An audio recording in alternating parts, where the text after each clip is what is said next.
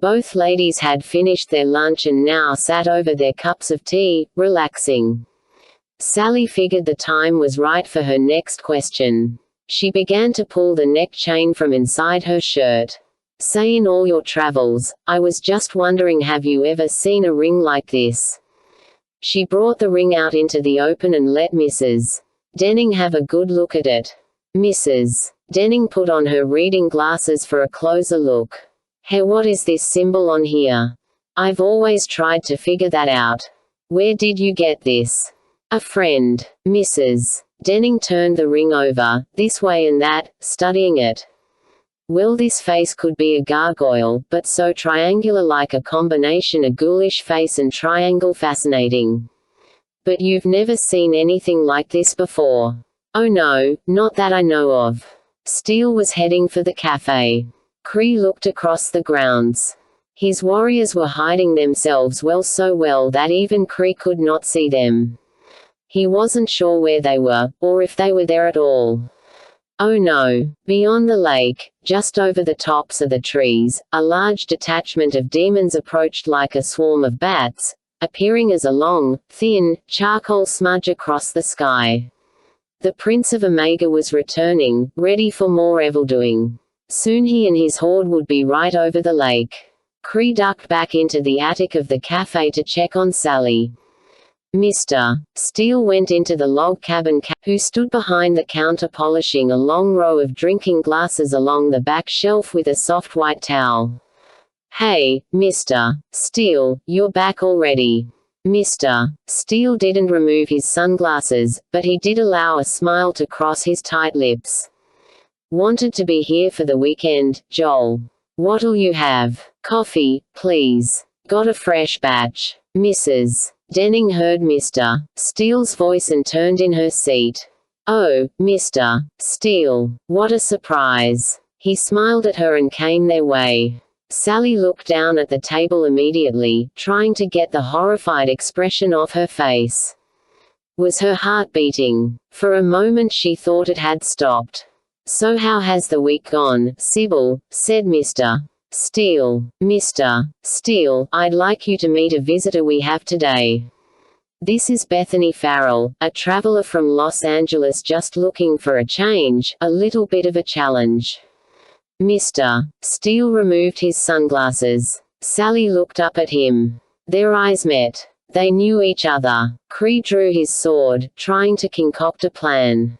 With Sally cornered in the cafe, he might have to call for a full assault. In any event, they only had minutes to spare now. Demonic forces were gathering on every hand. What about Siruar? Cree ducked as the blazing sword slashed right over his head. Teeth. Yellow eyes. Gaping jaws. Gable end. The demon's sword like a shrieking buzz saw at his heels. Yaughh, the other demon guard appeared in front of him like a bomb blast, yellow teeth bared. Cree couldn't stop in time. He whipped his sword in a fiery arc. The demon's head and Cree went sailing through the end of the building. The head dissolved, and Cree shot skyward, letting out a desperate shout that echoed over the campus and across the lake. The remaining demon guard, a hideous monster, grabbed at Cree's feet. Cree shot upward with another burst of speed. Another demon from above swooped down like a hawk and lunged with its sword. Cree blocked it and sent the demon spinning crazily away.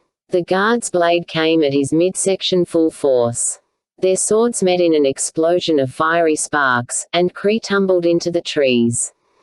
Mr. Steele's lips were even tighter now, and his eyes were piercing. He extended his hand in greeting. "I'm pleased to meet you, Bethany." Sally took his hand, and he gripped it so tightly it hurt. For the longest time he just wouldn't let go, but held her hand and gazed at her. "I'm pleased to meet you," she said as soon as she could find her voice. "He hasn't changed at all. He still looks the same." Mrs. Denning was still her jovial self. "Mr. Steele is the director of the Omega Center. He's a tremendous man." Then she told Mr. Steele, "I've been showing her around the center, just acquainting her with what we're about." She just kept going on and on. Oh, Mrs. Denning, please shut up. He was the same way when he taught the summer classes here at the center years ago. Sally was afraid of him then. She was afraid of him now. There was a sinister power, a presence, about him. He could hypnotize with those eyes of his. She shot out of the trees along with about 50 warriors at that end of the campus, taking the demons by surprise. One cluster of them was just coming onto the grounds with another automobile full of weekenders. The heavenly warriors flooded over them before they knew what was happening and removed that complication immediately. In answer to Cree's shout, the remaining 100 warriors swept in a fiery sheet across the lake, divided into many streams, and rushed through the campus like a flood. Demons spun about, then shot forward from the trees, buildings, and vehicles with piercing cries and vicious wails. Swords clashed, wings roared, sparks flew. The angels were engaging the demons' full attention, fiercely battling 2, 3, 6 demons at once, but they were not prevailing. The evil spirits were standing their ground. Cree shot and zigzagged through the trees, this way, that way, in, out, up, down, feinting, darting. Crunch. The guard came at him, and their swords met again. This demon couldn't be shaken. The expansive cloud of spirits beyond the lake heard the cries and saw the battle.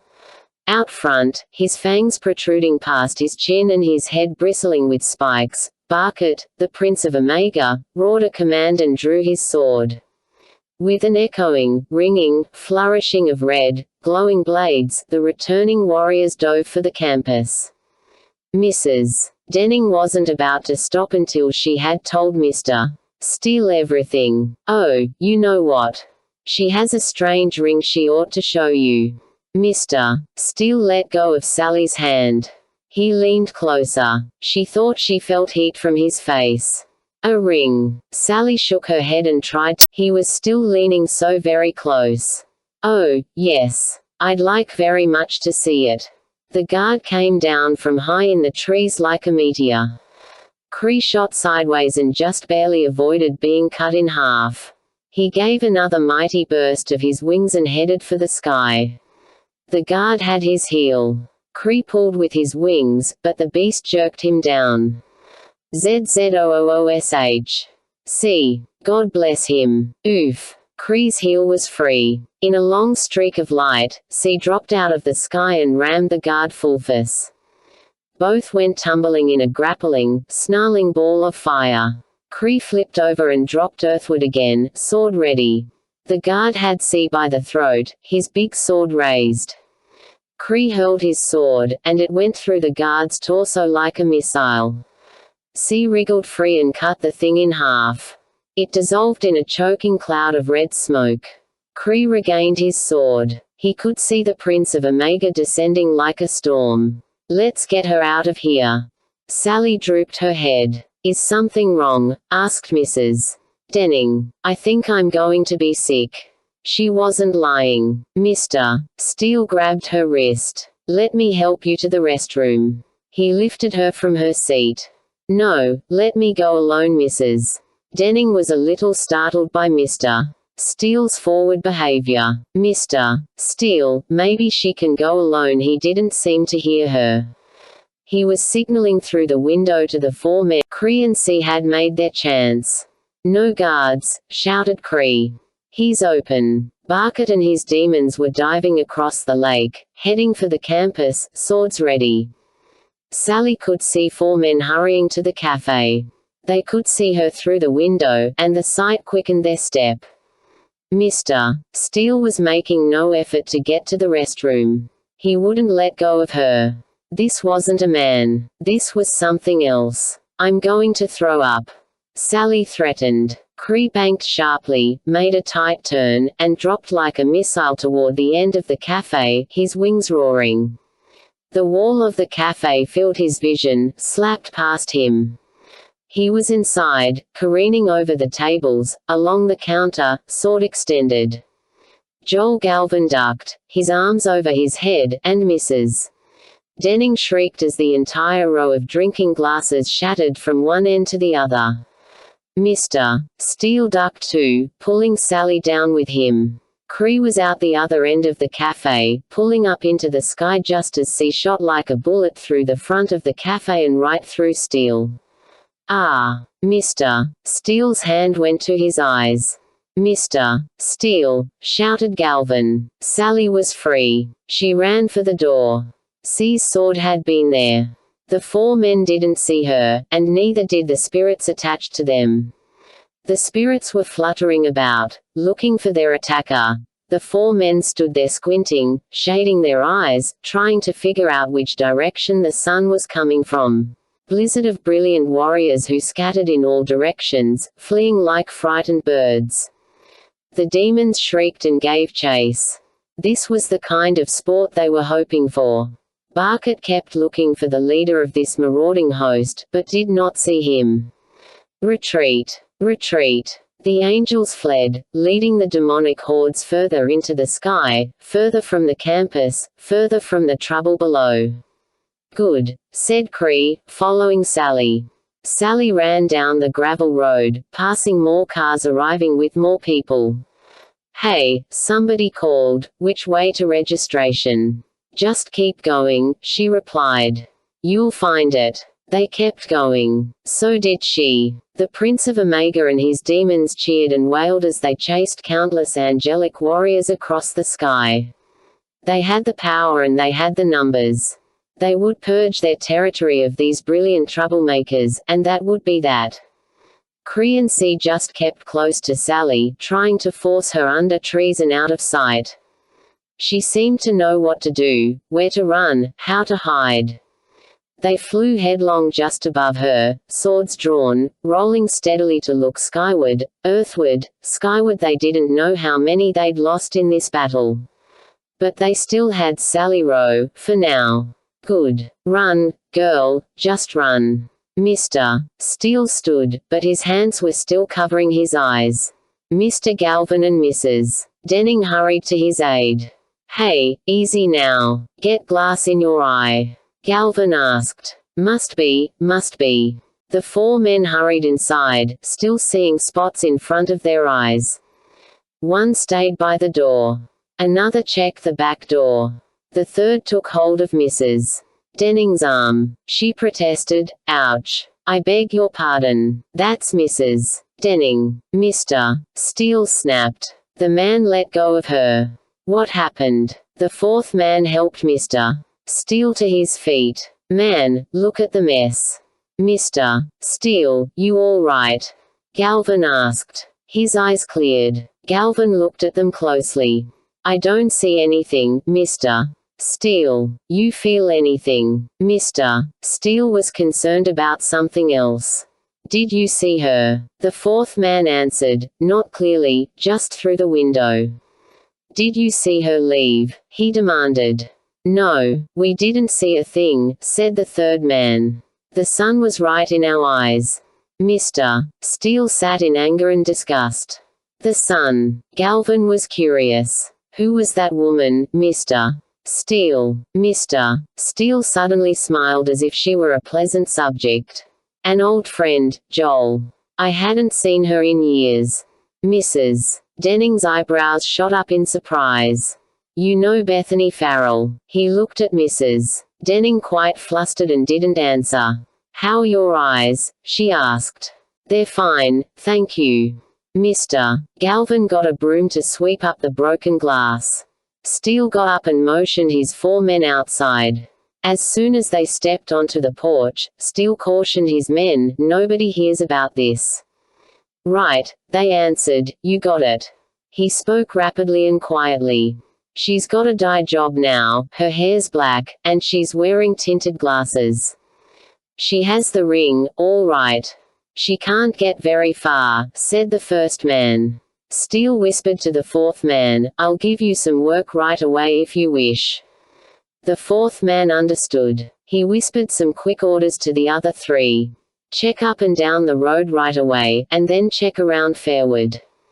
Mr. Steele suggested, they might check at the Schrader Motor Inn in Fairwood. She used to stay there. The fourth man nodded and gave one final order. If you find her, take care of her cleanly and quietly."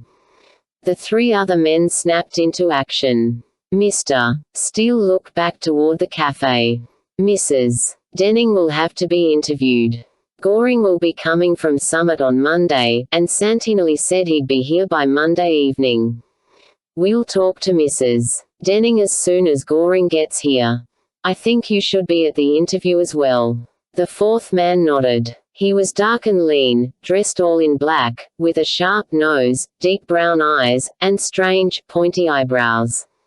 "Looks like your energies hit a critical mass in there," he said. That was quite a disturbance. Maybe. Mr. Steele was unwilling to admit it. Ro might be into some new kind of power. She might be. Then his voice took on a strange, sinister tone. "But she's dealing with us now, so she won't last forever. The real power is ours, and it's going to stay that way." "No," said Ted Walroth, starting to raise his voice. "June and I have talked about it, we've prayed about it, and we just can't go on with this. Listen, Mark, we've gone astray from the will of the Lord having this school. I've always thought that, and now we're just finding it out the hard way. The Lord just isn't blessing this thing." Mark and Ted were in the little school office. Mark had gathered all the records for the two Walroth children, Mary and Jonathan, and had them ready to hand over to Ted, but he was still hoping against hope that he could talk Ted into keeping his children in the school. "But, Ted, if you'll be honest with yourself, with June, with Mary and Jonathan, you'll have to admit that the school's done them a world of good. Their scores are up, they're close to the Lord, their self-esteem is great, they're happy. Oh, are they?" Ted challenged. "For how long? How long is it going to be, Mark, before something happens to them too?" Mark had heard that kind of talk too many times before, and he was getting tired of it. "Ted, I don't know who you've been talking to, but there are a lot of outright lies going around, and I hope. I don't care about the lies or the gossip, I know about all that nonsense. But I believe that behind all the talk and the fear there is a definite element of risk. There is no element of risk." Now Ted was openly angry. He pointed his finger at Mark and looked down that finger with cold blue eyes. "Now that right there is a problem in itself. You've lost your objectivity in this thing, Mark, totally and completely. If there was a problem, even a serious problem, I don't think you'd admit it. You've taken Tom's side in this thing, and I think that's unacceptable for the pastor. You don't know what kind of person Tom is you either, and I don't think we can remain under your pastorship." Mark took a moment to be quiet and break the momentum of this building confrontation. He spoke softly. "Ted, Satan is busily at work among us, trying to split us up, trying to cause division." Ted agreed. "I'll say, you can't see the Lord's will anymore, Mark, even when it's as plain as day, right in front of you. This school is a colossal mistake, a wrong step we never should have taken, and now we're paying for it, and you're just refusing to see that." Mark tried to clarify what he meant. "I meant I know what you meant. And I'm saying you're wrong, dead wrong. You've been stubborn, you've been blind, you've come to the defense of a man that we simply can't trust, and now we're all under a lawsuit and push has come to shove. June and I want no part of it, and we certainly don't want our kids dragged through it." He grabbed the knob and opened the door. "I've got to go." Mark handed him the records. "Thanks." Ted walked hurriedly, angrily, to the main door. "See you Sunday?" Mark asked. "No," Ted replied, not turning around. "Don't expect that. I don't think the Lord is happy with this church right now." And with that, he was gone. Tal, Nathan, and Armith stood just outside, watching him go. "It's spreading," said Nathan. "First in the school, and now in the church. They're at each other's throat. In direction, the saints here won't have a school left to defend. And we won't have the prayer backup to succeed in anything." "But what about the spirits responsible?" demanded Armith. "Surely we can root 'em out." No, said Tal, and he was quite angry and frustrated. They have a right to be there. They were invited. The saints have given themselves over to this fight, and until their hearts break, until they repent, this cancer will never slow its spread. So what now? Asked Nathan. Motor and Cigna are working to find a breach in the enemy's ranks, some weak spot in Destroyer's plan that we can expose for the saints to find. In the meantime, all we can do is keep the core group praying, fighting. The Lord will move according to his purposes. Heal. They drew their swords. No, it was no demonic army, not even a formidable spirit, only a small, ugly messenger, brazen enough to fly right over their heads, waving its empty hands to show it was not an aggressor. Ha ha, it called. Are you Captain Tal? I am, said Tal. Destroyer has a message for you. The little imp hovered high above them, calling out its message with a high, grating voice. He says, I have cut you down, great captain. Omega is mine, and ever shall be, and your army is routed and scattered. Tal did not smile as he said, Sally Rowe is safe. Had they destroyed her, that would have been Destroyer's message. He sheathed his sword. We'll find Cree and C, and make sure of their welfare. I've sent Gilo ahead to aid Chimman and Cyan at Bentmore. We three will take charge of Sally's next stop. We must keep her alive. We are weakened, Captain, said Nathan. Tal nodded. Gather all the forces you can spare, Nathan. We'll do our best. Sally remembered a side road when she came to it, but couldn't remember exactly where it went. She took it anyway, just to get off the main highway. There was a red farmhouse not too far down on the right, with a gully in front and a classic-looking red barn. That registered. She'd seen it before, perhaps while bicycling. This road should eventually lead her back to Fairwood. She heard a vehicle approaching and ducked into the woods. It was just a farmer in his pickup. She decided to wait for just a while. She pulled out her spiral notebook and added some quick notes to another letter, first recounting her recent narrow escape, then trying to summarize her troubled, churning memories. I'm remembering, Tom, piece by piece. The Omega Center has grown a lot and is double the size it was when I was last there. But the spiritual forces are the same, as are the philosophies and the goals of those people. It all seemed so utopian 18 years ago. I can recall the classes in Eastern philosophy and the long sessions in the meadows, sitting for hours in meditation, feeling such a unity with all life, with all that is. What bliss that was. I can remember the special spirit guides who came to me during my last summer. They opened my consciousness to realize my own divinity, and revealed worlds of experience and awareness I'd never known before. It was like an endless carnival ride through a world of enticing secrets, and my guides promised to remain with me. Guides did not remain with me as they promised, but decayed into illusions, ghostly images, tormentors. I had gone to Omega to find, as Mrs. Denning put it, the meaning behind it all, but found instead a world of mindless credulity and wishful thinking, a floating, aimless quest for experience in place of rationality. Meaning? No, only self-aggrandizement. And whether a person is a small cosmic accident or a god who fills all that is, that person is still alone.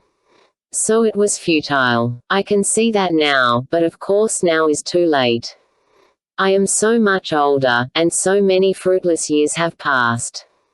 Looking back, I find it so very sad to count the years I devoted to that place and what it stands for. I find it even sadder to think that it is still there, still drawing more and more Sally Rose into its nets.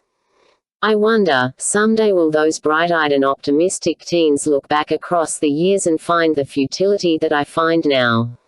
From a better vantage point, will they assess their lives and find as little value? Those were, as I have said, days of madness. But I must remember, whatever it takes. There is still more to the story, and I must remember who these people are, where they are, and what they intend. I must remember who I am, and what I am always to them. I'll keep writing as often as I can. Yeah, and some very hot places are going to freeze over before I'll believe that. You heard me. Wayne Corrigan slammed down the phone and fumed. They won't answer my interrogatories. They're stalling, playing games. Surprise, surprise, said Marshall. Corrigan, Marshall, Ben, and Tom were sitting in Corrigan's office comparing notes and going over the case. How many interrogatories did you send out? Asked Marshall, sitting on the other side of Corrigan's desk, looking through a stack of copies. Just the preliminaries, the basics. I noticed the response he got from you. Well, I was upset. Ben was leaning against the windowsill, just listening to the conversation. You did just fine. They had it coming. Marshall concurred. They're just looking out for their own behinds. It won't hurt to go after 'em a bit, keep 'em off balance. Corrigan tried to explain his frustration. But they keep saying their records are too personal and confidential, and then Jefferson told me they haven't even assembled their discovery materials yet, and I think that's baloney. On top of that, I think they're stalling on taking depositions from our side. They want us to go first so they'll have more ammunition. I can't stall like that. We just don't have the time. Looks like they aren't going to give you anything without a court order. Yeah, tell me all about it. Hey, listen. Kate's asking around about this Miss Brewer at the elementary school, and she's already made an appointment to visit the class on Monday. Maybe when she gets back she'll have some goods on this Miss Brewer, and you can use that in some depositions. Well, that's what I need. More leads, more players in this thing. So far I'm in the dark about what the other side is up to. Marshall tossed the interrogatories back on Corrigan's desk. Well, it's bigger than it looks, I know that. Moles, said Ben. Said Tom wasn't happy about his answer. Pretty soon, but I'm not sure when. It's all up to this Irene Bledsoe lady, and she's quite ruthless. I try not to think about it too much. Corrigan shook his head and leaned back in his chair, making the springs squeak. For him, leaning back and examining the ceiling was a typical expression of frustration. She's feeling her oats, if you know what I mean. Tom, if you were rich and powerful, you'd probably have your kids back by now. But Bledsoe knows she has all the power she needs, and without some real pressure from people in important places, she can do whatever she wants. The laws are just vague enough to allow a lot of leeway from case to case. But she's so unreasonable, Tom moaned. She's guarding my kids like she's afraid to let 'em out of her sight, like she wants to control them. She is and she does, said Marshall. But you heard about that bump on Ruth's head, didn't you? Marshall was sitting in a swivel chair. With a simple kick he swiveled around to face Tom. No, tell me. Last time I visited the kids, Ruth had a big bump on her head, and both of them said she got it when Bledsoe just about got into a wreck driving them away from our house. Bledsoe's trying to blame that bump on me, suggesting that I did it. Marshall was hearing some shocking news, it seemed. A near wreck. Yes. You should have seen how Mrs. Bledsoe tried to keep the kids from saying anything about that, but Josiah told me about it anyway. He said she went through a stop sign and almost hit a blue pickup truck. She stopped too fast, the kids must not have been belted in, and Ruth. Ben interrupted. Wait a minute. Did you say a blue pickup truck? Yes, that's what Josiah said. When was that? Ben started came and took 'em away. Ben brightened with recollection. The same evening when we checked out that so-called suicide at the Potter place. Listen, Cecilia Potter told me that Sally Rowe drove a blue pickup trucker, 65 Chevy, to be exact, and when I was there checking out the scene later on, the truck was gone. We were wondering about that. The truck was gone? Asked Marshall. Ben was getting excited. Gone. Now listen. According to Mrs. Potter, Rowe always drove that truck to work and came home in it every day. So if Sally Rowe did commit suicide like Mulligan and the medical examiner said, who drove her truck away? Whoever Mrs. Bledsoe almost ran into, that's who, said Tom. Marshall was sitting up straight in his chair. Did your kids see who was driving that truck? I don't know. I suppose somehow I could ask them. Marshall looked at Ben. You ordered that criminal check, right? I've got Chuck Molesby working on that. He's that friend of mine with the police in West Haven. I hope we get a mug shot or something. I hope she's a criminal, said Tom. Yeah, said Marshall, there is that little detail. But if we can get a photo of her, and if we can get it to the kids and have them identify her, the fur would hit the fan, said Ben. It would prove Sally Rowe is still alive, that it wasn't her suicide that we found. Marshall stood to his feet. Corrigan straightened up in his chair and leaned over his desk. Hey, guys, anytime you want to explain all this to me, I'd be glad to listen.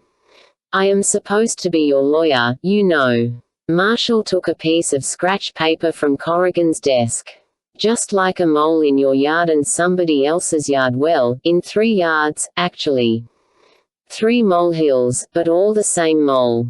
He took out his pen and drew a small circle. Here's the first molehill, the lawsuit against the Christian school, Lucy Brandon, the AGFA, that whole ball of wax. He drew another circle. Here's the second molehill. The AGFA uses the child abuse hotline to report Tom and get the CPD into it. Irene Bledsoe gets the pickup order and takes the kids. That connects the 2 molehills, sort of. He drew a connecting line between the 2 circles. Maybe, said Corrigan. I mean, you know it and I know it, but proving it is another thing. That comes later, said Marshall. But now. He drew a 3rd circle. Here's the 3rd molehill, the mysterious death of Sally Rowe or somebody else. Somehow, possibly, the real-life Sally Rowe crossed paths with Irene Bledsoe right after the point in time when she was supposed to be dead. He drew another connecting line between the 2nd and 3rd circles. Now you have 2 kids who might be witnesses to that, and so possibly. Irene Bledsoe is withholding them, hiding them, dragging her feet all she can, to keep them quiet. Now she might just be protecting her own position, waiting for Ruth's bump to heal, or for both kids to forget what happened. Or Ben took his own pen and connected the 3rd circle with the 1st, forming a closed triangle. Or she's helping to cover up whatever happened at the Potter farm, which means this Sally Rowe thing could be in some way connected with the attack on the Christian school, which we know is connected with the taking of Tom's kid. What's happening? We've got Mole's spiritual powers and human counterparts under all this, and they've pushed their way to the surface in these 3 areas. Tom stared at the 3 circles. If you want to talk about underground spiritual activity, how about the mileage Satan's gotten out of this whole CPD deal? They've got me branded as some kind of child abuser, and the whole church is falling apart over it. We can't win any fight of any kind in the shape we're in. Marshall nodded. Exactly. Now you're catching on. Tom wanted to believe it. But I don't see any direct connection between what happened to Sally Rowe and what's happening at the school. There's nothing there. There is, said Marshall. There isn't, said Corrigan. You can't prove a bit of this. We will. Call me a fanatic, but I think God's showing this to us. He's giving us the outline, all we have to do is fill it in. Ben was getting stirred up. You've got something, Marshall. But nothing I can use, said Corrigan. Marshall put his pen back in his pocket and just looked at that little diagram. We'll get you something, Wayne. I don't know what, but we'll get it. The music was soft, steady, compelling, with a relaxing rhythm and tone. Miss Brewer, a young and pretty teacher with a disarming smile, read from a script in a soothing, almost hypnotic voice. Feel the breeze drifting through your hair, feel the warm sun on your skin, the firm, inviting earth under your body. You're just a rag doll, totally limp, filled with sawdust. Kate Hogan sat quietly in the back of the classroom, trying to surreptitiously jot down notes as she watched the 23 fourth graders go through the exercise. The desks were one end of the room, and now the children lay flat on their backs on the floor in that area on blankets, pillows, or coats, their eyes closed, their breathing slow and deep, their arms limp at their sides. First the sawdust drains from your head, then from your neck, then from your chest. You just start sinking, sinking, sinking toward the ground. Kate watched the clock on the wall. So far they'd been lying on the floor for 10 minutes. The music kept playing. Miss Brewer came to the end of her soothing, lilting monologue. She paused, looked around the floor at every child, and then proceeded with some softly spoken instructions. Do you hear a babbling? Then she whispered, listen. Do you hear it? She took a moment for the kids to listen. It's coming closer now, isn't it? It's your new friend, your wise person. They've come to talk to you.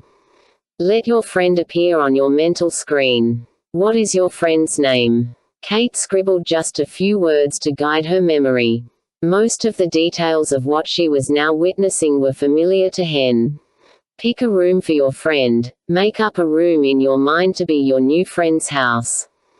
Make it something just right for them. Now talk to your friend, your very own wise person. Remember, your friend knows all about you, how you feel, what you like, what you don't like, all your problems and hurts. The exercise lasted another 15 minutes or so, and the silence in the room was impressive for this age group. At last, after a predetermined amount of time, Miss Brewer counted to 5 slowly and then snapped her fingers. The children seemed to wake up from a trance, and sat up. Very good. Now we'll all take our seats and the monitors will pass out some paper. We'll draw our new friends. The children folded the blankets, put away the pillows, hung up, returned to their desks. One child from each row passed out drawing paper. Under Miss Brewer's firm but kind guidance, the children got out their crayons and began to create portraits. Miss Brewer walked up and down the rows, surveying each child's progress. Oh, what a nice-looking friend. What's that on his head? Stars. He must be a marvelous creature. Kate took a short tour herself. The children were drawing ponies, dragons, princes and princesses, and some rather frightening monsters as well. They all received praise and compliments from Miss Brewer. One little fellow showed Kate his picture. This is Longfoot, he said. I'm going to keep him in my mental basement. The picture was typical 4th grade artwork, but recognizable as a giant, lumbering figure with large feet. Look at his huge feet, Kate said playfully. What does he do with those big feet? He stomps on my mum and dad and all the big kids. Oh my. A little girl turned to join the conversation, holding up her drawing for Kate to see. See my friend. He's a dragon, but he doesn't breathe fire. He spits out jawbreakers. Oh, and did you meet him today? She shook her head a little sadly. No, he already lives in my head. He's been there a long time, and we're friends. I couldn't see my new friend today. I heard him, but I couldn't see him. Look at my picture, said another little girl. Exceptional. This is Pondery, she said. He's my inner guide. A pony, said Kate in wonder. She smiled. That's a wonderful picture, honey. You draw very well. Pondery helps me. He loves to draw. Kate took her seat again in the back of the classroom and jotted down a few more notes, even though her hand was a little unsteady. She was so upset, she feared losing her quiet, professional manner. Before long it was time for recess. The children filed out in a neat line until they reached the door to the playground. Then they abandoned the building like sailors from a sinking ship. Miss Brewer sank into her chair at her desk and sighed with a big smile. Well, that much of the day is over. Kate approached her and found a chair nearby. They're a wonderful group. Aren't they, though? This is a great year for me. The kids in this town are really special. The creative exercise was something special too. It evoked a lot of response. Miss Brewer laughed out of pleasure and pride. It's an adventure every time. Kids can be so creative, and there's just such wisdom and insight locked up in each one of them. You never know what they'll uncover. And what do you call this? Isn't it like whole brain learning? Sure, that's part of it. But most of the concepts and exercises are from the Finding the Real Me curriculum. It's a tried and tested program, and it includes the best of the proven theories now in use. It's very comprehensive. Well, what's the underlying? No, just a curious citizen. Like I said on the phone, I've heard a lot about what you're doing here, and I thought it would be interesting to watch.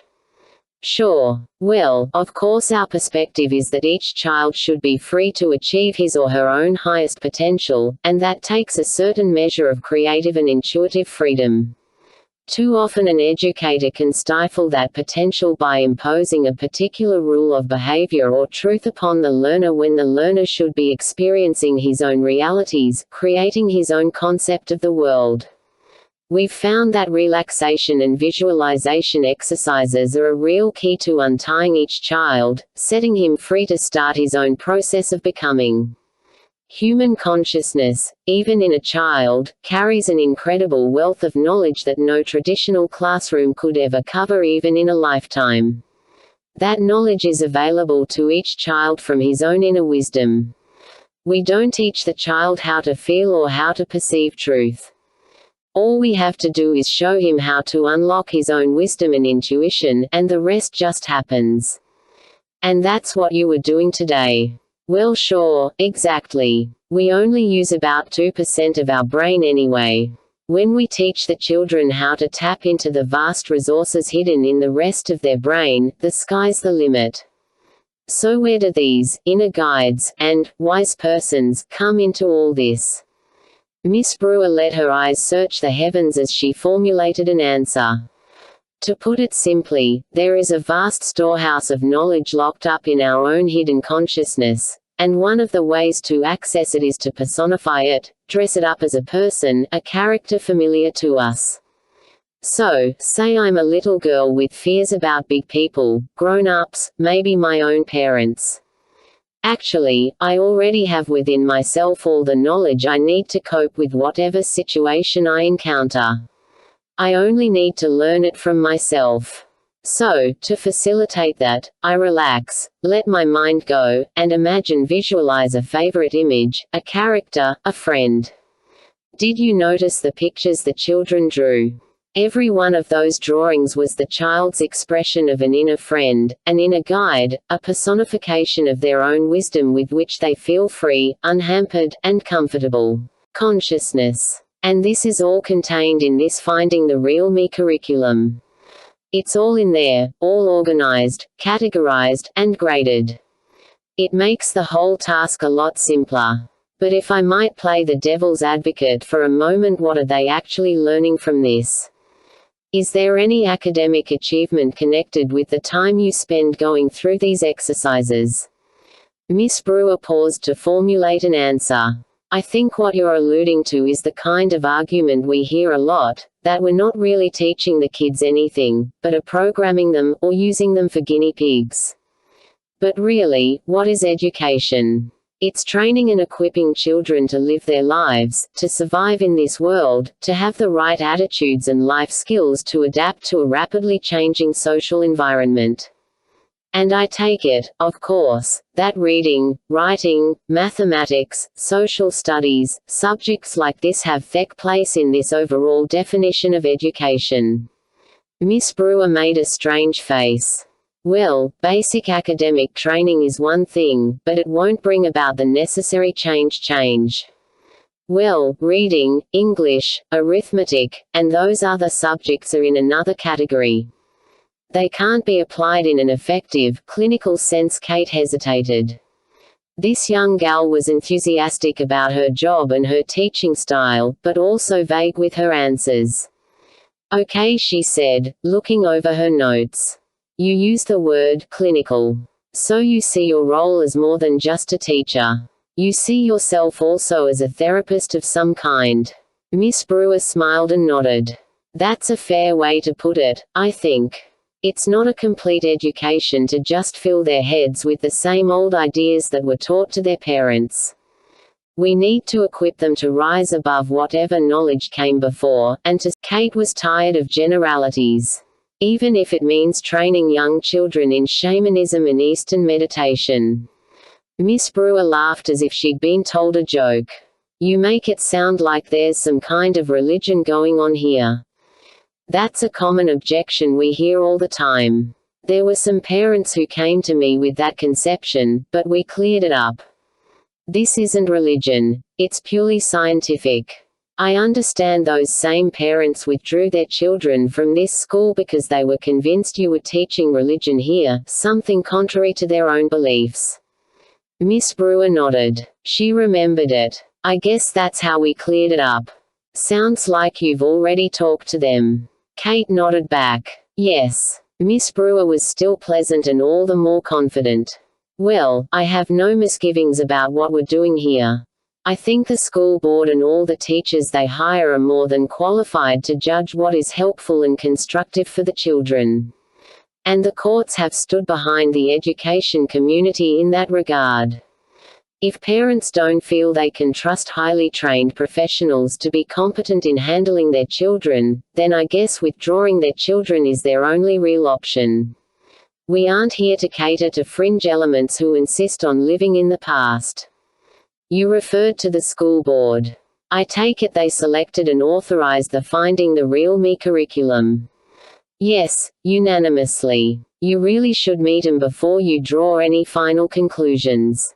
They're a wonderful group of people. I'm proud to be working with them. Well, I'm sure they are.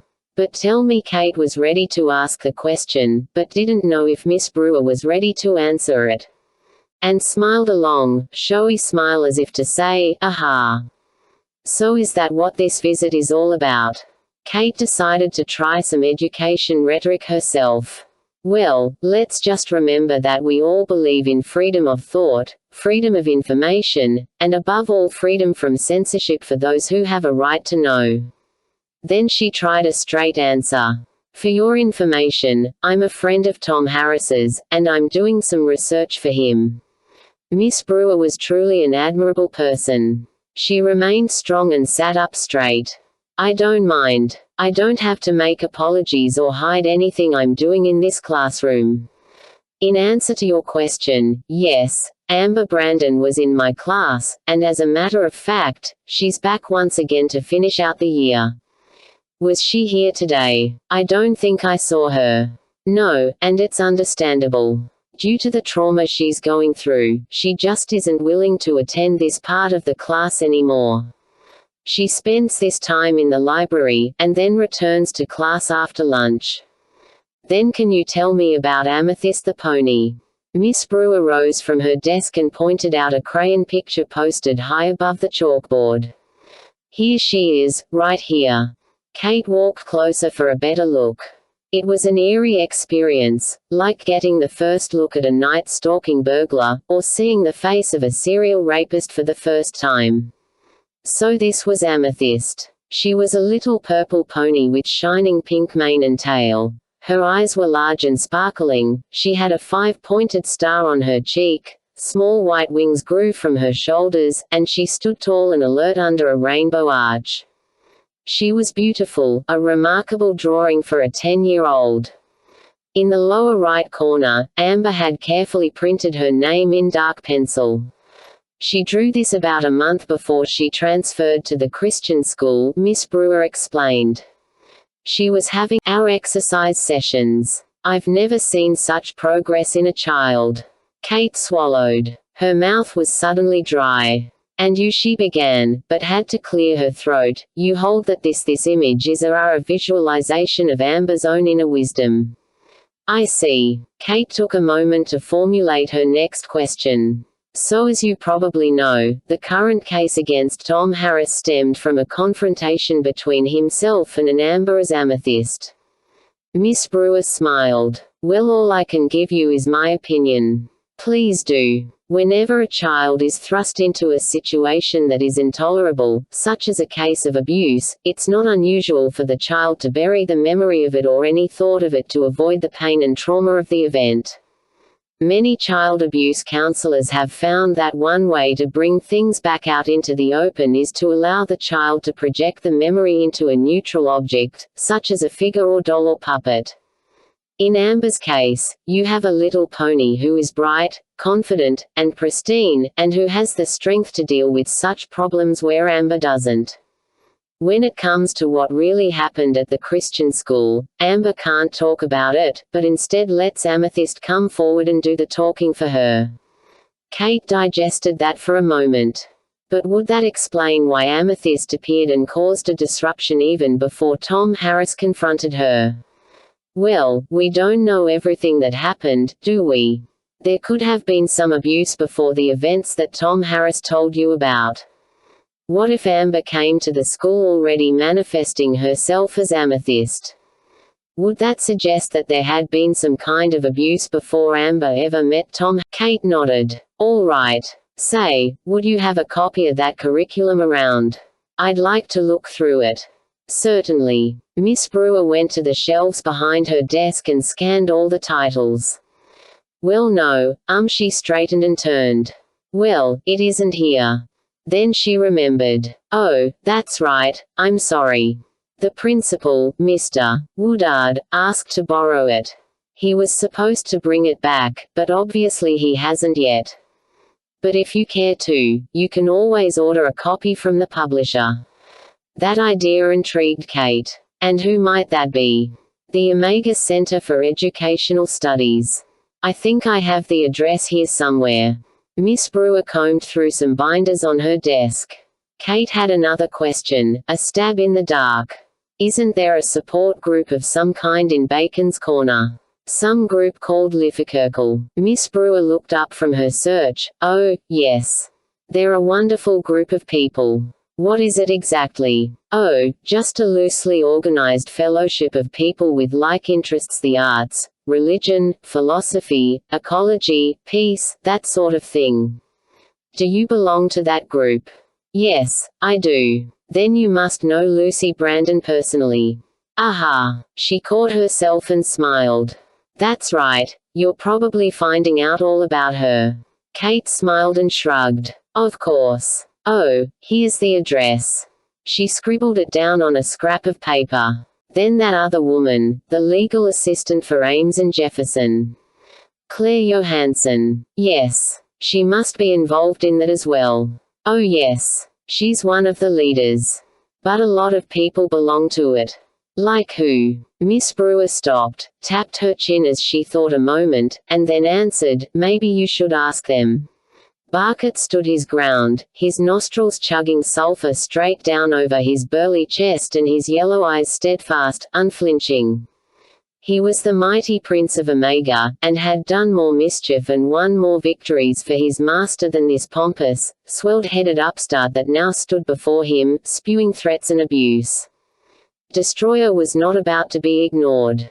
He drew his sword and flashed it about, ready for a test between the two of them. You blind, bumbling sloth. Revere me now, or challenge. I will abide either course. They hovered high above the administration building on the Omega Center campus, surrounded by their respective guards, escorts, and aides.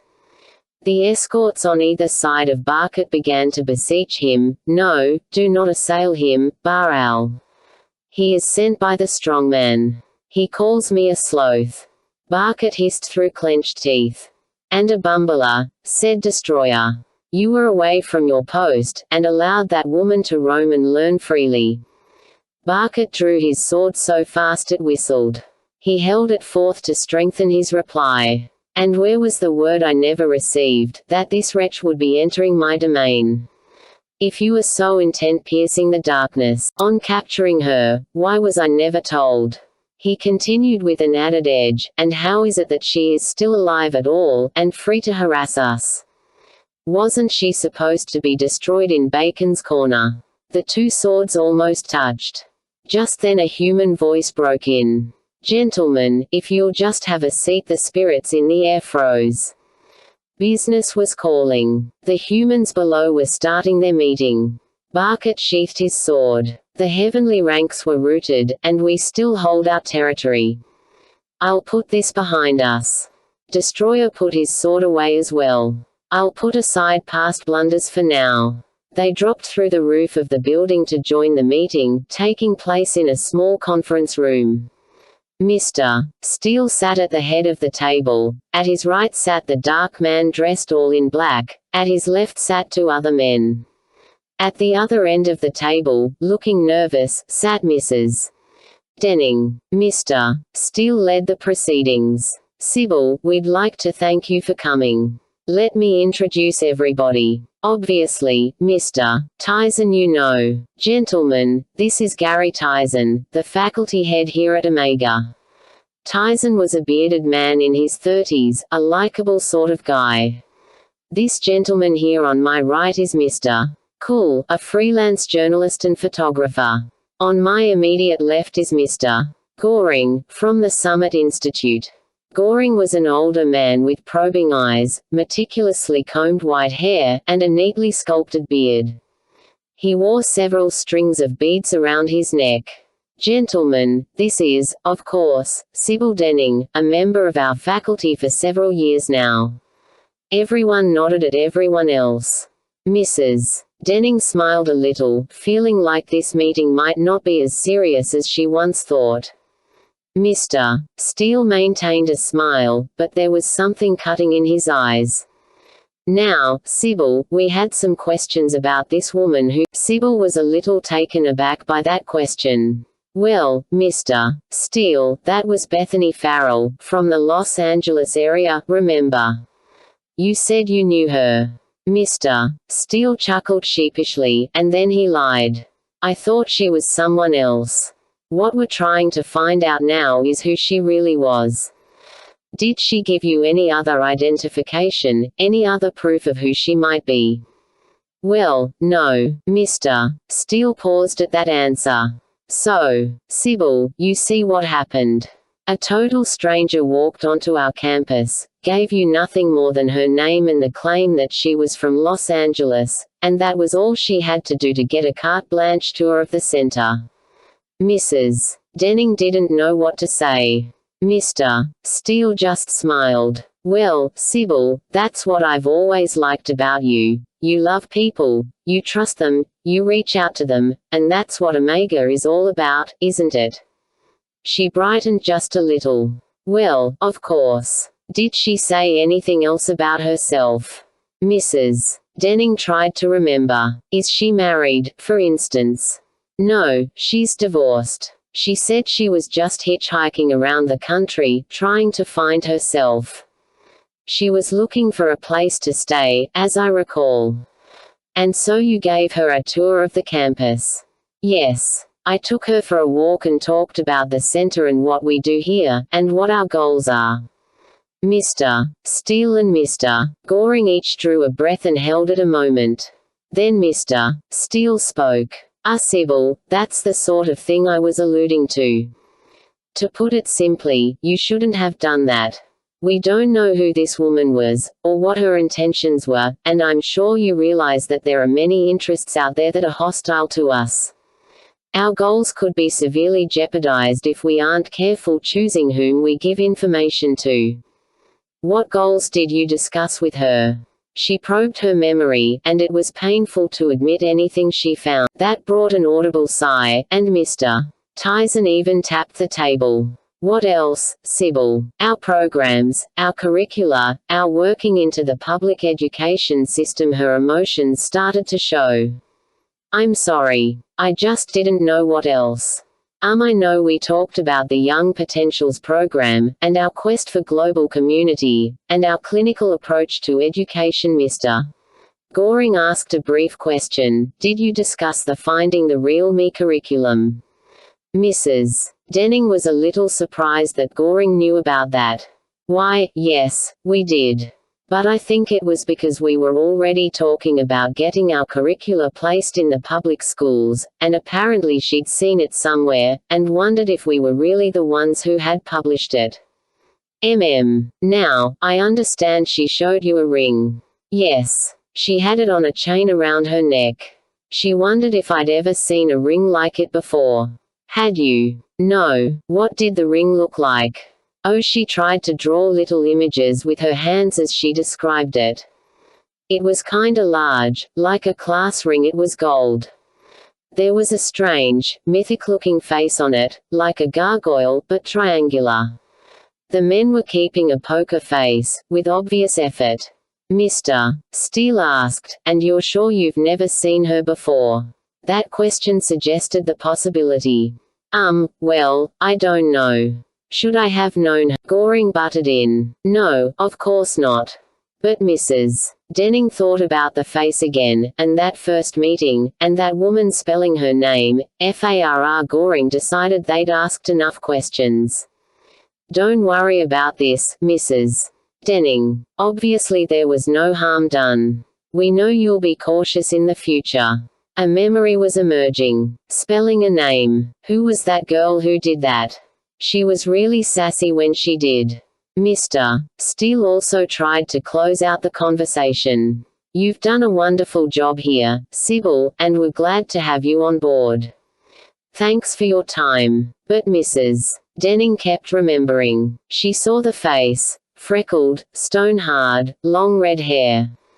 "ROE," said the girl. Mrs. Denning's eyes popped open wide, as did her mouth. Rowe. It was Sally Rowe. Mr. Goring didn't seem to hear her. "Thank you very much, Mrs. Denning. Gentlemen, I'm ready for some coffee." Mrs. Denning was awestruck, her mind awash with the memory. She was a student of mine years ago. She was here at the center in the Young Potentials program. Now I remember her. Mr. Steele cut in. Sybil, whatever was she doing here? Why didn't she tell me who she was? Sybil. She gave him her quiet attention. Mr. Steele looked grim. Save your excitement. I can assure you, it wasn't Sally Rowe. Now that was Sally Rowe is dead. She committed suicide a few weeks ago. That silenced her. She was shocked, confused, speechless. Mr. Steele dismissed her. Thank you. I think if you hurry, you can get to your first class right on time. She stood and left the room without a word. Destroyer was spitting sulfur, grabbing and clawing at Steele while Barker tried to hold him back. You fool. Haven't you done enough damage? I'll cut out your tongue. Goring glared at Steele. Not exactly a prudent line of questioning. Mr. Steele tried not to look embarrassed. Mr. Goring, we can rehash our slip-ups or we can talk about what we're going to do. Goring moved on, but unhappily. Mrs. Denning is now a liability. You and I both know she's suspicious that Sally Rowe is still alive and we both know why. No, said Tyson, I wouldn't worry about that. She has a marvelous and deep loyalty to the leadership here. Mr. Steele turned away from that issue. She's not a problem. What I'm wondering is where will Rowe turn up next, and should we forewarn anyone before she can get to them and milk 'em for information as she did Mrs. Denning. Destroyer stood back and glared at Mr. Steele. Bungler. Fool. Idiot. Goring rolled his eyes. Do you actually propose that we forewarn everyone to be looking out for a woman who is supposed to be dead? Just how far down the ranks should that information go? Don't be a fool, Steele. Once such information leaves this room, it will be beyond our control. Besides that, whom would we tell? How do we choose which direction Rowe will go? We don't know what she's thinking, and obviously you had no idea she would appear here. Barkett stood between. Could have foreseen she would be here, and we would have been spared this difficulty and embarrassment. Destroyer calmed just a little. All right. Granted. For a time, the host of heaven hid her from us, responding to the prayers of the saints of God. The saints in Bacon's Corner do have quite an interest in this battle. But their prayers are weakening now. They are preoccupied with other things. Just the thought of that cheered Destroyer, and he became more pleasant. We will find her, Barkett, but by stealth and craftiness rather than force. Destroyer could see someone approaching the room. Ah, behold this. We've just gained another advantage the heavenly host have not thought to contain. An advantage. Destroyer only smirked and looked toward the door. There was a knock. Who could that be? Mr. Steele wondered. We weren't to be disturbed, said Tyson. Who is it? Mr. Steele demanded. The door opened a crack, and a young student assistant stuck his head in. Excuse me, Mr. Steele. I have a special item for Mr. Goring. I'll take it, said Goring. The young man entered the room with a manila envelope. Two spirits entered as well, quite gleeful, trying not to cackle too loudly. Destroyer ordered them to stand just behind him. They obeyed instantly. Very punctual, he said to them. They tittered and cackled their delight at such a compliment. As Destroyer and Barkett watched the young man hand the envelope to Mr. Goring, Destroyer explained, these two messengers. Interesting development back at the Bacon's Corner post office. I decided to reward them and secure their future services. The young man exited. Mr. Goring opened the envelope and pulled out the contents with a puzzled expression. A small letter envelope and a 3-page cover letter fell to the table. Almost at the same time, all four men saw the name on the upper left corner of the envelope. Sally Beth Rowe. Goring read the cover letter. It's from Summit. This letter from Sally Rowe arrived last week at the Bacon's Corner post office. Lucy Brandon discovered it and referred it to the peace officer Mulligan. He checked with Liffekirkel and Ames and Jefferson, the lawyers on the case. They sent it on to Summit. The people at Summit opened it and thought I should see it immediately. Goring picked up the much-traveled letter from Sally Rowe, addressed to Tom Harris. All four men looked at it with shock, awe, and then a steadily increasing jubilation. Goring spoke first. So Sally Rowe is writing letters. Mr. Steele was almost smiling widely. To Tom Harris. Goring was skimming the letter from Summit. Brandon is reasonably sure that this is the first letter. He dug Sally's letter from its already opened envelope. It was a document handwritten on 3-ring spiral notebook paper. He quickly perused it. Yes. This sounds like the very first letter. She's introducing herself. Oh no. She's describing her encounter with von Bauer. At that, they all gathered to look over Goring's shoulder. Mr. Steele read the account, taking great interest in how von Bauer suddenly died. He then recalled what happened in the log cabin cafe. He looked at Cool. She is into some kind of tremendous psychic power. Something's protecting her. Goring wasn't entirely impressed. And yet Mr. Steele read ahead. Trademark going to retrace some old steps and find some things out. That's why she was here. She's hunting for information. And she found it, said Goring in disgust. Another thought was sobering. If Tom Harris had actually received this letter, Goring looked up. Of course. It could have spelled the end of everything, including Brandon's lawsuit. But Goring's mood began to lighten. But as it now stands, Sally Rowe has virtually betrayed herself to us. See here. She plans to write more of these letters, and that could be the key to finding her, predicting where she'll be, finding out what she knows, and just what she has planned. The four men looked at each other. It just might be that. If we can continue to intercept these letters, observe the postmarks, derive clues from their content, I would say we would have a remarkable advantage, Goring summarized. But can we trust Brandon to intercept the letters? Asked Mr. Steele. Won't she buckle under the legalities? Goring smiled. No, not Brandon. She has too much to lose by not cooperating, what with the lawsuit now in progress. Besides, if we can persuade her that it would be in her best interests to cooperate with us, then we will have all the more leverage for controlling her with each letter she tampers with." The men exchanged glances and nodded. It sounded like a workable plan. Goring concluded, "We'll consult with Santinelli when he gets here. If he's agreeable, we'll send word back to Liffekirkel to persuade Brandon to continue intercepting the letter." The two messengers behind Destroyer cackled and slobbered in delight. "A Judas," said Destroyer. "Someone who will betray Sally Rowe into our hands." Sally Rowe herself. Claire Johansson and her live-in boyfriend John Schmidt shared a large, white house on the outskirts of town.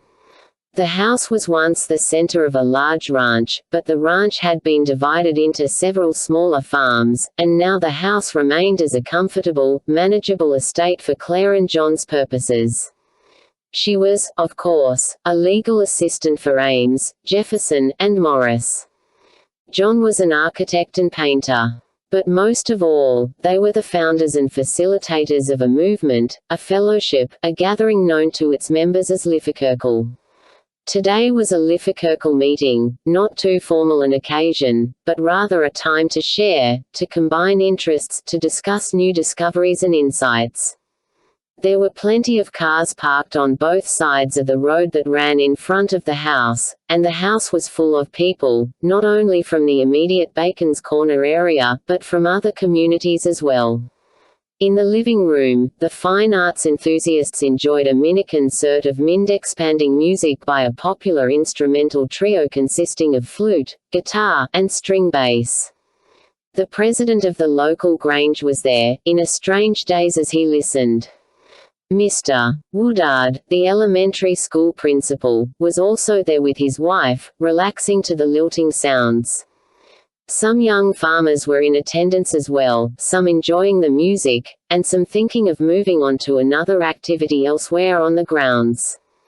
Upstairs, in a bedroom that was totally empty except for cushions everywhere on the floor, young men and women participated in a yoga workshop, humming and droning like a beehive, sitting in the lotus position.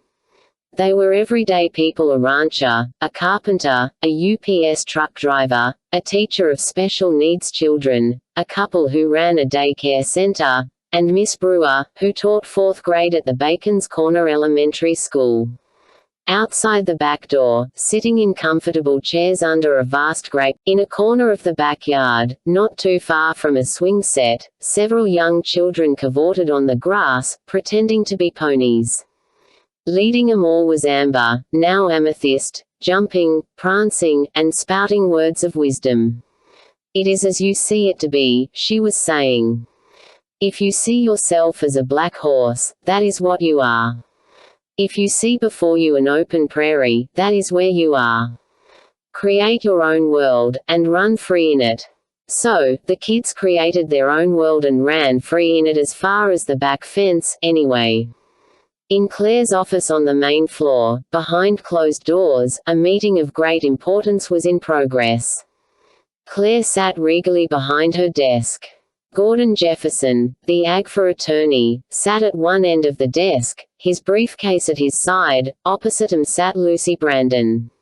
Next to the door, in a neutral position, sat John, Claire's live-in. He was blond and handsome, like a male model for running shoes, and had a quiet, confident demeanor. Another woman was present, a short-haired, thin, female attorney from Sacramento, who'd brought a brief from another case the AGFA had finished there. "You'll find a lot of useful parallels in this case," she said, handing it to Jefferson. "If you have any questions, Mr. James will be happy to offer his time and services." "Splendid," Jefferson replied, taking the materials. "I understand Mr. James was able to uncover some persuasive case law in this one. And it's yours to use as well."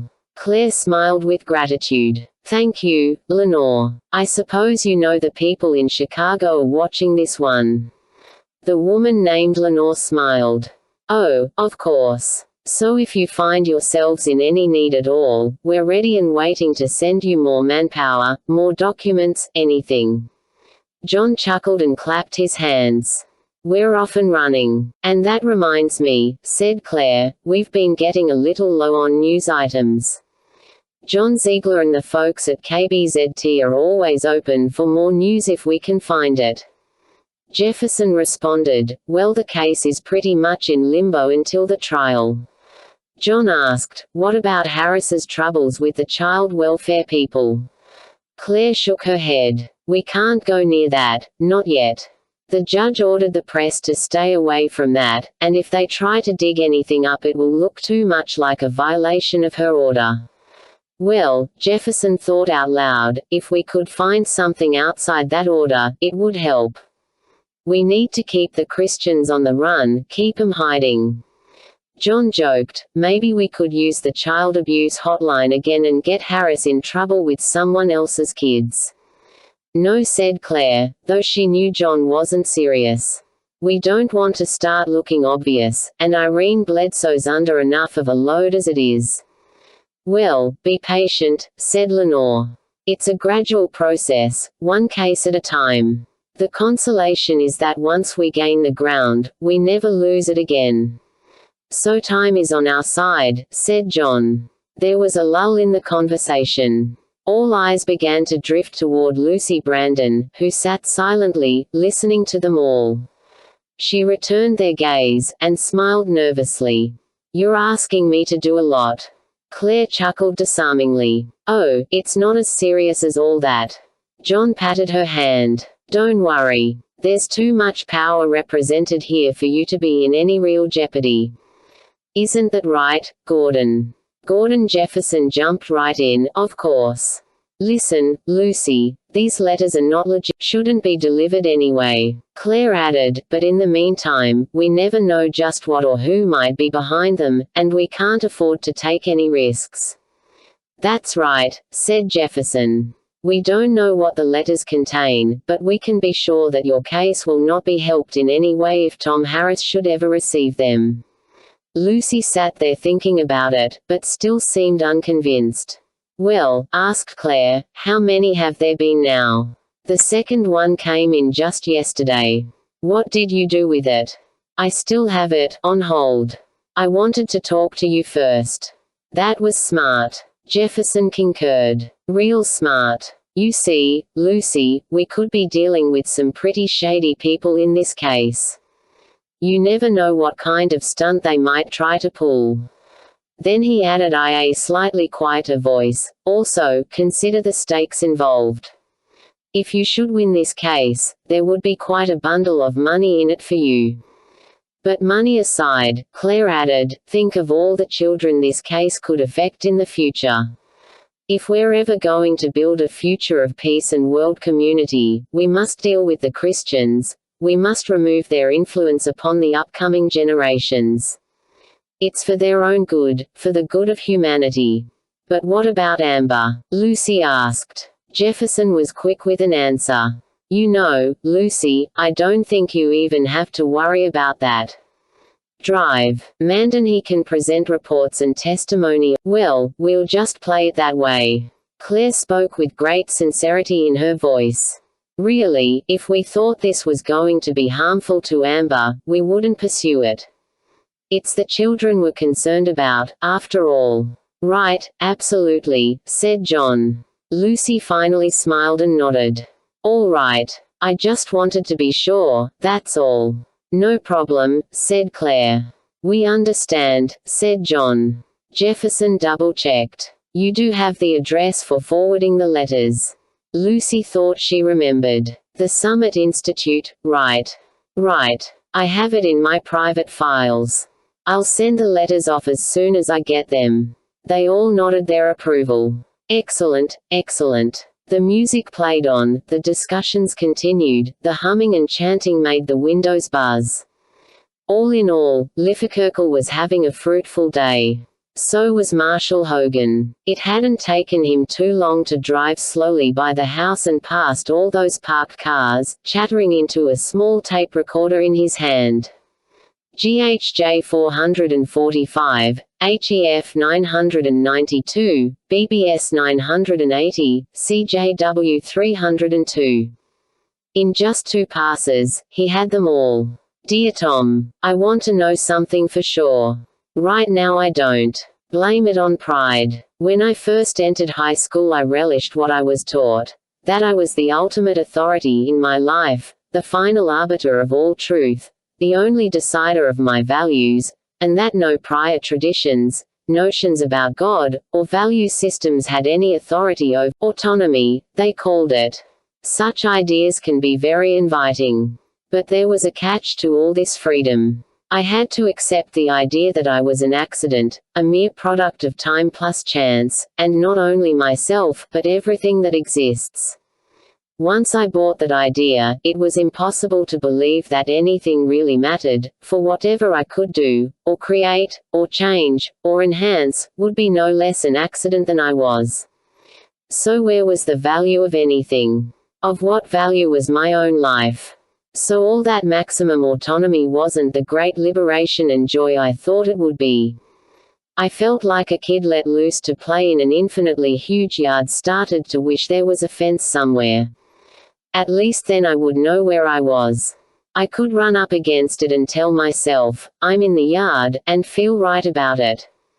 Or I could climb over the fence, and tell myself, oh, I'm outside the yard, and feel wrong about it. Whether right or wrong, and with infinite freedom to run and play, I know I would still stay near the fence. At least then I would know where I was. I would know something for sure. Sally was in the town of Fairwood, a small burg along a major river, a fairly busy shipping port for that part of the state. Even though the Omega Center was only a half-hour, winding drive into the hills above the town, she had lingered and hidden here for the weekend, getting to know the place again, walking its streets by day and spending the cool nights in the woods down by the river. The town had not changed much in 10 years. There was a new mall at the north end of the main thoroughfare, but every town has to have a mall sooner or later. As for the city center, all the stores remained the same, and even the stop-a-while lunch counter was still there, with the same jukebox and ugly blue Formica top counter. The menus were new, but only the prices were different. Every page still carried the same logo and the same meals. She was remembering things. She was bringing it all back. The park in the middle of town was just the way she remembered it. The wading pool was empty and dry, waiting for warmer weather, but kids were playing on the swings and monkey bars, and Sally considered how the playground was the same. It's really not a bad town. I can't blame it for the feelings it evokes in me, the strange conflicts I feel. In this one place are hidden my happiest and my most bitter memories, side by side. Both have been buried so long, obliterated by drugs, by delusion, by altered states of consciousness, that I've forced myself to remain here to revive them. I must remember. She was being followed by friends. From atop the First National Bank building across the street, Tal, Nathan, and Armith kept watch as she sat on a bench in the park, writing another letter. She hasn't found it yet, said Nathan. I don't think she wants to. She's been down every street but the right one. She wants to find it, but at the same time she doesn't, and I don't blame her, said Tal. But we'll have to help her. With our present tactics, we can only hold that motel room open for today. She's moving again, said Armith. Sally was putting her notebook back in her duffel bag and preparing to move on. Nathan surveyed the skies over the town. Destroyer's scouts are still around. They must know we're here. Tal agreed. They simply aren't afraid of us.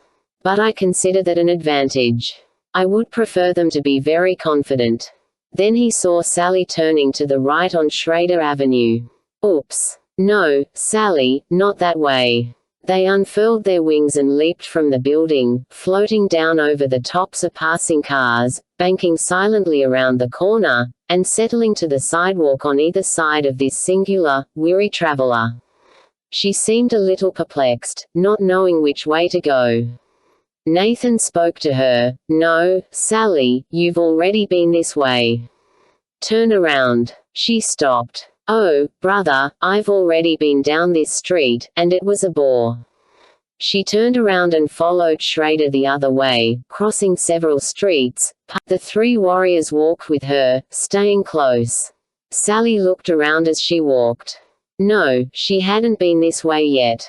Some of the storefronts looked kinda familiar. Okay, that flower shop. I remember that. Then, finally her eyes caught a sight she hadn't seen or wanted to see in 10 years. Up ahead, on her side of the street, was a large, rectangular sign, Schrader Motor Inn, and below that a smaller sign, kitchens, daily, weekly, monthly rates. She stopped dead in her tracks and gazed at that sign, spellbound. It hadn't changed. That motel was still there. Tal came up close behind her. Steady, Sally. Don't run. She wanted to run, but she couldn't. She didn't want to face this memory, but still she knew she had to. If you want to know the truth, said Tal, you must face it even if it's painful. You've run long enough. She stood still in the middle of the sidewalk as if her shoes were glued to the pavement. She began to remember more and more of this place. She'd walked down this sidewalk before, many, many times. She'd visited that flower shop. There was a True Value Hardware on the corner, but now she remembered it used to be a variety store. She started walking again, slowly, drinking in every sight. These planters were new. It used to be just a bare curb here. That parking lot across the street had undergone a change in management, but it was still a parking lot.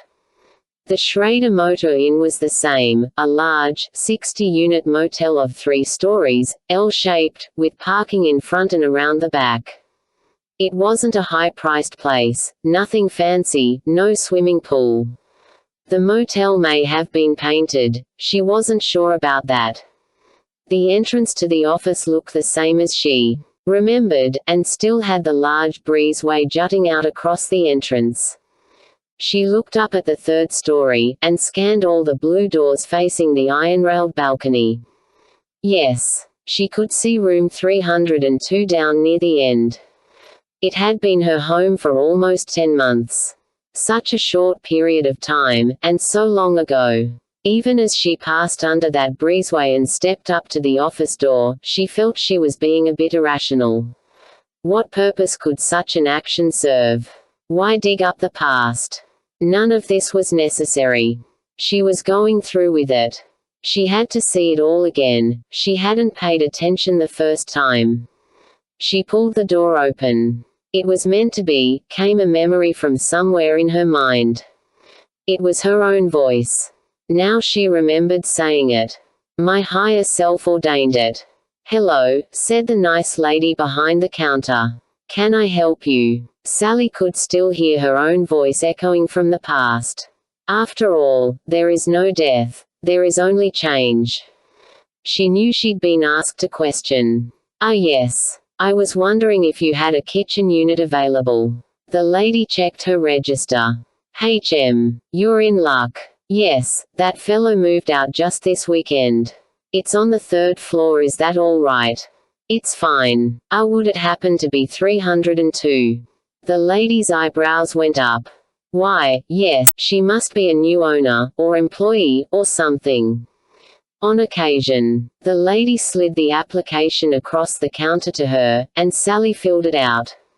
She gave her name as Maria Bissell. Put down a totally fictional address in Hawthorne, California, then claimed to be driving a '79 Ford Mustang with a California license plate, and she made up the license plate number as well. All she could hope was that this lady would appreciate the color of her money and not question her credentials. The lady did appreciate the color of Sally's money, receiving a week's rent and damage deposit in cash. She handed Sally the key. The stairway had new green carpet now. Sally could remember the worn, brown carpet it used to have. She reached the 3rd floor and walked along the balcony overlooking the parking lot, and beyond that, the Nelson Printing and Bookbinding Shop, still there, the offset presses still rumbling inside. She placed her hand on the railing and noticed her wrist was unhampered. The last time she ever saw this railing, she was handcuffed, and she was not free. Out of her buried memory came the image of squad cars parked in the lot below, their lights flashing. Then she recalled the other tenants watching through their windows, peeking around the drapes, curious and anonymous. She could feel the pain of big hands holding her arms, pushing her along this balcony. There was an aid car down there too, and some medical personnel running around. She could just barely remember them. She came to the door. With held breath and a turn of the key, she opened it. The chain lock was repaired now, and apparently the door jamb had been replaced. Some things were different. The couch was new, but still sat in the same place. The picture on the wall just above it used to be a sailboat, and now it was a surrealistic vase of flowers. She liked the sailboat better. The kitchen looked the same, and the cabinets hadn't left of the sink. Through an archway at the back of the room was the bedroom. She knew where the bed would be, and she knew the room had a large closet. She didn't bother going in to look. Next to the bedroom was the bathroom. She didn't want to go in there at all. Ben was almost beside himself when Marshall came pulling into the driveway. He ran out to the car to meet him. "Man, where have you been?" Marshall was feeling pretty good himself. "Got some license numbers from the cars belonging to our local Liffekirklers. That'll give your friend in West Haven some more to do, running some motor vehicle reports." "Chuck's already done Irv," Ben exclaimed, fidgeting on the sidewalk. "Come on in." Marshall hurried inside and followed Ben into the dining room. Bev was there, her eyes gawking, studying some documents spread out on the table. "OFC, Lord," she said. Ben wasted no time, but pointed to a grainy, black and white, front and left profile mug shot. "That's the lady. That's Sally Rowe." Marshall picked up the photo and studied it carefully. "Man, she's wasted." Indeed she was. The tired, gaunt, and dazed woman in the photographs looked every bit the part of a half-drunk or half-drugged tramp. Mug shots never were very complimentary, but even so Ben grabbed Marshall's shoulder in his excitement and started jabbing his finger at the photographs. "Marshall, that is not the dead woman we found at the Potter farm. But it's Sally Rowe, all right.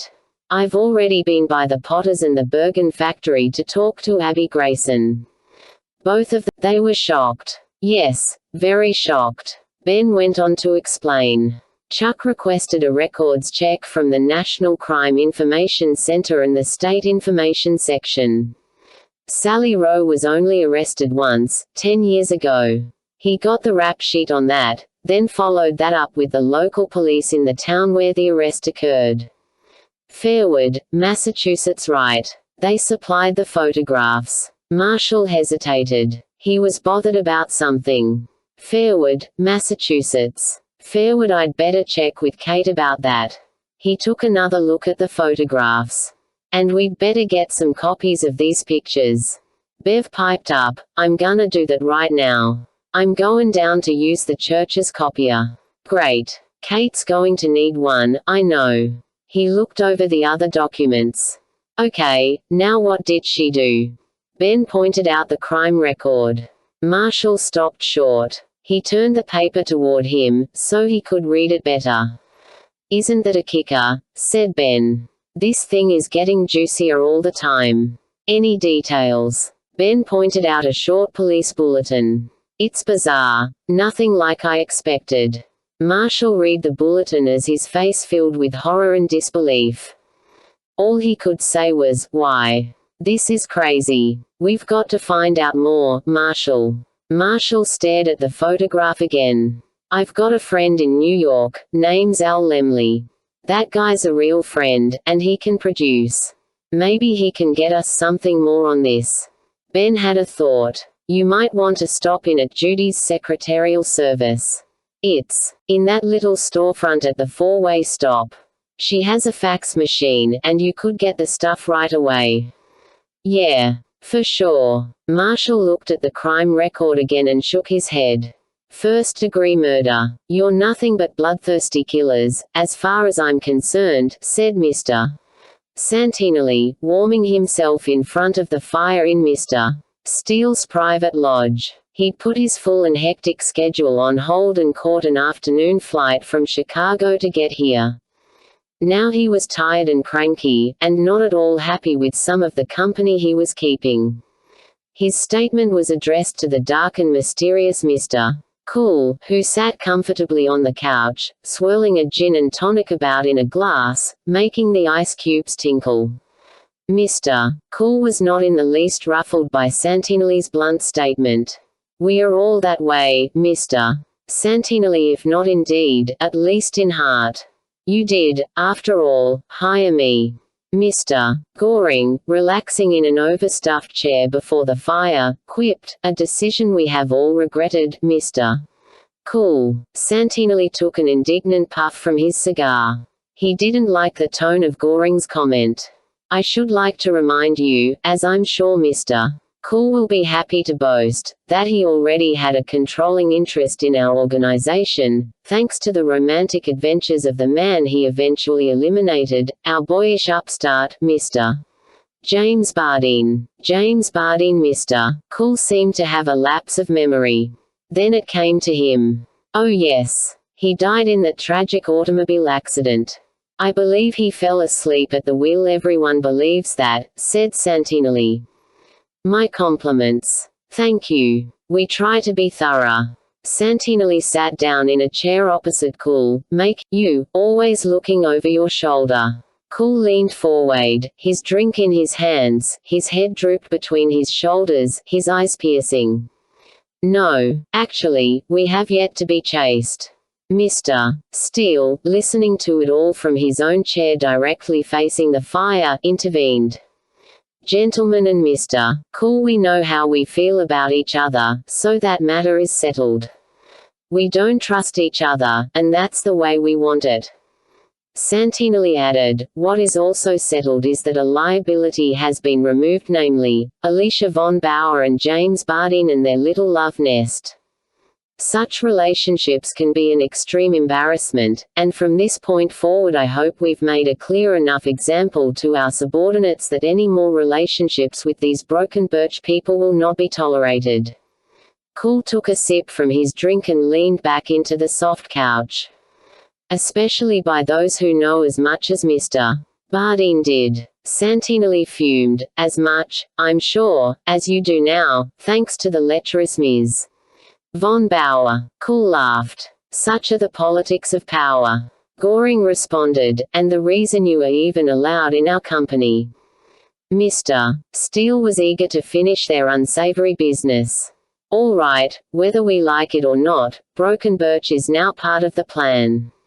Let's get the ledger balanced, so Mr. Cool can go away satisfied and be about his business." Santinelli produced a check and handed it to Cool. "There. While in our employ, and admittedly due to our negligence, Ms. von Bauer was killed. We gave you freedom to kill our own Mr.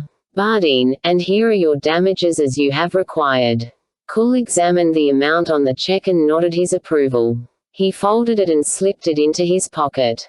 "That's settled." "Good," said Mr. Steele. Mr. Cool sipped from his drink again. "Your credit is good with us, of course, but this time Mr. Goring produced a check. As we discussed, here is your first half to commence the job. The second half is payable upon recovery of the ring and the elimination of Sally Rowe." Cool took that check and pocketed it. "As you know, this Rowe has been very elusive. And we are paying you to make her vanish altogether." Cool swirled his ice cubes. "And, naturally, her blood would be on our hands." "How convenient for you." Mr. Steele objected, "Your hands are already bloody. And yours aren't." Cool laughed at them. "Ah, don't worry. I understand. We kill regularly, as a form of worship. It's a sacrament to us. If you kill well, it's only through hirelings like us. It keeps your hands clean. You don't plunge the knife, so you don't feel the pang of conscience." He laughed again. "Maybe you are still too Christian." Mr. Santinelli hated this man's taunts. "If I may remind you, Mr. Cool, you are serving your own interests in this as well, perhaps more so than we. If Sally Rowe should ever be found alive, if she should ever tell her story, you and your followers could easily be implicated with murder. And unlike human sacrifices that vanish without a trace, this victim is alive, walking, and talking. At least our suicide cover story has bought us all some time. I would say you owe us something for that. Cool was only mildly impressed. Yes, we both have something to lose if she remains alive. But how much we have to lose depends on how much we've invested, doesn't it? What is broken, Birch, compared to you and your plan? Not much, said Mr. Steele, supposedly admit, you see yourselves in us. Santinelli barked, I will see you to the door. Alice Buckmeyer was a marvelous hostess, of course, and loved to have company. So what Kate had planned as a short interview turned out to be a delightful visit over tea and pastries in the widow's dining room, surrounded by knick-knacks, doilies, crystal, and pictures of sons, daughters, and grandchildren. You must be everybody's grandma, Kate said. Alice laughed. A title I wear proudly. I don't just have my own grandchildren, you know, but I'm Grandma Alice to all the kids at church, too. That's wonderful. I love children, I really do. Sometimes it's hard to understand how people treat their children. I know it breaks the Lord's heart. She warmed up Kate's cup of tea and continued, I've wondered about that little Amber ever since I saw what I saw at the post office. What must she be going through at home? Kate got her notebook ready. Bev Cole says you have quite a story. Oh, yes. It was very disturbing. I was mailing a package off to my son, well, actually, to my grandson, Jeff. I knitted a sweater for him, and I was trying to get it there in time for his birthday. Well, I was just standing there at the counter, and that other young lady, Debbie, was weighing my package and stamping it and all that. Judy Balcom stuck her head into Don's wayside and called, Mr. Hogan. Al Lemley's on the phone. Marshall got up from the counter, paid for his coffee, and hurried next door. Judy Balcom ran a tight little secretarial service, typing letters, making and answering calls, making copies, doing word processing, and relaying messages to name just a few. Lemley, true to his style, had wasted no time in finding what Marshall needed. Hello from New York, came that same East Coast voice. Al, are you going to make me happy? No, buddy. I'm going to make you sick. Got the fax ready. Judy was ready. Marshall gave Al the go-ahead. Alice continued her story. Now, I didn't even notice who was over in the lobby where all the mailboxes are. I never pay attention to that unless it's someone I know. But all of a sudden I heard this commotion out there like some child was getting rowdy, you know, misbehaving, and I remember thinking, now where are that child's parents? They shouldn't let her carry on so. Well, Debbie was all finished with my package, so I went out into the lobby, and then I could see the whole thing. Here was this woman, just standing there in the middle of the lobby. She had some mail in her hand, so I guess she'd come to get her mail. And then, here was this little girl, this Amber, just screaming and shouting and prancing like she was a little horse, and that poor woman was just terrified. The fax machine started to hum and roll out some documents. Marshall picked each page up as it dropped into the bin. There were police reports similar to what he already had, and then there were some news articles from the local newspapers. One article carried another photo of Sally Rowe, this time in handcuffs, in the custody of two uniformed officers. And what that child said. Alice exclaimed. What did she say? Asked Kate. She pranced, then she hit the woman, and she screamed, and just kept hitting the woman, and she was saying, I know who you are. You killed your baby. You killed your baby. The poor woman was just terrified. You'd think she was being attacked. Well, finally the woman broke free and ran out the door like a scared rabbit. Amber ran after her as far as the door, still shouting at her, you killed your baby.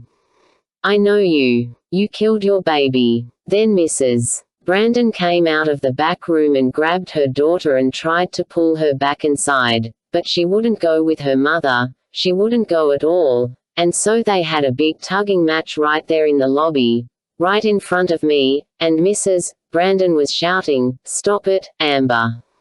Stop that right now. No more of this." Single quote. Kate asked, "Did Mrs. Brandon ever use the name Amethyst?" A light bulb went on in Alice's head. "Why, yes. I do remember that. She was calling Amber Amber 1 minute, and Amethyst the next. She was saying, 'Amethyst, Amethyst, you stop that now. You stop screaming and calm down.' I didn't understand what she meant. I thought it was just a nickname or something." Another news article dropped out of the fax machine. Marshall skimmed it. Sally Rowe had been arrested after police broke down the door of her motel room in Fairwood. Inside, they found Rowe in the bathroom in a seemingly drugged stupor, and her infant daughter, less than 2 months old, drowned in the bathtub. Rowe was subsequently charged with first-degree murder in the drowning death of her child. Kate could hardly wait to ask her next question.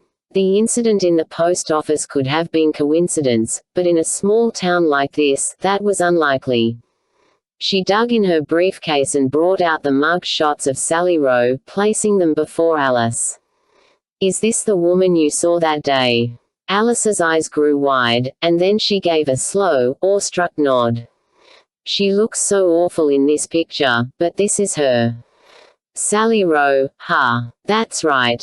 Is she a criminal?" "Yeah." Marshall walked slowly to his car, got behind the wheel, and then just sat there for a long while, reading through the news articles and police reports Al Lemley had sent. It was fascinating stuff, full of potential leads, but also very, very tragic. Tramp, the prosecutors had called her.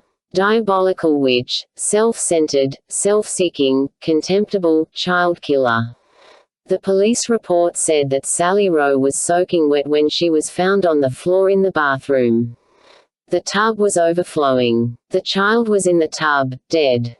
She'd told the police at the time that she'd killed her baby, but when questioned later, claimed she had no recollection of what had happened. During the trial, and Marshall found this interesting, Sally seemed detached and unremorseful. "It was meant to be," she said. "My higher self ordained this should happen." Rachel's higher self wished to die at this time, and Jonas was there to carry it out. We all determine our own fates, our lot in life, when we are to die, and what destiny we are born into the next time. There is no death. There is only change. Jonas. A spirit guide, according to Sally. She admitted drowning the child at first, but later seemed to change her testimony by blaming her spirit guide. "He took control," she said, "and he did the drowning." The jury didn't buy it. They found her guilty, and Sally was later sentenced to 30 years in prison. As for the father of the child, he never came forward and was never found. Sally never identified him. She was simply portrayed as a tramp and her child as illegitimate. It all happened 10 years ago. Drip, drip, drip. The faucet seemed to mark off segments of time, announcing the passing of a moment, and another moment, and another moment, and another moment, like a clock, never stopping, never slowing, steady dripping, moments passing. Traffic flowed by outside the bathroom window, wailed once, but she did not stir or take notice. She had no strength, no will to rise from her place there on the bathroom floor, her back against the pale blue wall, her hands limp upon her lap, her head resting against the hard plaster, but not turning away from the discomfort. She just sat there, staring vacantly at that tub, listening to the faucet drip, watching each drop build on the tip of the spout and then, stretching with weight, break free and disappear. Drip, drip, drip. Ms. Rowe, did you think there was no law higher than yourself? There is no higher reality, sir, than what I myself have created. Drip, drip, drip. You honestly don't recall picking up your child, holding her under the water, and drowning her? I told you before, I wasn't there, it was Jonas. But you admitted drowning your daughter. Jonas performed the act. My higher self willed it, he carried it out drip. Drip. Drip. We found the defendant in the bathroom. She seemed dazed and what did she say to you? She said, "Oh no. I've killed my baby." Single quote. Drip. Drip. Drip. Ladies and gentlemen of the jury, you have heard an account of the unthinkable. This vile creature, void of conscience, without remorse, void of conscience, without remorse. Void of conscience, without a child in an infinite yard with no fence. The creator and arbiter of all reality. The center of her own universe. No right, no wrong. Only self, and all that matters. At least, that's how it used to be. Sally shifted just a little. The hard linoleum floor reminded her of where she was, her glorious universe. Yes. A small, cold, echoing bathroom with a dripping bathtub faucet, inhabited by a murderer, a vagabond, a tramp, a failure, an empty jar drained steadily over 10 years of pointless, aimless existence, a discarded piece of flesh nobody wanted. Now she sat on the linoleum, her head against the wall, her elbow resting on the toilet, beside the bathtub where she'd taken the life of her daughter. Her universe. Her destiny. Her truth. She had no tears. She was too empty to cry. There was no soul within her. She continued to breathe, but not because she wanted to. It just happened. Life just happened. She just happened, and she didn't know why. The spirits had found her. Despair, death, insanity, and now suicide. They dug at her, whispered to her, scratched away her soul one layer at a time. Murderer, they said. Worthless, guilty murderer. You can never do good. There's nothing good in you. You can't help anyone. Why don't you give it all up? It's lonely in this universe, she thought. It's supposed to be my creation, but now I'm lost in it. I wish one could know something for sure. I wish I could find a fence at the end of this yard. Ah, but it is too late for that now. Her hand fell from her lap and thumped gently against the side of the tub. A fence. No, it wasn't a big thought. It wasn't a stirring idea, and it didn't cause the slightest change in her breathing or pulse. It was just a notion. She looked at the tub. She touched the cold, blue-green porcelain. I could pretend, she thought. Just for the sake of discussion, I could pretend that this is a fence, a limitation, a boundary. A boundary I crossed over, and shouldn't have. She let her thoughts continue on their own and just enjoyed listening to them huddle together and confer in her head. What if what happened here was wrong? Ah, come on, according to whom? There are no absolutes. You can't know anything for sure. What if there are, and what if I can? But how? Later, later. Just answer the first question. What if it was wrong? Yeah. Then I'm guilty. I made a wrong choice. I jumped the boundary. I did wrong. But I thought boundaries exist only in your mind. I did wrong. I want to think that, just once. Why? Because I need a fence. Even if I'm on the wrong side of it, I need a fence. I need to be wrong. I need to be guilty. What for? Because. Sally stirred. She pressed her hand firmly against the side of the tub, them out loud, because at least then I'd know where I am. Apparently she'd awakened a dormant emotion. Pain came upon her suddenly, an aching deep in her soul, and with gritted teeth and a stifled whimper, she pounded the side of the tub. Oh, God. She rested against the hard plaster wall again, panting in hurt, anger, and despair. Oh God, help me. Despair slipped and fell. His talons had lost their grip. There. She'd said it. She'd followed the proposition through to its conclusion, had her little fit, and now she was finished. She didn't know if she felt better. She felt a little foolish for talking out loud to herself or to God, whatever the case may be. It didn't matter. For some reason she felt a weight around her neck, against her chest. Her hand went to the ring hanging there. She pulled it out and looked at it again. The ugly little gargoyle bared its teeth at her. And then a memory hit her. It hit her so hard and so suddenly that she was amazed it had stayed hidden so long. The ring. Owen's ring. Irene Bledsoe was visibly uncomfortable. Mr. Harris, your friends will have to remain here. Under the circumstances, Tom never felt better. He was sitting on the same hard wooden bench in the same cold, echoing, marble hallway in the courthouse in Claytonville. He was here for another prearranged visit with his children, and once again Irene Bledsoe was in charge. But this time he was flanked by Mrs. Bledsoe, this is my pastor, Mark Howard, and my attorney, Wayne Corrigan. Both men offered their hands, and she shook them out of necessity, but she was not entirely cordial. Hello. As I said, Mr. Corrigan was in great form. We are here upon Mr. Harris's invitation, and we will accompany him during his visitation. If you refuse to allow it, you'll be required to appear in court to show just cause. Then he smiled. Bledsoe was indignant and actually had to search for her words. This is a private meeting. Mr. Harris must see his children alone. Then I'm sure you'll be happy to remain here with us while he does so. That's not what I meant and you know it. The visitation is to be between Mr. Harris and his children with a social worker in attendance.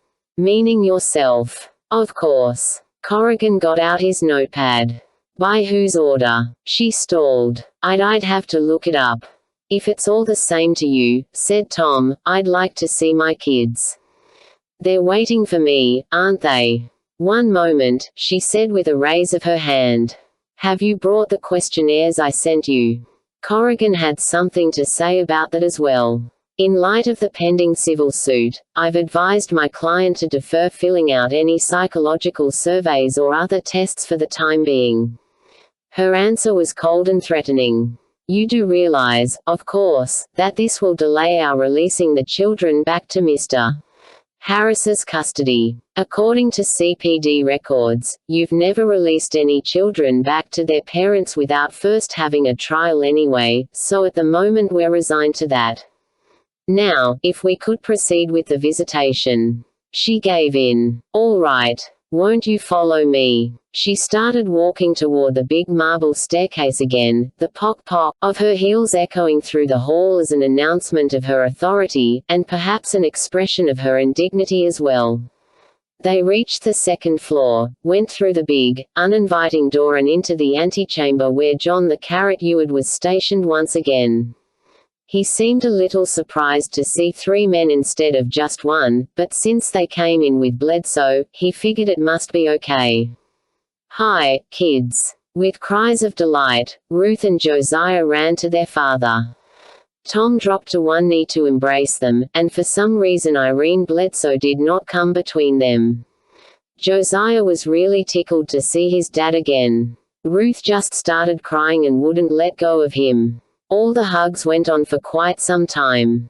Poor, abused kids, Corrigan whispered to Mark.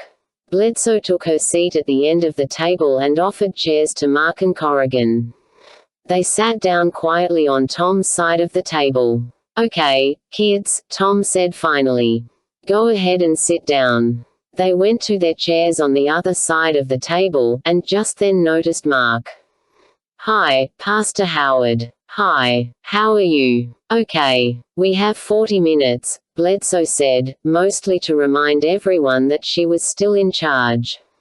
For the next 30 minutes Tom visited with his kids, getting caught up on mostly trivial matters. The kids were trying to read more, and seemed to be getting along better with the other kids in the foster home, although Tom couldn't be sure if it was the same foster home as last time. They weren't doing any schoolwork, though, which meant they would have some catching up to do during the summer, if that happened at all. Ruth's bump had healed well and was barely visible. But as the time grew, leaving, while he still had the chance. Above all else, he knew he must pray with his kids. Hey, Daddy has to go pretty soon, so let's pray together. He reached across the table and took their hands. They were a family again, just for that moment, and he was the spiritual head, the leader and example he was meant to be. Dear Lord, I just pray now for my children, and I ask you to place a hedge of protection around them. Protect their hearts and their minds, and may they never doubt that you love them and that they are in your hands. Help them to always be good kids and live the way you want them to.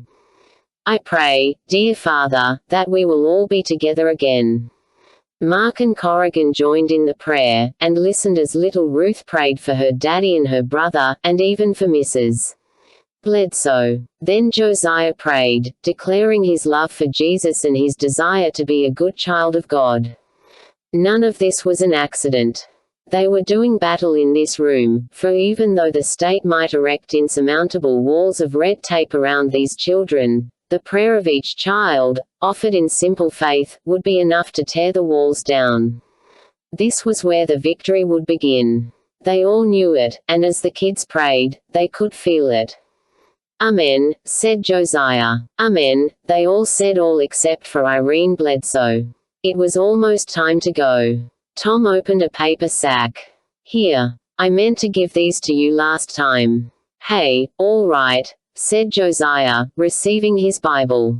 Thank you, Daddy, said Ruth, hugging hers to her chest. Tom also brought them some of their favorite books and the stationery they didn't receive the last time. He could see Irene Bledsoe eyeing everything he brought out of the sack, but he proceeded slowly and openly, having nothing to hide. Well, almost nothing. Josiah was thumbing through his new book about whales when he found some photos inserted between the pages. Tom, Mark, and Corrigan tried not to look at him too directly, lest they draw Bledsoe's attention. Like your book, Ruth, Tom said, reaching across the table to help her find his little note to her on the title page. That physical gesture helped. Bledsoe watched him closely. See what I wrote. It says, to my darling daughter Ruth. Jesus thinks you're precious, and so do I. Single quote. Hey, said Josiah. He was looking at the photos. The lady in the pickup truck. That got Bledsoe's attention immediately. She saw Josiah holding the pictures, studying them with wide-eyed recognition. Her face went visibly pale. Corrigan asked, what do you mean, son? Have you seen that woman before? Bledsoe jumped to her feet. Mr. Harris. Tom responded calmly. HM. How dare you? How dare you? Corrigan pressed Josiah for an answer. Do you recognize her? Sure, said Josiah. She's the lady that was driving that truck we almost hit. She always looks kinda sick, doesn't she? Bledsoe stomped around to where Josiah sat and grabbed the pictures from him.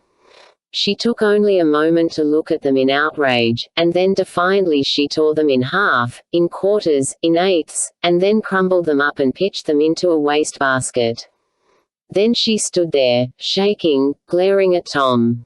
Just what are you trying to prove? Here. Mark spoke gently. Mrs. Bledsoe, you're upsetting the children. She pointed her finger in Tom's face, and her voice trembled with rage. You have committed a serious offense. I can make things very hard for you. Don't think I can't have your children taken away permanently. Tom replied calmly, mostly for the children's benefit. Then what are you so afraid of? She fought back. Oh, I am not afraid, Mr. Harris. You don't scare me. Tom gave her a statement he'd rehearsed in his mind for quite some time. Mrs. Bledsoe, it's been quite clear to me that you are not as concerned with the interests of my children as with your own interests. In any case, I think you're abusing your power and my children, and me, and I intend to find out just whom you're trying to protect. She tried to keep her voice down. After all, shouting was unprofessional. Why, you. With great effort, she relaxed, assumed a professional demeanor, and announced, this visitation is over. I think your betrayal of my trust was deplorable, and I will keep it in mind when I consider the date for our next meeting. It'll be sooner than you think, said Corrigan. He walked around the table, took her hand, and slapped a subpoena into it. Try not to tear this up. Good day. Dear Tom, I feel different today, and I don't know if I can explain it. Undoubtedly it stems from my fanciful proposition of the morning, the possibility of my guilt. Being guilty, or even feeling guilty, is not pleasant, of course, but the mere suggestion of it seems to have weakened another nagging emotional companion of mine, despair. It makes me think of a clown hitting his thumb with a hammer to get his mind off his headache. Now that I feel guilty, I don't feel as much despair. But and this is purely for the sake of discussion, it could be said that the reasons go deeper than that. As I've said before, an all-out plunge into humanism and its total lack of absolutes can leave you groping for fences, wondering where you are, wishing you could know something for sure. Now that's despair. Then suddenly, guilt, well, the possibility of guilt has come upon the scene, and I find myself playing with the thought that I might be standing in the wrong. Which means I could have violated a standard somewhere, which means there might be a standard to be violated, which means there might be something out there somewhere that I can know for sure. So, guess I said all that to say this. If I really can be guilty, if I really am guilty, then at least I know where I stand. Suddenly, after all this time, I've found a fence, a boundary, and just the thought of that dispels that old cloud of despair, so much that I've noticed it. Just consider, Tom, what great lengths I've gone to all through my life to quell despair. The Young Potentials program at the Omega Center presented a possible escape. I dove into everything they offered: yoga, trademark, diet, folk medicine, altered states, drugs, and a lot of mental trips about my own divinity and ability to create my own reality. It was a long excursion into insanity, I admit it. What good did it do to make up my own truth? I was lost and drifting to begin with, and any reality born in my head could be no better off. I and the universe I created were lost and drifting together. And then there was Jonas, my consummate friend. He was a marvelous salesman with a lot of good lines, remarkably skilled in flattery. We took many long walks together during my yogic trances, and he did have me convinced that all reality, including death, was an illusion to be manipulated, and that I, being God, could form reality to be whatever I wanted it to be. And for a crucial season, I believed that. I believed I had formed a reality to serve me and supply what I wanted. I believed I had formed a man who gave me pleasure without guilt. I believed I had formed a child that asked me to send her on to her next life, leaving me free to continue where I left off. But did I form the prison bars too? I was talking about fences, wasn't I? I lived behind that fence for 7 years, and Jonas never came to visit me. I did resent that. I did blame him for Rachel's death. It was, in my thinking, his idea. He committed the act. He was to blame. But I don't think that now. I changed my mind at some point. Maybe it was this morning. Amethyst was right. I killed my baby. Sally put away her notebook and went out, her mind full of thoughts, turning things over, sorting things out. She felt a change coming, though she had no idea what it could be or which direction it would go.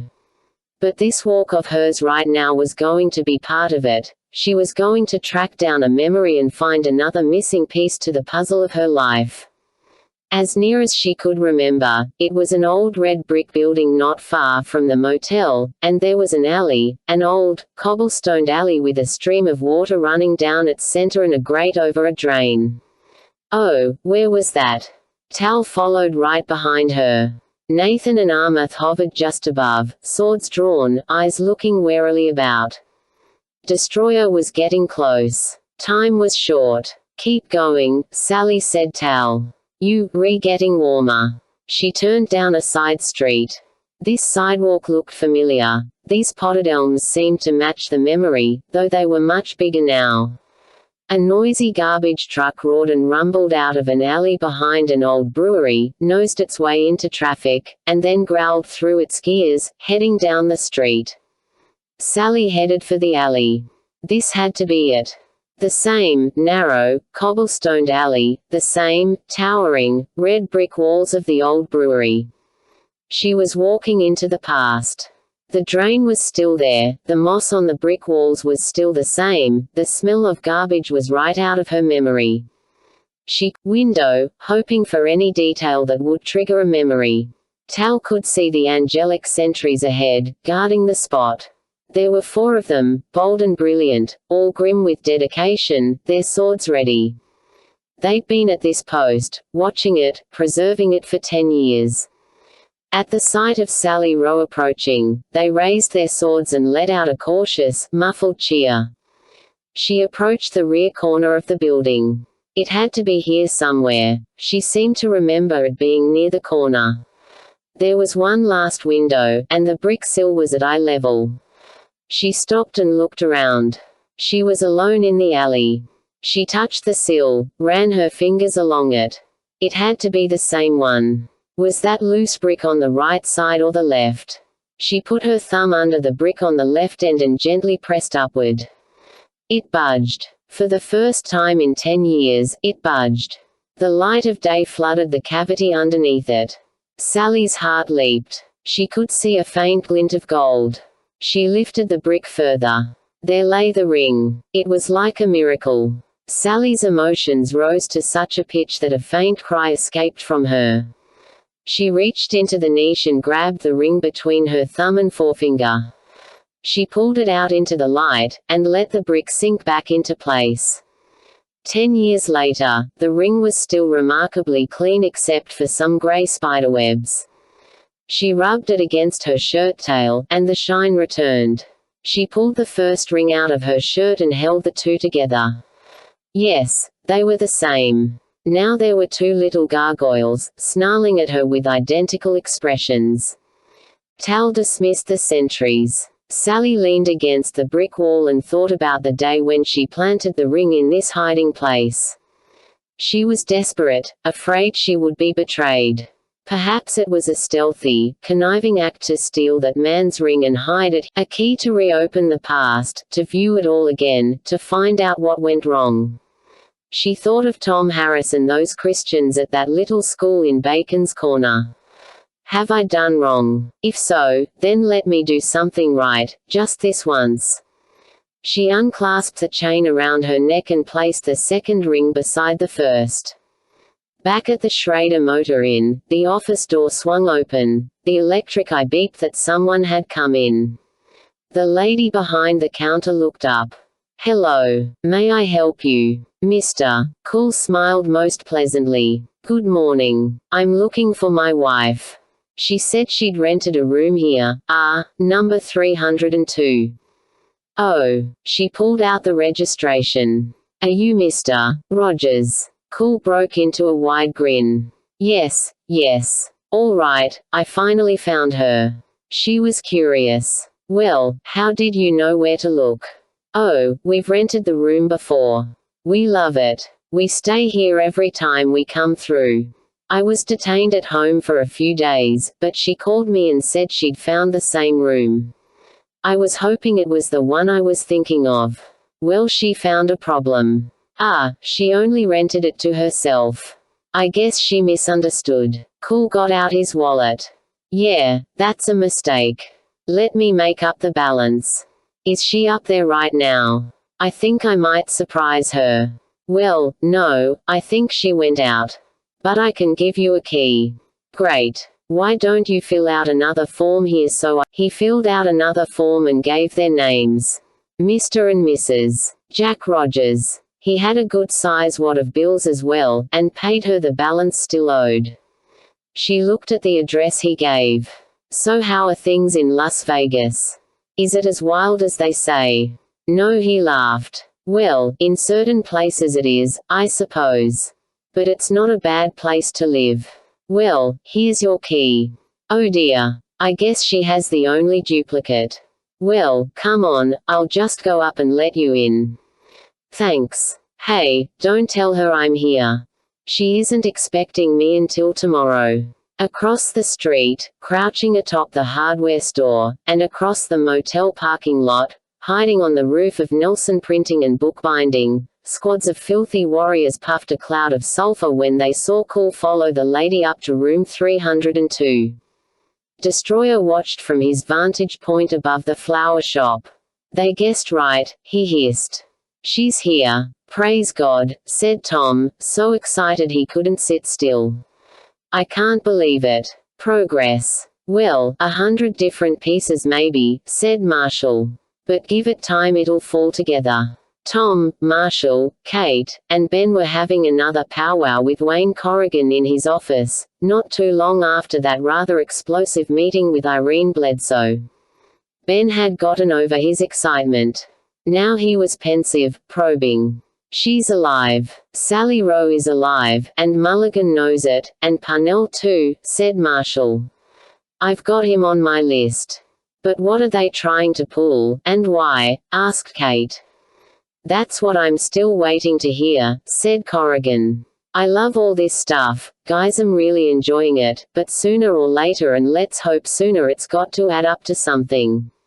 We need a case we can present in court, and so far I don't see anything that directly applies to the lawsuit."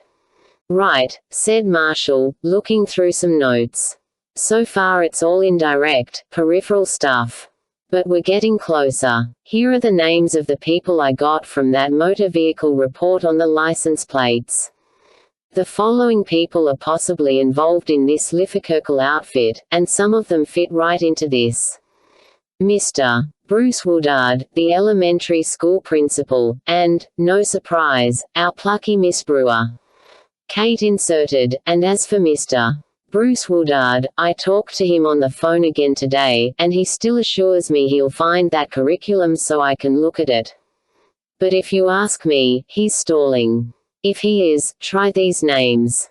Jerry Mason, Betty Hanover, and John Kendall, 3 members of the Bacon's Corner School Board, all 3 most likely connected with Liffekirkel.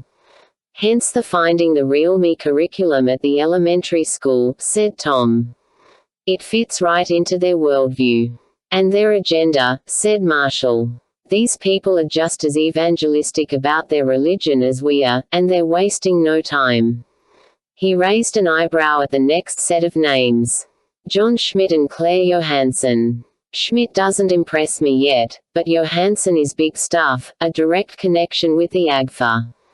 Oh, and who was that other guy? Oh yeah. Gordon Jefferson was there too, so now we have a link up with the AGFA for sure, not to mention he scanned down the page. Lenore Hofspring, from California. Check the AGFA California roster, Kate. I'll bet she's on it. They're bringing in some bigger guns from out of state. It isn't fair," said Tom. "Have faith. We've caught so many fish today our nets are breaking. Here's another fish right here, surprise, surprise. Lucy Brandon. What a recipe. Take a mother involved in this Cosmic Mystic group, add the Cosmic Mystic group controlling the school board and pumping Cosmic Mystic curricula into the local school, then get a well-meaning, crusading teacher right, one of America's finest, they say. Miss Brewer learned everything she knows from them, and now she's cramming it into the kids. These people have the whole system sewn up from the top down. Anyway, throw it all into the pot, stir it all up, and what do you get? A little girl channeling a spirit just like all the moms and pops and uncles and aunts out there at the big white house. We're talking about a lot of moles, a lot of demons connecting this whole thing. Lucy Brandon, Liffekirkel, the school board, the school, the AGFA, and even the little girl." Ben was puzzled. "But are you saying they purposely enrolled Amber in our school just to force a confrontation?" Marshall laid the notes on the desk and thought about that. "No, maybe Lucy Brandon really wanted something better for her kid. Maybe the trouble that popped up was something the others Liffekirkel, the AGFA, saw as an opportunity. What do you think, Tom?" Tom was intrigued with the notion. When she first enrolled Amber, she seemed concerned about the changes Amber had gone through since being in Miss Brewer's class. At the time, I honestly thought that Lucy Brandon wanted a more basic, traditional, education for her daughter. That's the feeling I get, said Marshall. It'll be interesting to talk to her and find out what she's really thinking, and if she's doing her own thinking at all. Kate reported, Alice Buckmeyer told me about Debbie, the girl who works with Lucy at the post office. Debbie was there that day and saw the confrontation between Amber and Sally Rowe. She might be able to tell us something more about Lucy. Sounds good. And now Marshall spread some sheets of paper out on Corrigan's desk as the attorney watched. Here's the best part, I think. It could make this case bigger than just Bacon's Corner and it could blow it wide. We don't know yet. The others gathered around. That address bothered me, the location of the Omega Center that published that curriculum. That was in Fairwood, Massachusetts, right? Kate had that information. Right. I got the address from Miss Brewer. Ben, where did you get that arrest record, the one that included the mug shots of Sally Rowe? Ben was stunned as he double-checked the document. Fairwood, Massachusetts. So a lady gets arrested for murder clear across the country, but then shows up in this little place for no apparent reason. In the meantime, a curriculum is published in the same town where she was arrested and finds its way here. Maybe it's just a coincidence, except for some more molehills. A little girl who ends up demonized, most likely because of that curriculum, later confronts her. Tal was beside her. Stop, he said. Wait. She stopped. She'd seen that one man standing near the office door when she came around the corner, and now she was sure he was coming up the flight of stairs below her. When she stopped, he hesitated. Now it was ominously quiet. Tal remained beside her. Nathan stood at the top of the stairs, Armith at the bottom. They were making themselves clearly visible. Tal drew his sword slowly and let its light flicker against the wall of the building for all to see. Nathan and Armith did the same. Now they could see the demonic response. From rooftops all around the motel, the sky lit up with the red glow of enemy swords, and the air was filled with the clatter and rustling of black wings. There was a standoff. A taloned hand grabbed. Demons all around squawked their eager agreement. Only 3. Destroyer replied. You mean you see only 3? He pointed his crooked finger at the warrior that had grabbed him, then at another whiner, and then at one more overly anxious fighter.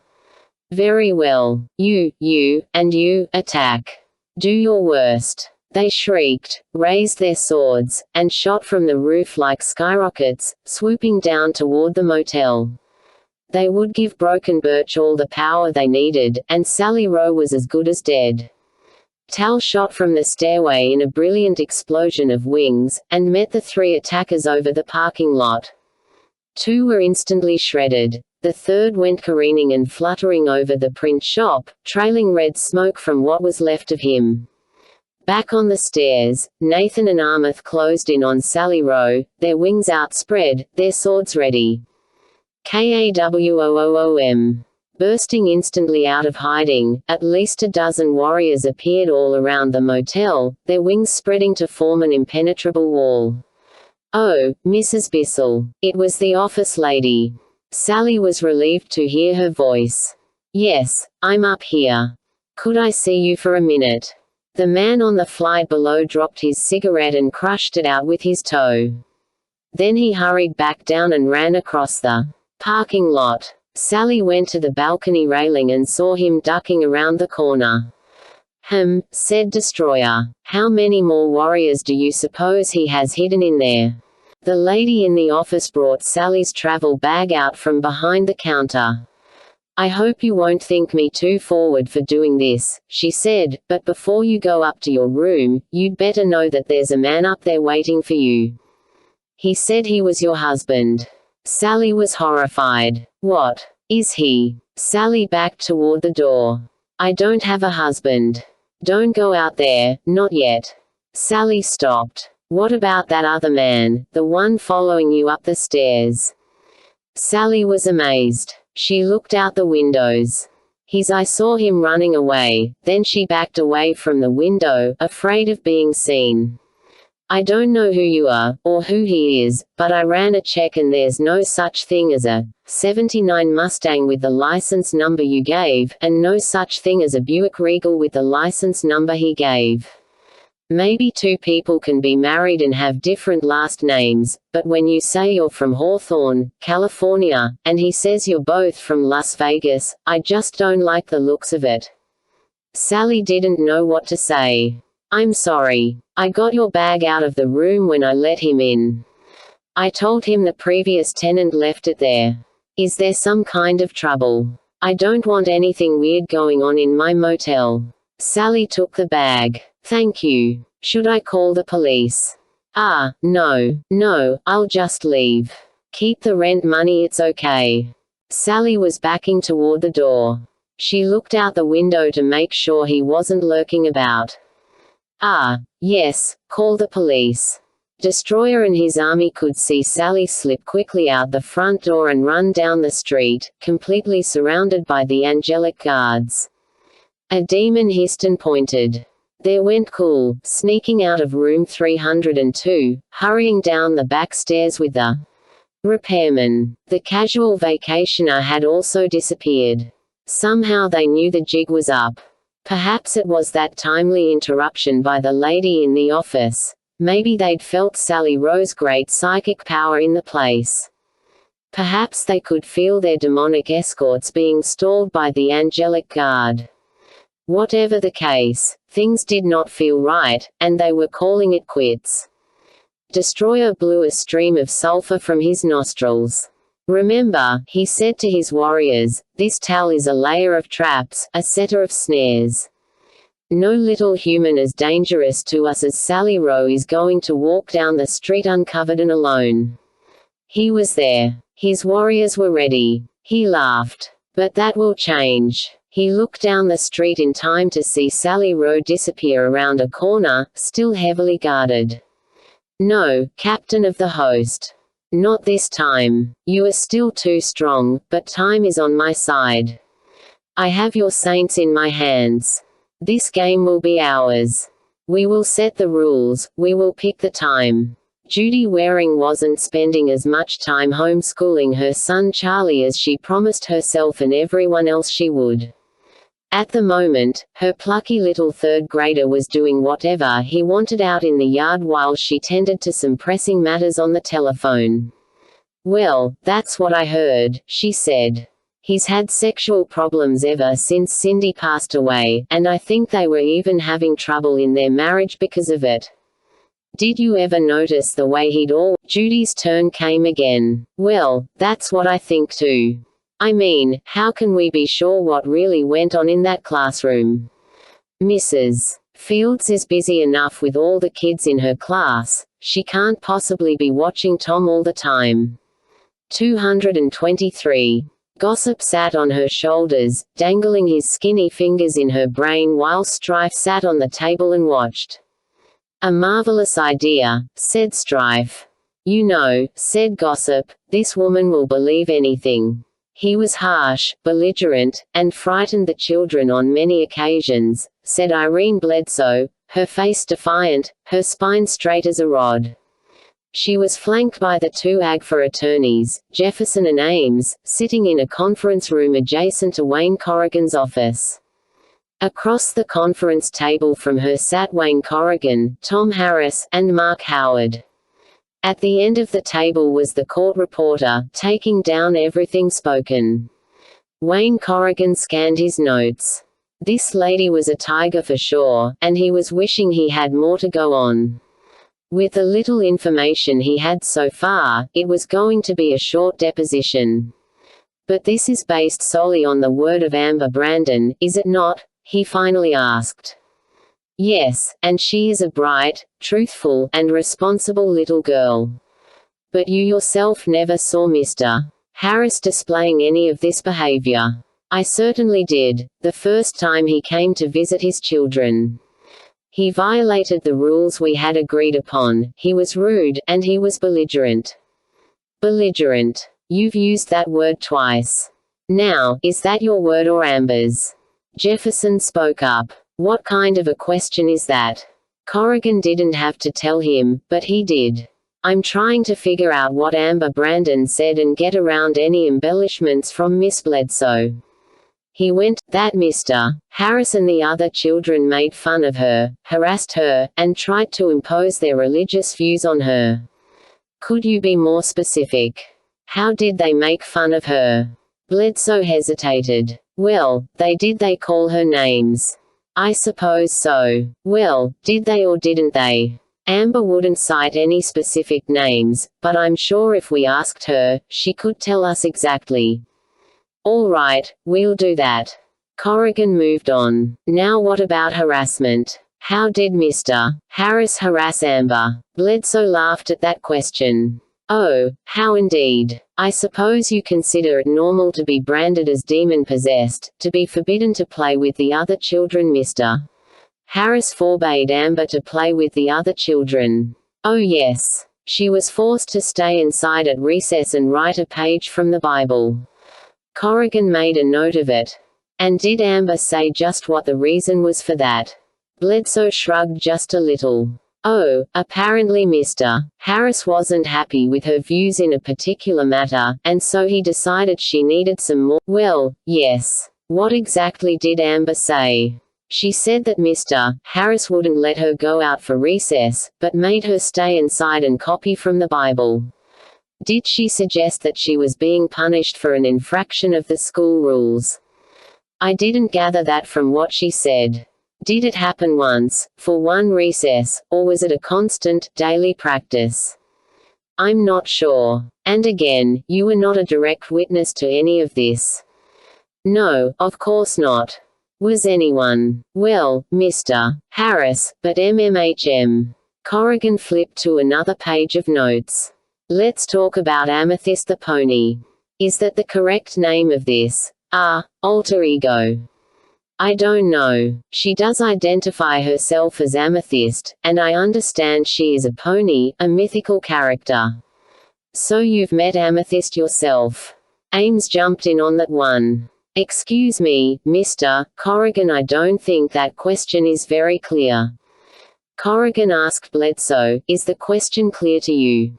No. Have you ever dealt with Amber when? She shrugged, unruffled. Of course. And nothing about it seemed strange to you? No, of course not. Children have been known to dissociate into alternate personalities, or make up imaginary friends in dealing with severe trauma. It's very common. And what severe trauma are we talking about? Miss Bledsoe tried to compose a clear answer. There was severe trauma all through Amber's experience at the Christian school. Harassment, discrimination, stress, imposing of Christian dogma, it all led to Amber resorting to a false personality to cope with it. Mr. Harris could have responded properly and dealt with the real source of Amber's trouble, but instead he compounded the trauma by branding Amber as demon-possessed, which I think is just horrendous. But you were not a direct witness to any of this. No, this is all according to what you learned from Amber. Yes. Corrigan jotted some notes and went to a fresh page. Let's talk about the Harris kids. What first brought the situation in the Harris home to your attention? She hesitated. I believe we received a complaint. You mean a hotline complaint? Yes. So you don't know from whom? No, it was not. Jefferson was right on top of that. Objection. Corrigan pointed his finger at Jefferson. This isn't a courtroom, and you aren't the judge, Mr. Jefferson. I resent the question. Do you want to answer it? Don't be impertinent. Corrigan turned back to Miss Bledsoe. Miss Bledsoe, to the best of your knowledge, did you receive the complaint from anyone connected with this lawsuit? Absolutely not, she said with great indignity. Not from any of the attorneys for Mrs. Brandon. No. How about Mrs. Brandon herself? No. All right. Now, I'm sure you've had abundant opportunity to talk to Ruth and Josiah. Oh yes. Have they reported any abuse of any kind from their father? Yes, they have. Tom looked up at that remark. Corrigan pressed it. Okay. What abuse? Frequent spankings with a wooden spoon. I take it you had reason to believe a loving and controlled manner. They were administered, Mr. Corrigan, and that to me is abuse. All right. Any other abuse toward the children? He doesn't let 'em watch television. Corrigan remained deadpan, and scribbled that down. Were you aware that Mr. Harris doesn't even own a television set? Yes. His children told me. Were they complaining about it? I think they were. I took it that way. They're captivated by the simplest programs as if they've never seen anything like it before. They know so little about what's going on in our culture. Their lives are far too sheltered for their proper social development. And that is your professional opinion. Yes, of course. And what about direct evidence of any physical abuse? Did anyone see any bruises on the children, any signs that something was amiss? Well, of course. Ruth had a large bump on her head. It was all Tom could do to remain quiet. Corrigan asked, I take it the anonymous hotline caller reported that bump. Of course. Did Ruth ever say where she got that bump? Miss Bledsoe assumed an even stiffer posture and answered, we're still investigating, and until that investigation is complete, the matter is strictly I would think the bump is a matter of public record, said Corrigan. You realize, of course, that the children have told their father, in your presence, where that bump came from. But remember, Mr. Corrigan, that it was their father they were talking to. Out of fear, a child can tell a tale to avoid further abuse. Corrigan indulged in a quick sigh of frustration. Ms. Bledsoe, why do I get the impression that you don't really have a concrete reason for holding the children in custody in a strange home and environment, away from their own home and father? Miss Bledsoe made a visible effort to keep her cool. We have suspicions, Mr. Corrigan, and suspicions are enough reason. We are still working with the children. We have ways of drawing out the truth eventually. The children do want to tell us everything, but are often afraid. So you do believe that Ruth and Josiah mean to be truthful?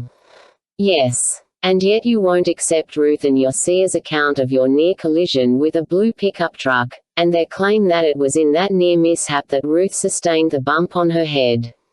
She grimaced in disgust at the question.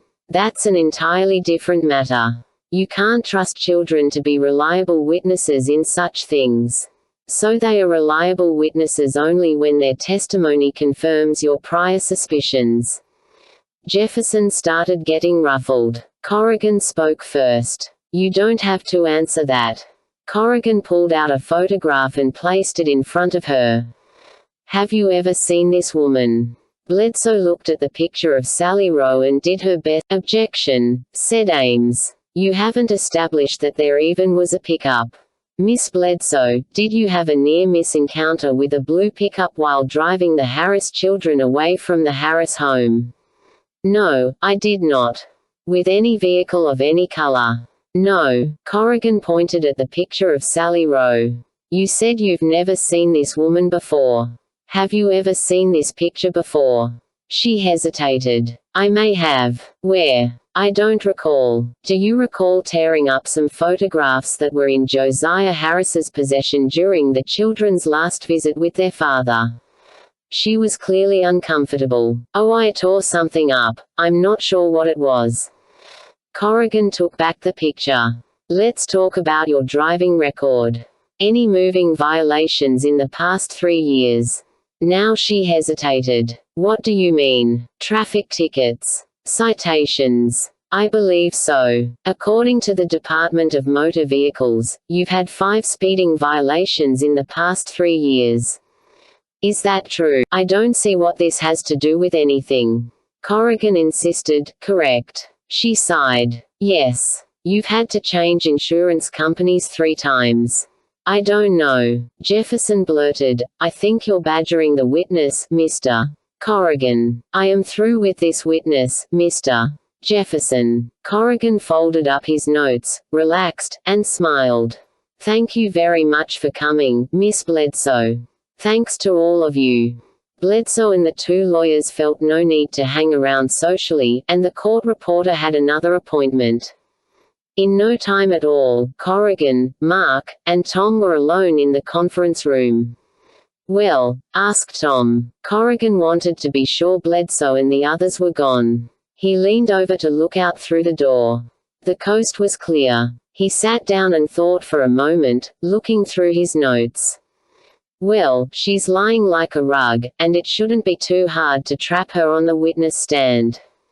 Mark asked, "What about Marshall's theory? She's connected to this whole thing, isn't she? She's working for them." Corrigan thought for just a moment, and then nodded.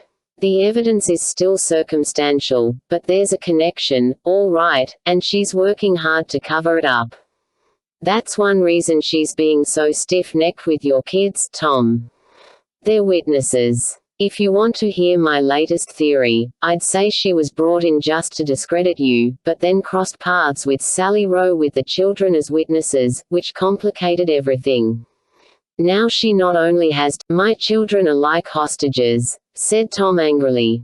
Mark was fuming as well. "She's connected with Mulligan, then. She's helping him protect that whole suicide story." Corrigan leafed through his notes.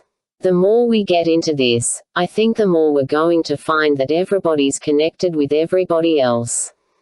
And don't forget Parnell, the coroner. In order to get the whole thing dismissed as a suicide, he'd have to be a part of this too." Mark looked at his watch. "We'd better pray for Marshall and Ben. They're talking to him right now." Joey Parnell was not happy at all when he opened his front door to find Marshall Hogan and the recently jobless Ben Cole standing there. "Hi," said Marshall. "Sorry to bother you at home. Apparently you forgot our appointment." He had trouble looking them in the eye. "I'm sorry. My secretary was supposed to call you. I'm sick today. She did tell us that," said Ben, "but only after we sat there and waited for half an hour." "Oh, I am sorry. Well, perhaps some other time you'd better have your secretary call the West Haven Medical Association too," said Marshall. "I saw the ad in the paper, and I just talked to them. They're still expecting you to speak at their conference in an hour." "Is that why you're wearing your dress shoes and slacks?" asked Ben. "Looks like you're getting dressed to go somewhere." Parnell became angry. "What business do you have snooping into my daily affairs?" Marshall reached into a manila envelope. "This might help to answer that." He produced a photograph and showed it to Parnell. "Mr. Parnell, to the best of your farm several weeks ago." He didn't want to look at the picture. "Listen, guys, I do have some other things to do and I have to get ready. Now if you'll excuse me. Just give us a minute," said Ben. "Please." Marshall showed him the picture again. "Take a good look. We've checked around with several witnesses who have positively identified her. We have fingerprints, a rap sheet, the whole thing. Is this Sally Rowe?" He looked at the picture for a moment. "Yeah, sure it is, I remember her. Death by strangulation. She hung herself." "Just checking," said Marshall. Parnell turned away from the door. "Now if that's all, Mr. Parnell," said Marshall, "that was a picture of my sister." Parnell's face went blank and suddenly pale. His hands were starting to shake. Marshall continued, "I figured since you live here in West Haven you probably wouldn't know what the real Sally Rowe looked like, and now it's obvious you've never seen her dead either." Parnell was speechless. He kept looking down, then at the door, then inside the house, then at Marshall and Ben. The poor guy was acting like a cornered animal. Ben asked, "Can you tell us who the dead woman really was?" "I can't tell you anything," he finally blurted. "Just go away, get out of here." He slammed the door. Marshall and Ben walked back toward their car. Kate's afternoon had been, in a way, informative. At least she was being informed in a most frustrating way how difficult it was to ever see a bona fide copy of the Finding the Real Me curriculum for fourth graders. She stopped by the office at the elementary school to meet with Mr.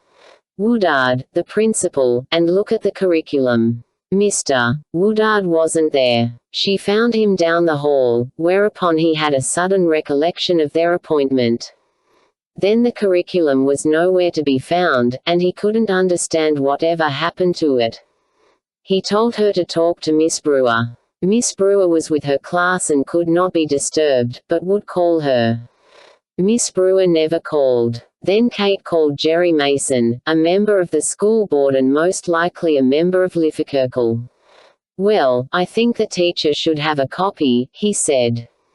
Kate was getting tired of that line. "No, she doesn't. I've already checked with her and she referred me to Mr. Woodard, who then referred me back to Miss Brewer. Well, I don't have a copy.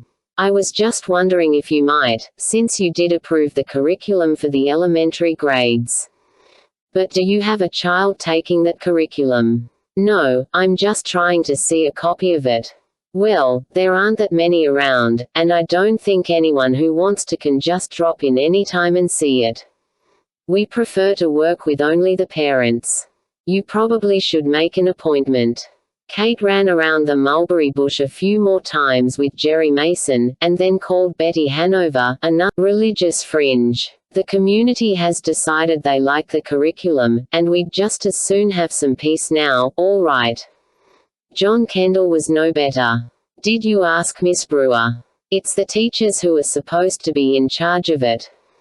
They ought to be able to help you out." Kate put down the phone and checked off another name. Then she let out a mock scream. If for no other reason, that curriculum had to be worth seeing simply because so many people were going to such great lengths to keep it hidden. Another letter. It was just like the other ones, same envelope, same handwriting, same thick letter inside on lined notebook paper. Lucy grabbed it out of the pile of incoming mail and slipped it quickly into her pocket. Where were all these letters coming from? If this was a joke, it was certainly a long-lived joke, and not at all funny. If it wasn't a joke, and these letters really were from Sally Rose, she didn't want to think about that. It was easier not to consider it at all, and go on trusting all the people she now trusted. Debbie was nearby, sorting through the mail in another mail bag. She'd stopped working, and seemed to be looking carefully at a mailing label on a magazine, but to Lucy, it seemed like Debbie was watching her, but trying not to look like it. "Something wrong?" Lucy asked. "Oh, no, nothing," Debbie answered, turning away and shoving the magazine into one of the mailboxes. They went on sorting the mail, and nothing more was said. But Debbie had seen the whole thing. Wayne Corrigan had read Drive. Mandan High's detailed report on Amber Brandon's condition. Most of it was so technical it would take another expert to refute it, if it was refutable. One thing was clear to even a lay reader of the Mandan: he held the Good Shepherd Academy responsible for Amber's troubles, and had a low opinion of Christianity. This deposition would not be easy. Mandan: he was a gentle man, however, and not unpleasant to deal with. He was in his 40s, of East Indian descent, well-dressed, well-mannered, professional. Attorneys Ames and Jefferson sat on either side of him, as they did Irene Bledsoe, but didn't seem quite as edgy for his sake as for Bledsoe's. Apparently they were sure Mandan he could take care of himself. Corrigan started with some basics. "So could you review for the record Amber's basic symptoms of trauma?" Mandan he brought a few notes, but didn't seem to need them. "Amber's behavior is typical of any child her age who has undergone extensive emotional trauma: bedwetting, moodiness, occasional nausea, and frequent escapes into fantasy, a loss of reality, paranoia, the fear of unseen enemies, spooks, bogeymen, that sort of thing. And you attribute all this to the environment at the Christian school?"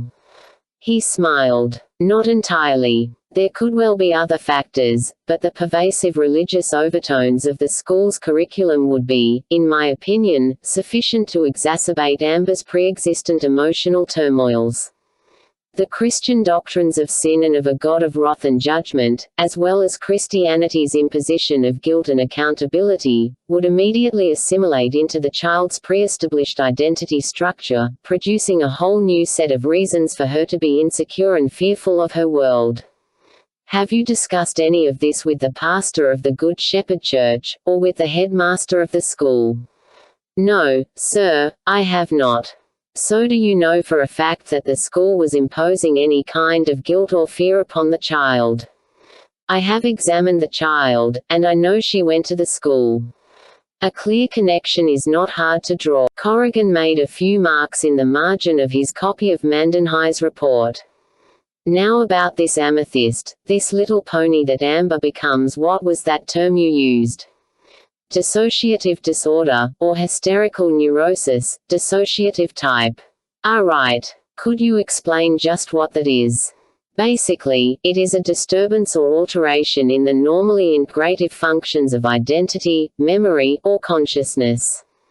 I'm going to need that in simpler terms, doctor. He smiled, thought for a moment, and then tried again.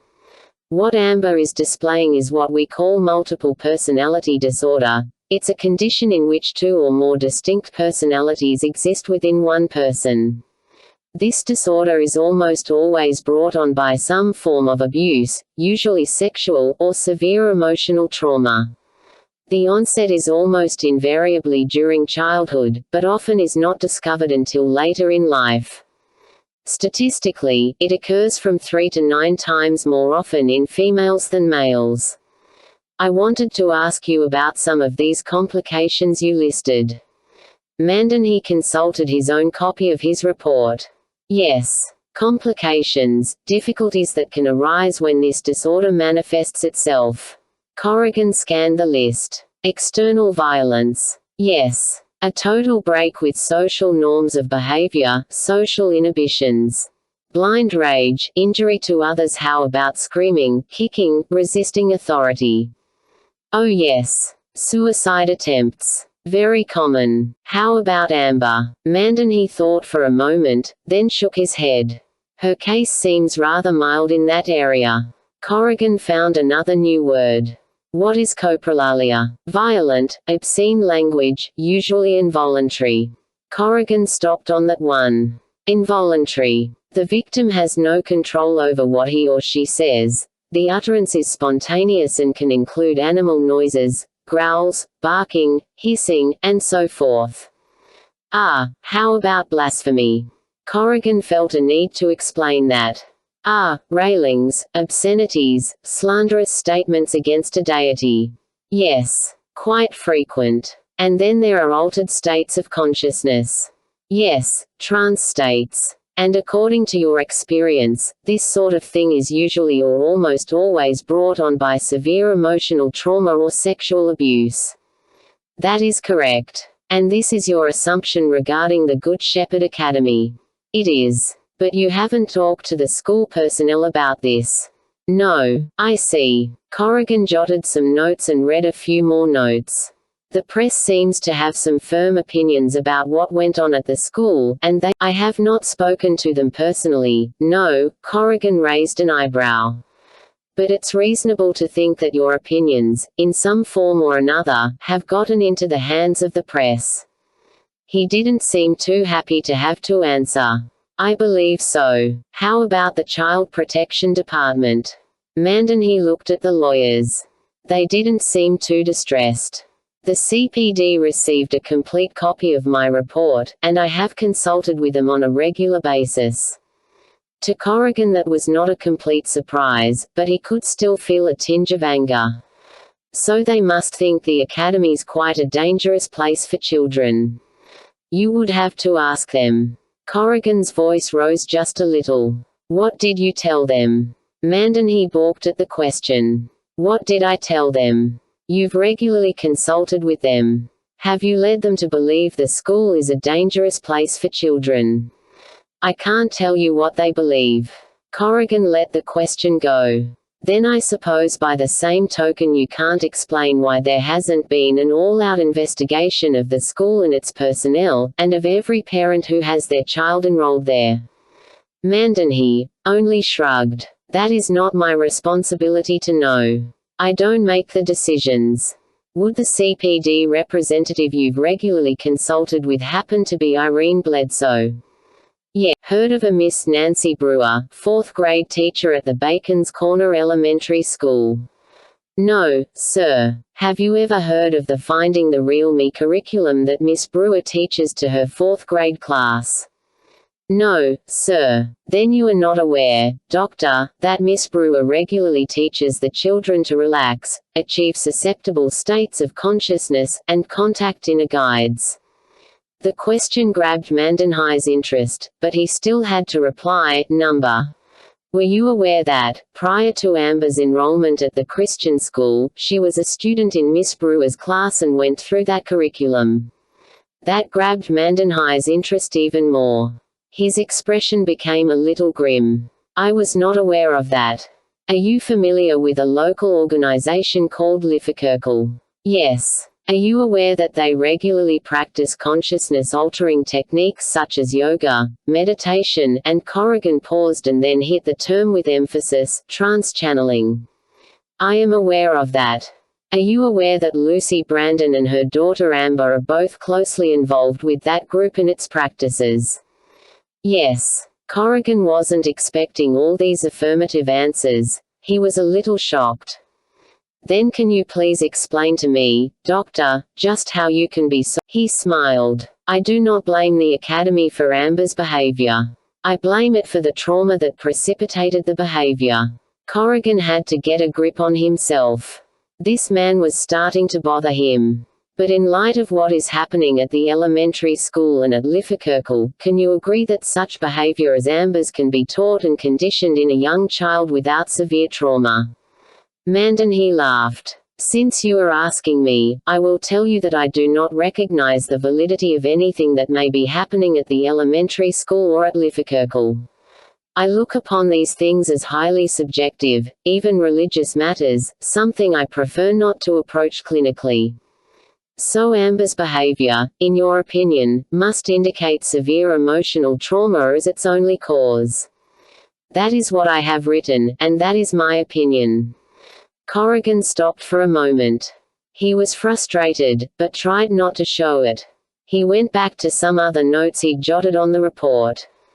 So, Doctor, between the Christians, the Lifakirklers, Miss Brewer, and even Amber, it looks like we have a lot of different opinions as to what this amethyst really is.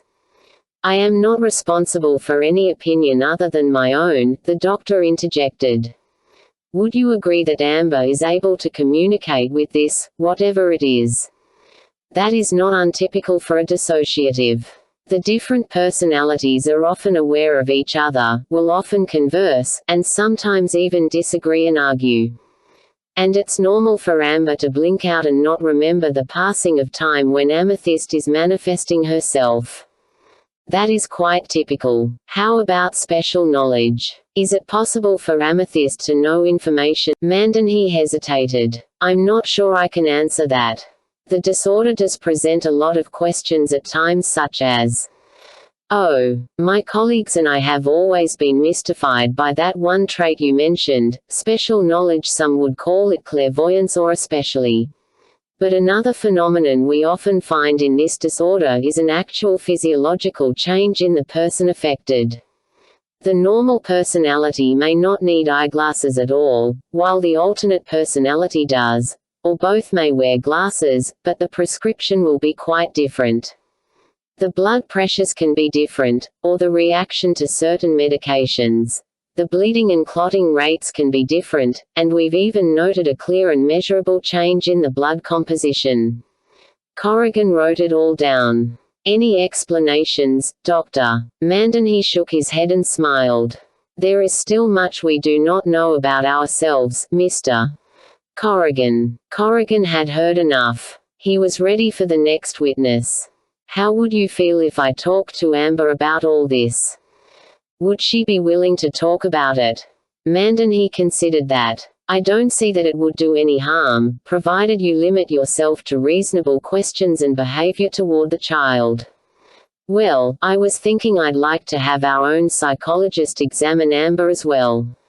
Suddenly Jefferson jumped on that. No, Corrigan. Forget it. That isn't going to happen. Corrigan knew he'd hit a nerve somewhere. Hey, come on. Drive. Mandan, he doesn't seem to think it'll hurt. Ames was really hot about it. You're not going anywhere near that child.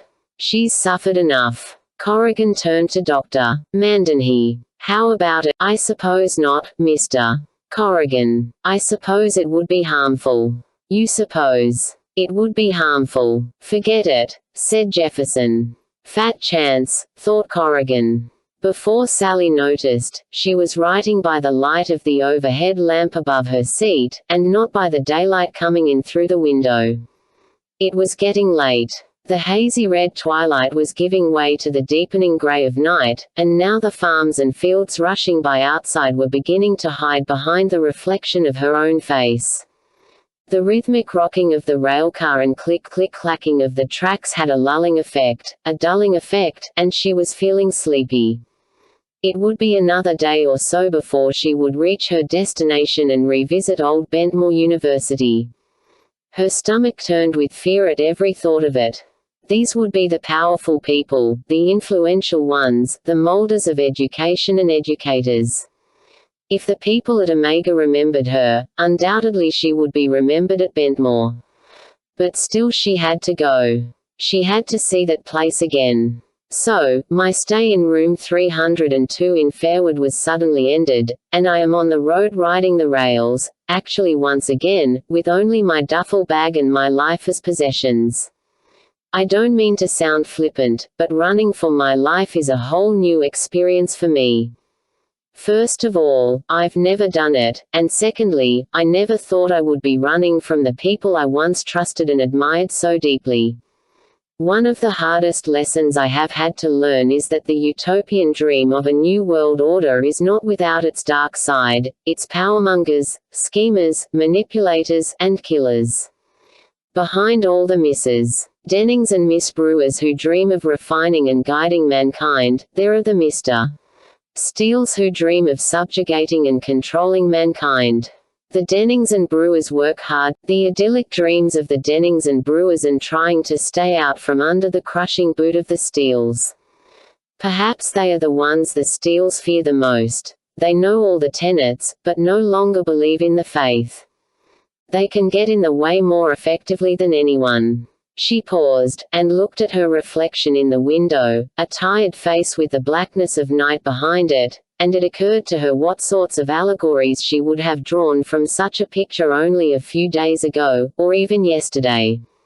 She could have written about the blackness of her soul, or the great void that lay beyond the visible Sally Rowe, or the transience of her life, nothing more than a fleeting reflection on a thin pane of glass here during the night, but gone by morning. Oh, it was great stuff, but for some reason she just didn't feel that way. Something deep inside her was still changing, like a gradual and steady clearing of the weather. Tom, remember my last letter, when I talked about guilt? I haven't forgotten any of those thoughts. As a matter of fact, they are still churning in my head, and I don't know where they will eventually carry me.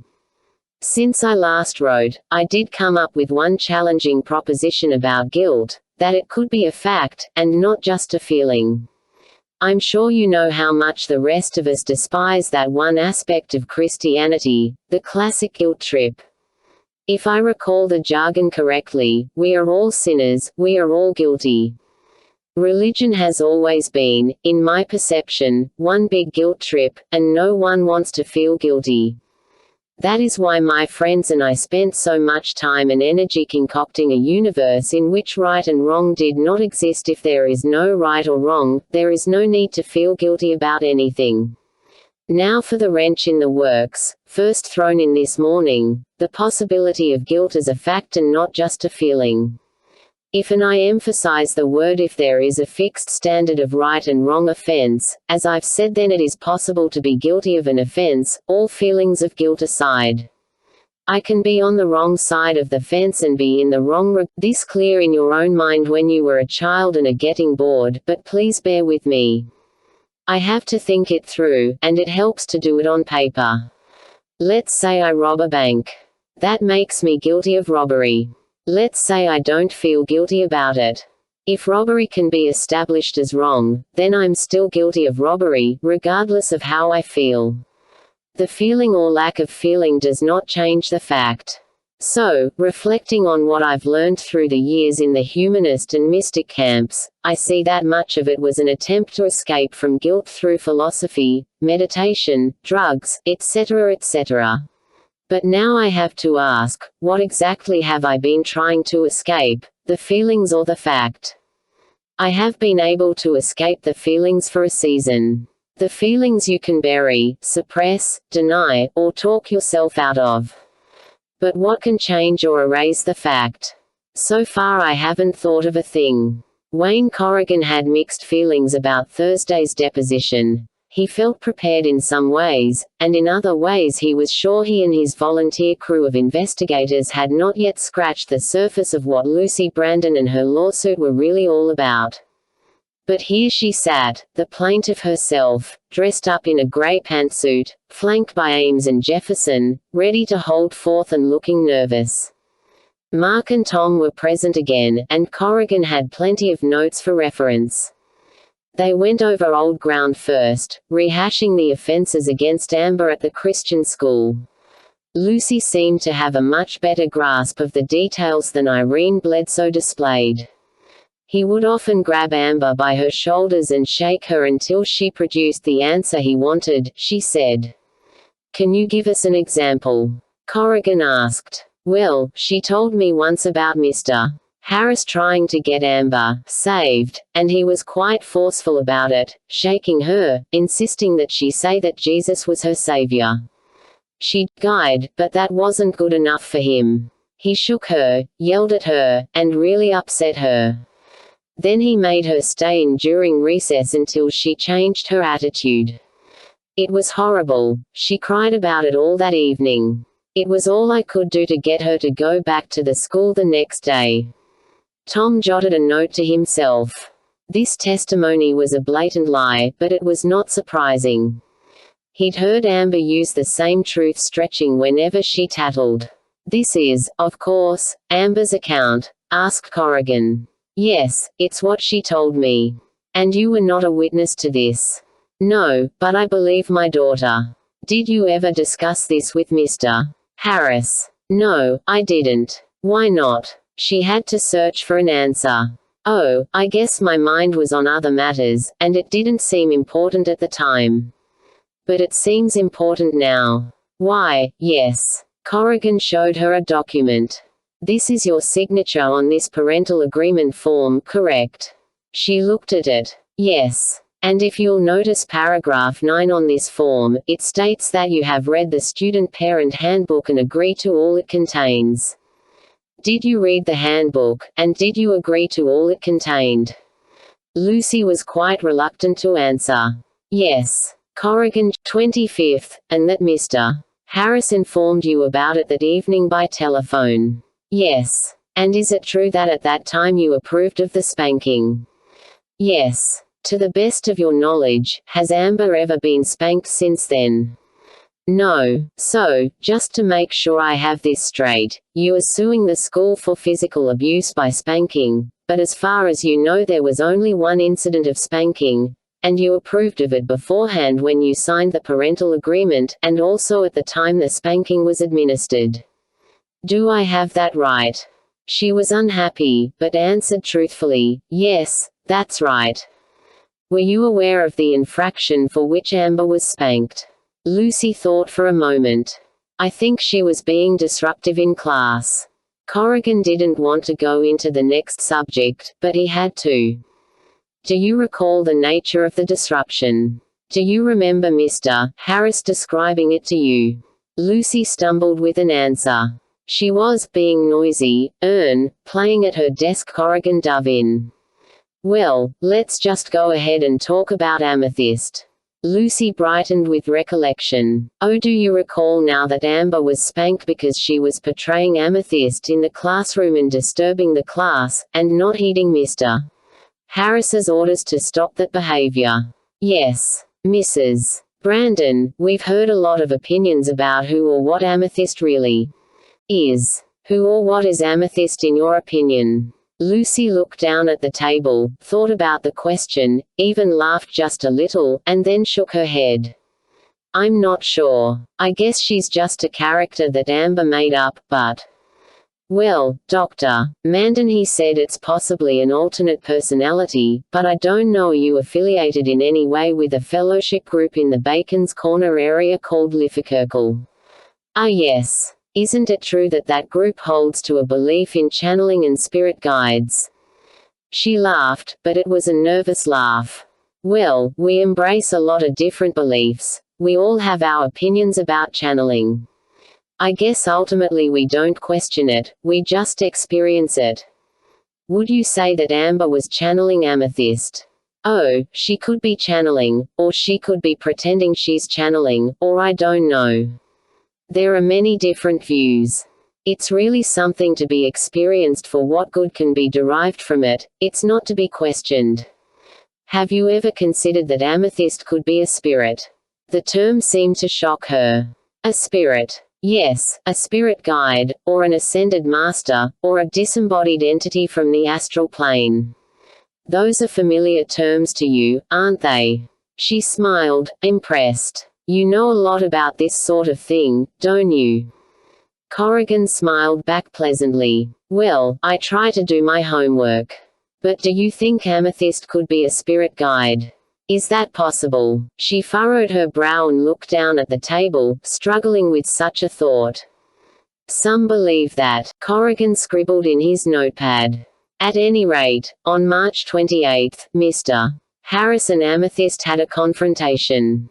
Do you recall hearing about that? Yes. Mr. Harris called me at the post office. It sounded serious, so I came over. Did he tell you what happened? Yes. He said that Amber had been… Oh, I can't remember how he put it, but he basically told me that they thought she had a demon and tried to cast it out of her. I was outraged. I'd never heard of such a thing. You've never heard of casting out demons? She answered bitterly, that's strictly a Christian idea, an invention of organized religion, and I resent that it was imposed upon my daughter. Channeling is a gift, a special ability. It has nothing to do with religion. But you do understand that the Bible teaches otherwise. Lucy was angry and hurt. Mr. Corrigan, she's just a child with a special gift. She doesn't have to explain her gift to me, or defend what she's experiencing. I've never singled her out or harassed her. I've just loved her, accepted her, and just let her have her gift for whatever good it can do for her and for the rest of us. She's just a child, not a theologian or a scholar or a priest or a lawyer, and what power does a 10-year-old child have to stand up against? She hesitated, but then spewed out the words against hard-nosed, prejudiced, religious adults in that school who abuse their power and their size, who have no tolerance and no understanding, who just attack her, pounce on her, scream at her, and accuse her of being possessed. She buried her face in her hands for a moment. Corrigan was just about to call for a recess, but then she recovered and finished her statement. They just had no right to treat my daughter that way, to single her out and persecute her just for being different. Corrigan figured it was time to go on to the next question. When you came to the school, Lucy thought for a while, recalling it. She was sitting in the school office, and she looked awful. She was very tired, and I remember she was wet with perspiration and her hair was all uncombed. She was upset, moody.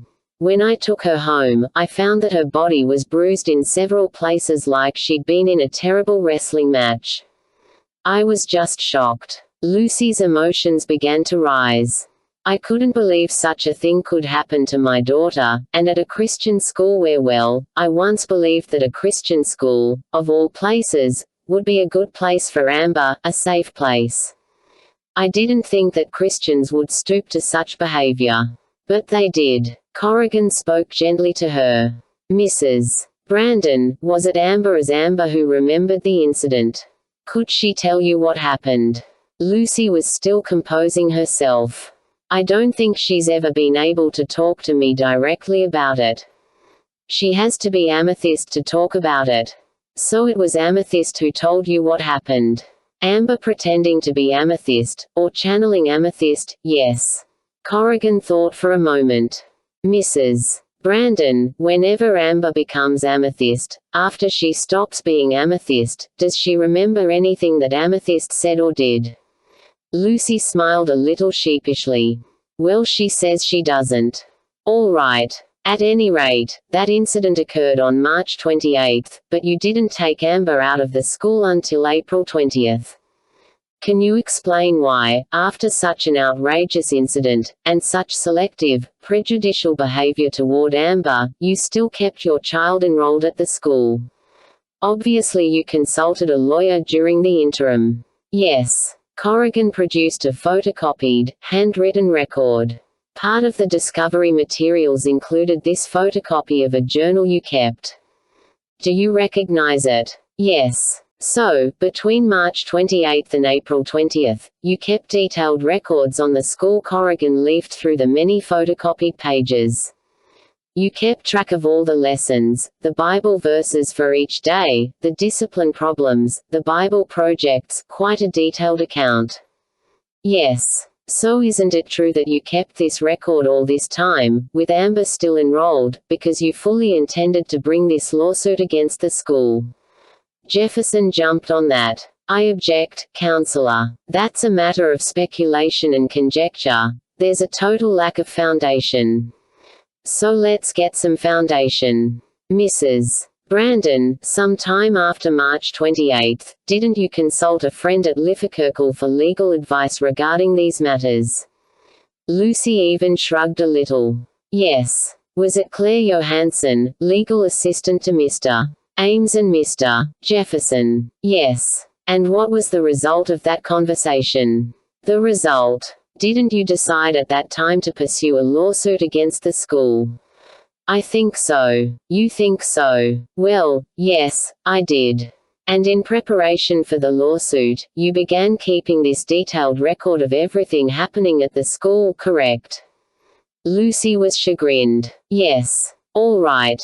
Now, having established that, let me ask this question. Since you kept Amber and against her, is it possible that gaining more material for your lawsuit was more important to you than your own daughter's well-being?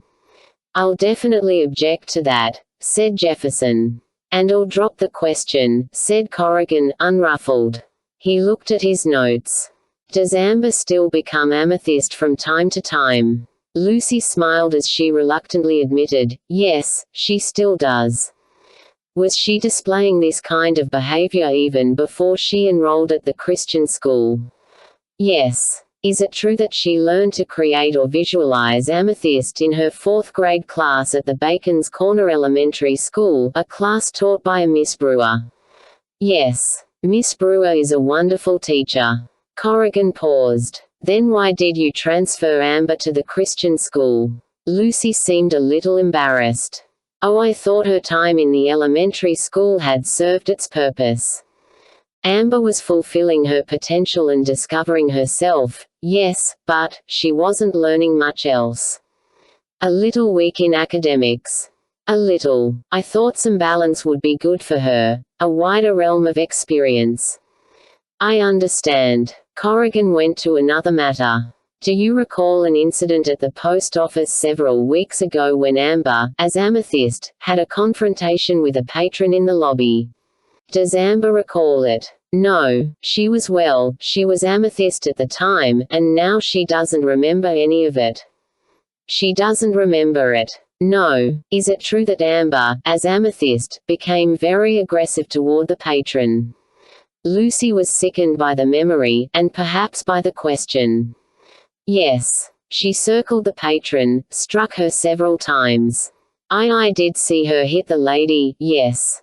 Did Amber, as Amethyst, make loud, screaming accusations against the lady?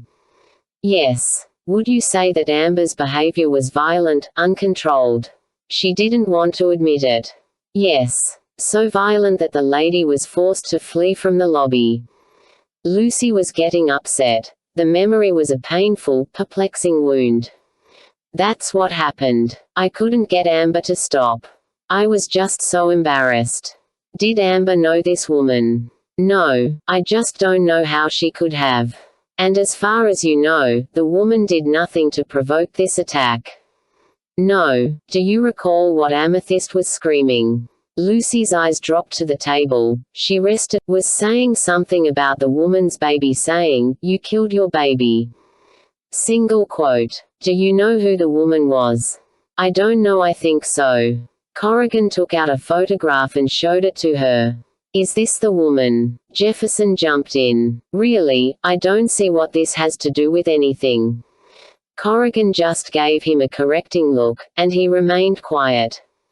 Is this the woman? Lucy stared at the grainy photograph.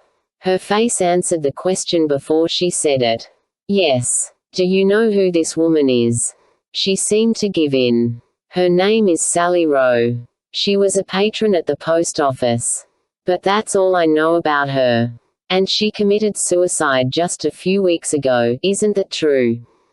Lucy lashed back. That wasn't Amber's fault. Corrigan paused just a little at that outburst, then said, "We're not saying it was." Now, you heard Amethyst Amber, whatever, accused Sally Rowe of killing her baby, correct? Asked and answered, said Jefferson. Just trying to be sure, said Corrigan. Yes, I did, said Lucy. Corrigan produced some documents. This is a copy of her criminal record, and here are some news clippings. You'll notice the highlighted areas. She was convicted of first-degree murder 10 years ago. As you can see here, and on this news story here, she was found guilty of the drowning death of her baby daughter. He waited for it all to sink in, and watched the blood drain from Lucy Brandon's face. Obviously your daughter, as Amethyst, was correct in her accusations against Sally Rowe in the lobby of the post office. To the best of your knowledge, was there any way that Amber could have known about Sally Rowe's past? Lucy could hardly speak. No, I didn't even know about it. Can you explain, then, how Amethyst knew about it? Lucy took time to answer only because it was difficult.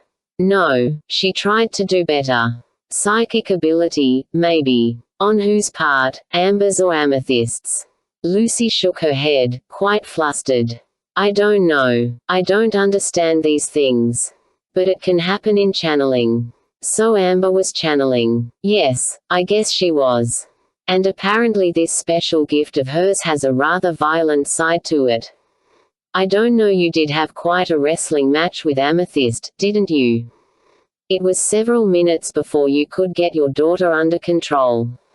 Yes. And when the incident was finally over, would you say your daughter was wet with perspiration, probably disheveled? Little. Lucy was reluctant to answer that. Corrigan pressed it. Wasn't that her general condition? I suppose so. And during the scuffle, didn't you refer to your daughter as Amethyst? She looked puzzled. Corrigan asked it another way. Didn't you wrestle with your daughter, and say words to the effect, "Amethyst, you stop this"? Quote. Amethyst, calm down. Lucy's voice was barely audible. I suppose I did. Just who are you talking to? Lucy didn't appreciate that question. My daughter. Which one? Lucy hesitated, so Corrigan built on the question. You've already stated that Amber has no recollection of the incident, and normally does not remember anything that Amethyst says or does. You have admitted that Amber was channeling. Would it be correct to say that it was Amethyst, and not Amber, who was displaying all this aggressive behavior? But it was my daughter, but a different and separate personality, correct? Lucy stared at him. She was thinking about it. Corrigan could sense Ames and Jefferson getting more and more tense. Correct. Corrigan asked again. Yes, she said finally. I think that's correct. So if someone, even yourself, should ever confront Amethyst, they would actually be confronting a personality other than your daughter. I guess so. Maybe. Ames and Jefferson did not like that answer. No doubt they would have quite a conference with Lucy Brandon when this was over. Corrigan decided it was time for a provocative benediction. So, does it seem so strange to you now that Mr. Harris might also have had a similar encounter, not with your daughter Amber, but with Amethyst, a separate personality, a violent struggle, a wrestling match, a demonstrative confrontation?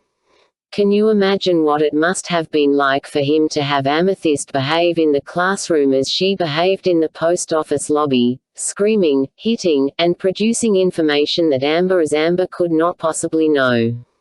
Can you understand now what conclusion a biblical Christian would come to when confronted with a violent, uncontrollable, alternate personality in a young, innocent child? He didn't need an answer, and he didn't wait for one. Thank you, Mrs. Brandon. I know this has been difficult for you. That's all for now. Bentmore University was nestled almost hidden within the tight, red brick grid of a major metropolis. In every direction, it was just across the street from the noise, litter, traffic, and growing pains of the city. It had outlived the rise and fall of a low-income housing project on its north flank. On the west side, the delicatessens, tailors, and cleaners were now owned by third generations. On the east, the tugs still pulled their barges up and down the murky river, the rumble of their engines audible across the campus when the wind was right. On the south, several new apartments had become the only view in that direction, and now the streets down there were filled with big old cars driven by retired folks who drove slowly. In the center of it all, Bentmore lived on, standing firm and steadfast in red brick and white stone, its halls, dormitories, libraries, and labs evenly dispersed on the lawn terrain, its patterned brick sidewalks radiating like spokes from every entryway, crisscrossing and networking like trade routes to every point on the campus. To the human eye, Bentmore seemed an oasis of peace, reflection, and learning amid the hubbub of its surroundings. In the spiritual realm, the real trouble was within its borders, not outside them. Guy & Company, located just across the river from the campus. Beneath their feet, soup cans, juice cans, fruit cans, and sardine cans took shape and clattered by the windows in an endless, rolling parade. Across the river, still veiled by the morning mist, old Bentmore was ominously quiet. Gilo stood beside Tal to give his report. He was nervous, agitated, ready for a fight, his hand resting on the handle of his sword. Some of their best are there. The great deceivers, the great builders of the enemy's coming kingdom, all supervised by a behemoth who calls himself Corruptor. I've heard of him, said Tal. He has power and great deceptive ability, but not much speed or wit in battle. An advantage, to be sure. If we remain stealthy, there is a lot we could do before he becomes aware of it. Nathan peered through the mist and thought he saw some hulking spirits gliding occasionally between the structures, but most of them were unseen. They remain hidden, tucked away inside the buildings. Very occupied, said Armith.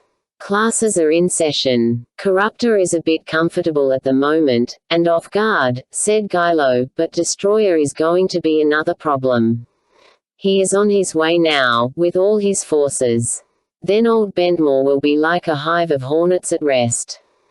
Merely shake the tree, and they will overrun us, said Tal.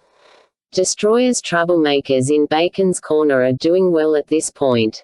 Our prayer cover is as weak as it's ever been, and we're left with seriously depleted numbers. Direct confrontations are going to be risky. We'll have to lean heavily on stealth and strategy. Gilo allowed himself a quick, stifled chuckle as he eyed the campus. I remind you all, they could eat us alive. The benches here and there on the campus were still wet with dew and mist, but Sally found a comfortable desk hidden away in the stacks of the research library. So far she hadn't seen library staff that she recognized, and that set her a little more at ease. Thanks to a small cleaning shop on the west side of the campus, her better clothes, slacks, blouse, dress jacket were cleaned and pressed. She'd replaced her wayfaring stranger ensemble with a more presentable outfit, and stashed her duffel bag, replacing it with a less obtrusive carry bag. She could recall looking sharp and professional 12 years ago, with carefully coordinated outfits and her hair tightly pinned. Today the best she could look was casual and 12 years older, with tinted glasses and dye-blackened hair pinned up as best as she could arrange it. She just had to hope she looked different enough from the Sally Rowe people would remember. Oh, I must have been so proud of my calling as an educator. As I sit here and observe the graduate students around this place, working toward their master's degrees just like I did, I can see the same pride in their faces, I can sense the same highbrow demeanor.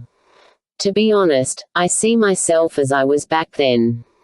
The old Bentmore mold has not broken. I can guess what they're thinking. They are world conquerors, missionaries for a bold message of global change. And I would say they are correct. Bentmore is still turning out great educators, great agents of change. They will be the teachers, the administrators, the principals, the authors, the lobbyists. A nation will follow them. They will restructure an entire culture. Sally checked her watch. It was after 9 in the morning. Someone should be in Professor Lynch's office by now, either his secretary or Lynch himself. This would be the greatest risk of all, but she must contact him. Of all people, he should have some of the answers she needed. She'd checked for his name and number in the campus directory, and surprising as it was, after 12 years Samuel W. Lynch was still head of the School of Education. As she remembered him, he was definitely fit for the position, always an imposing man of great knowledge, stature, and strength. A tall, athletic undergrad had just finished using the pay phone on the wall behind her. She grabbed the opportunity. She would try to get an appointment with Lynch, perhaps during his office hours.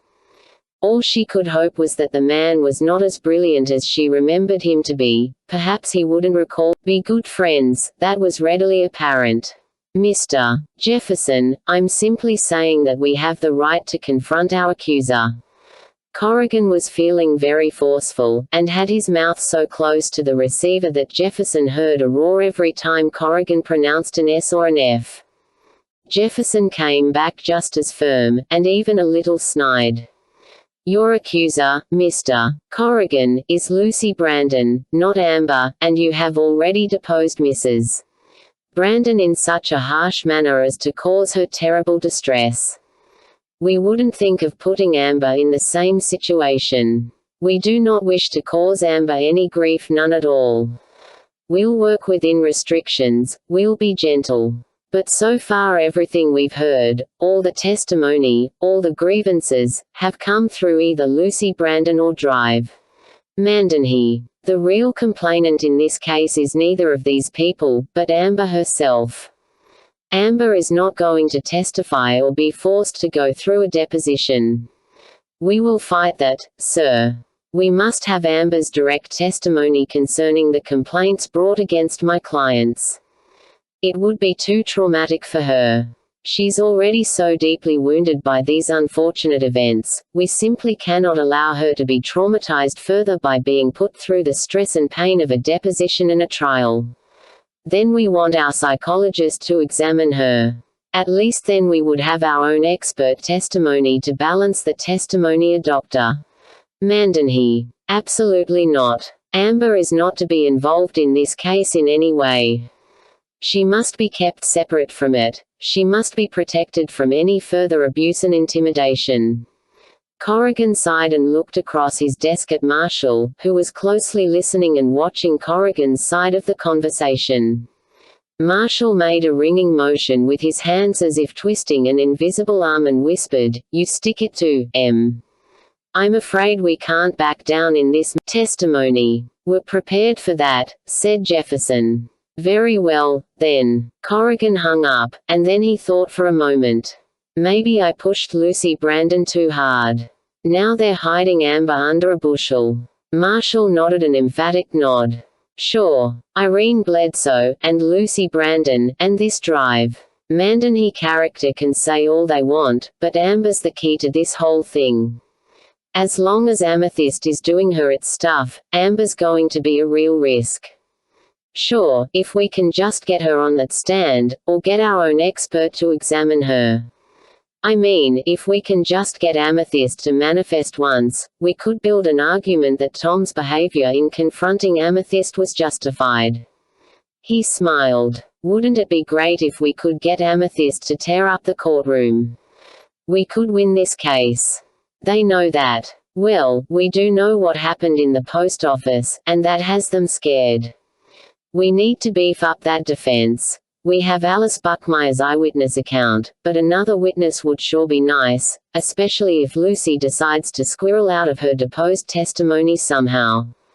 Marshall answered, well, there's still that other gal, Debbie, who works at the post office with Brandon. Alice says she was there, but I'm wondering where her loyalties might lie. We'll just hand her a subpoena and find out. And then there's the victim of Amethyst's attack.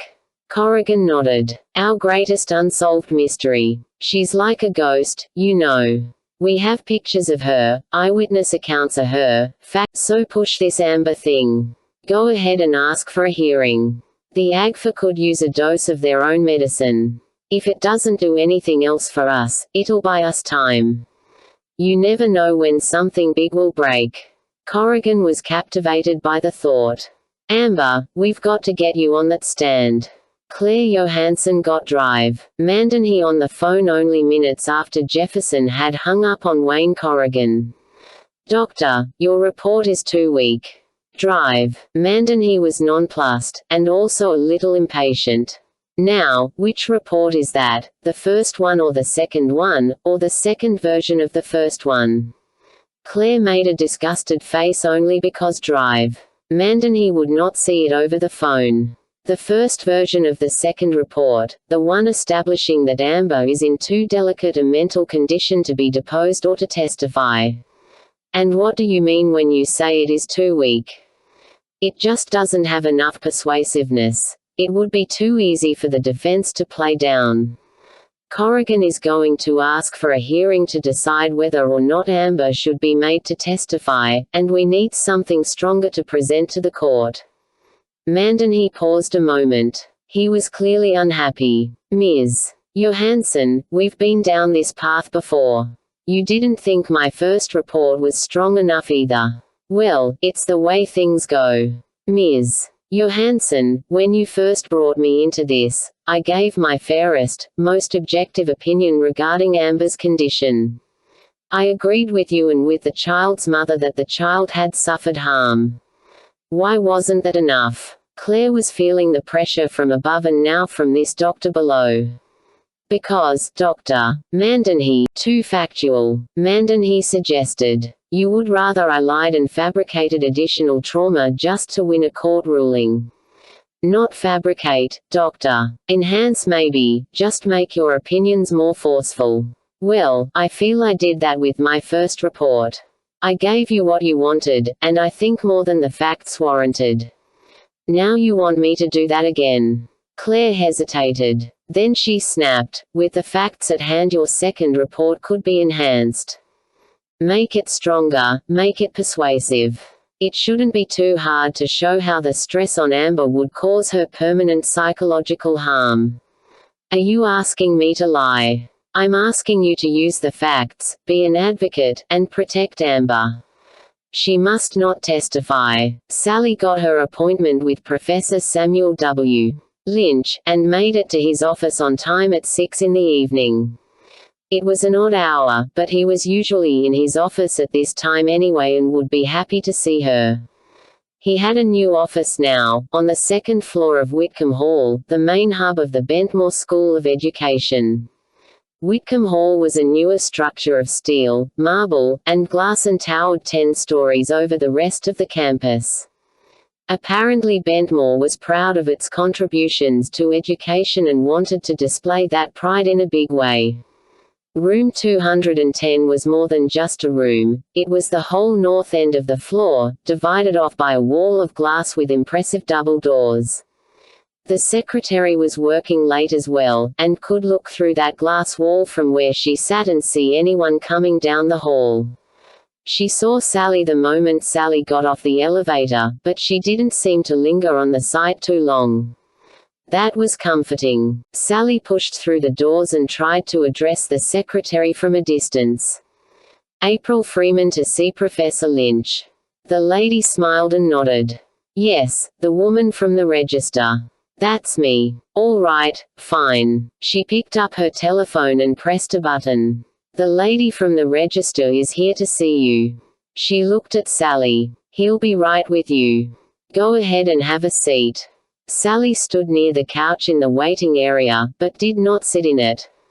She was too uncomfortable to sit, and apt to run. The fib about being a reporter from the campus newspaper was working so far, but if anyone should think to call the Bentmore Register office to check on any of this, her disguise was history. Besides that, a man was already sitting there, and she'd caught him looking at her once, even though he was supposedly reading a magazine. Maybe he was reading that magazine, but maybe he wasn't. What was he doing here at 6 in the evening? The way she felt right now, every person in that place was a potential killer. Her heart was pounding. If her hands shook much more, it would show. She tried to take some deep breaths to steady herself. Miss Freeman. That voice. After 12 years she still remembered it. She turned. There stood Professor Samuel W. Lynch. Oh, that tremble was so great, it had to show. She stiffened her body to remain steady, forced a smile, and extended her hand. Hello. He shook her hand. A pleasure. Come this way. He turned, and she followed him back toward his office. This wasn't right. It wasn't 12 years later. It had to be 12 years ago. He hadn't changed. He was still the same, distinct gentleman, the same articulate pedagogue she'd admired. She would have recognized him anywhere. Was she as familiar to him? Hundreds of students must have passed through his life since she was last here. Surely her face would be lost behind all the others. He led her into his office and offered her a comfortable, padded chair. She sat immediately and found herself looking up at just about everything. The book-lined walls in this room towered so high overhead that she felt she was sitting in the bottom of a deep well. The room was dead silent, like a crypt. Lynch took a seat behind his desk and relaxed for a moment, studying her face, his hands clasped in front of his chest. She looked back at him and tried to smile. She was beginning to feel the silence. This wasn't right. Someone should be saying something by now. So you're with the register? He asked, still relaxed, leaning back in his chair. Yes, I just started this quarter. And what is your major? Economics. He smiled. Good enough. What do you think of Professor Parker? Oh, was this a test? Who was Professor Parker? Was it a he or a she? Was Parker even alive? Sally fumbled. Oh, I still get the profs mixed up. I just transferred in. He laughed. No matter. You'll get to know them, and I'm sure they'll get to know you. You'll find we're a cordial institution, one big family. Where are you from, anyway? She was using a phony accent. Oh, Knoxville, entered it. One moment she knew what she was going to say, and the next moment she felt that part of her brain had died. And Professor Lynch was just sitting there, not saying a word. Silence filled the room like deep water. The warm, stuffy air pressed in on all sides. I just wanted to ask you some questions, Sally said, pulling a notebook from her carry bag and leafing through it. Where were the questions? She'd written several down, but now. I'm just trying to find my questions. I had 'em here somewhere. Don't be nervous, said Lynch. I won't bite you. She laughed. So he'd noticed. Thank you. I'm still a bit new at this. She found the questions. Oh, here we go. I thought it would be interesting to track down a Bentmore success story and do an article about Owen Bennett. He smiled. That would make an interesting story. Owen Bennett is a fascinating man. He was a professor here for many years, I understand. Oh, yes. But say, would you excuse me for just a moment? Certainly. He rose from his chair and hurried from the room, leaving her alone in the bottom of this dark, oppressive well. The silence closed in again, heavier than ever. She had trouble breathing, as if her chest were collapsing, as if the air were too thick to inhale.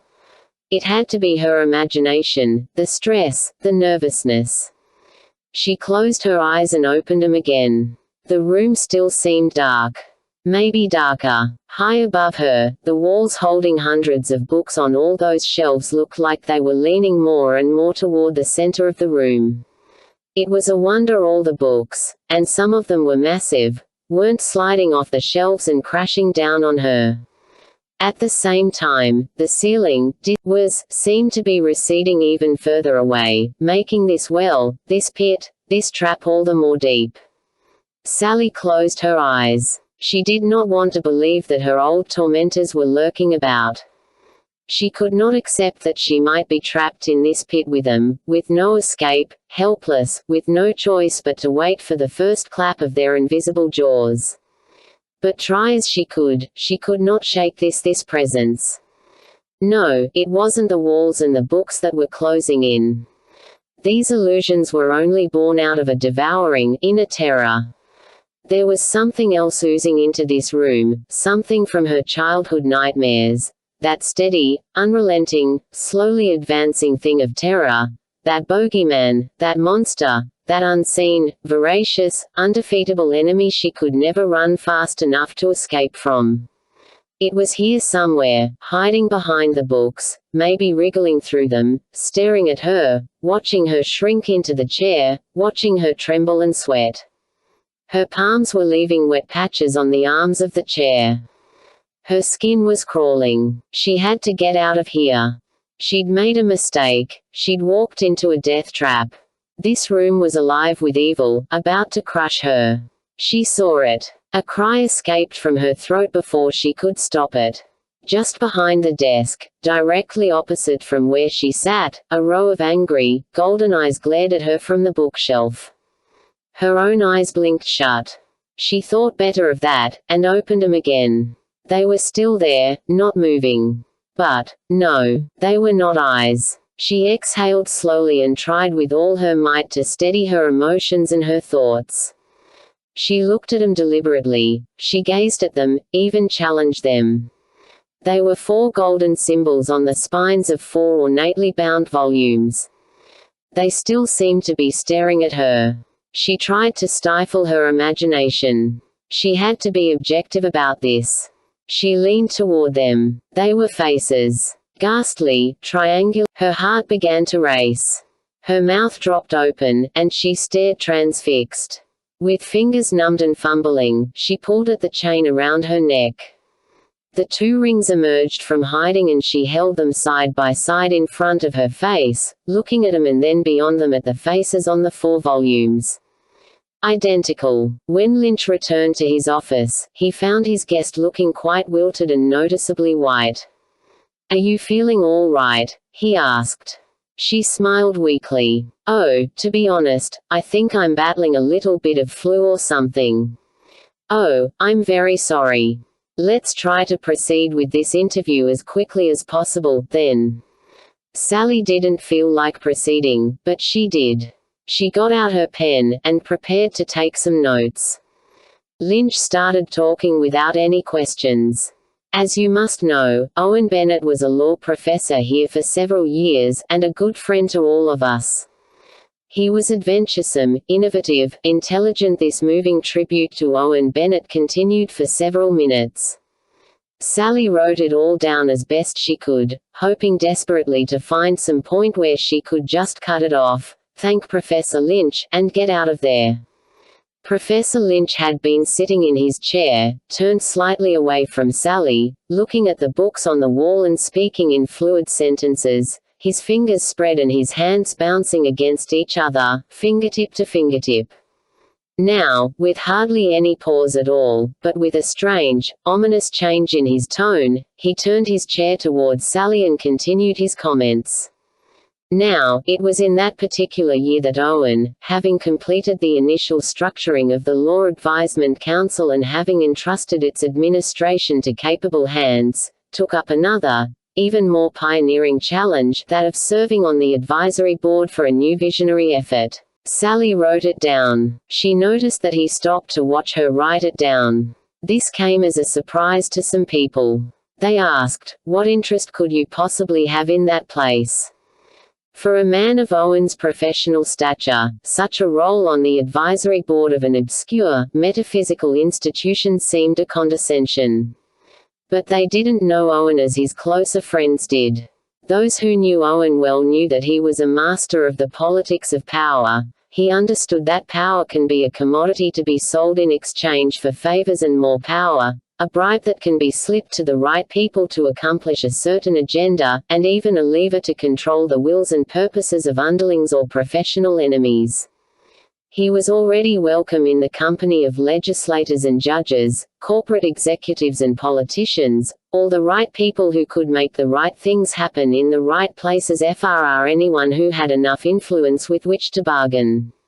Owen had influence, but taking this position gave him even more.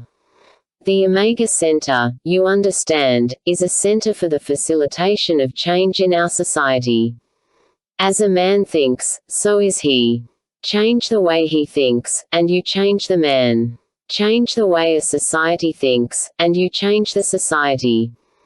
The Omega Center is dedicated to changing the way our society thinks, and hence changing our society, beginning with its most vulnerable and moldable segment, its children. That, Ms. Freeman, was the kind of thing that could attract Owen as honey attracts bees. If such an institution as the Omega Center can actually play a part in controlling what our society will become, then it would be most beneficial to be one of the people who control the Omega Center. Owen Bennett became one of those controllers, a controller of a controller. Now he had something others would want. Lynch turned his chair so that he was facing Sally directly. But of course you know all that. It's one of the simplest principles of survival in this world. If you want to get ahead, have friends in high places. His eyes narrowed, and a grin, it looked malicious, slowly spread on his face. As an example, I can recall a student I had some time ago, an extremely bright, Bentmore. She came here with a high recommendation from the Omega Center, and we were happy to give her special attention. She remained here until she earned her master's degree in education, and then, wouldn't you know it, she desired to return to the Omega Center and be a part of that dream. Fortunately, she and Owen Bennett were the closest of friends, and by that time he was on the Omega Advisory Board, so his position with the Omega Center was an instant reality. He laughed and leaned on his elbows. So you see, even as I have taught my students, it does help to have friends with influence to offer, especially in a field where you may be changing a society against its will. Sally smiled and jotted down some notes. He just kept charactering at her. She was finished. Very finished. All she wanted was to get out of there. Thank you so much for your insights. I'd like to take this home now and organize it. Perhaps I can call you again. Oh, just one more thing, he insisted, gesturing for her to remain seated. Yes, friends in the right places are important, and power is definitely a tool, but you must remember never to be too close to your friends, because any weapon, any lever you may use to gain power over others, can also be used to gain power over you unless you take necessary precautions. I know of one man, a skilled, upcoming young attorney, who allowed a lady friend of questionable background to know him just a little too well, and she later attempted to use that knowledge as a lever against him. It created a most ticklish situation. Do you understand? She was on the edge of her seat, ready to stand and walk out of there. Well, yes, like blackmail, I suppose. He brightened at her correct answer. Yes, that's it exactly. In gaining power over others, you never want to rule out blackmail as one lever to get what you want or to protect yourself. He suddenly reached into his pocket and brought out a small jewelry box. This is why I stepped out of the office momentarily. I knew you'd be interested in this. He flipped it open and showed her the contents. It was a gold ring. The same gargoyle. Professor Lynch's voice grew quiet and somber. This young lawyer hired his lady friend to kill someone. Yes, that's right, kill someone, and he paid her a large sum of money to do it. But she was subtle and clever. She stole a very personal item of his sacred ring, knowing that forever afterward she would be able, should she have the need, to prove that she had had an alliance with him. She wore the ring on her person when she tried to carry out the grisly deed, and we have good reason to believe she carried the money on her person as well so that, should something go wrong, she would be found with it and a connection could be made to the one who hired her. At any rate, the ring was identical to this one and, with the money, was a perfect lever to blackmail and manipulate him. He let her view it for just a moment, and then abandoned all cordiality when he demanded, "You do have the ring in your possession, don't you?" She rose to her feet but wobbled there, feeling faint, light-headed with terror. Words wouldn't come. There weren't any words. Thank you, sir, she said, nausea washing over her. I need to go now. She hurried to the door and threw it open. The man from the waiting area. He was no longer reading a magazine. Now he filled the doorway, blocking her escape. Lynch spoke to her coldly.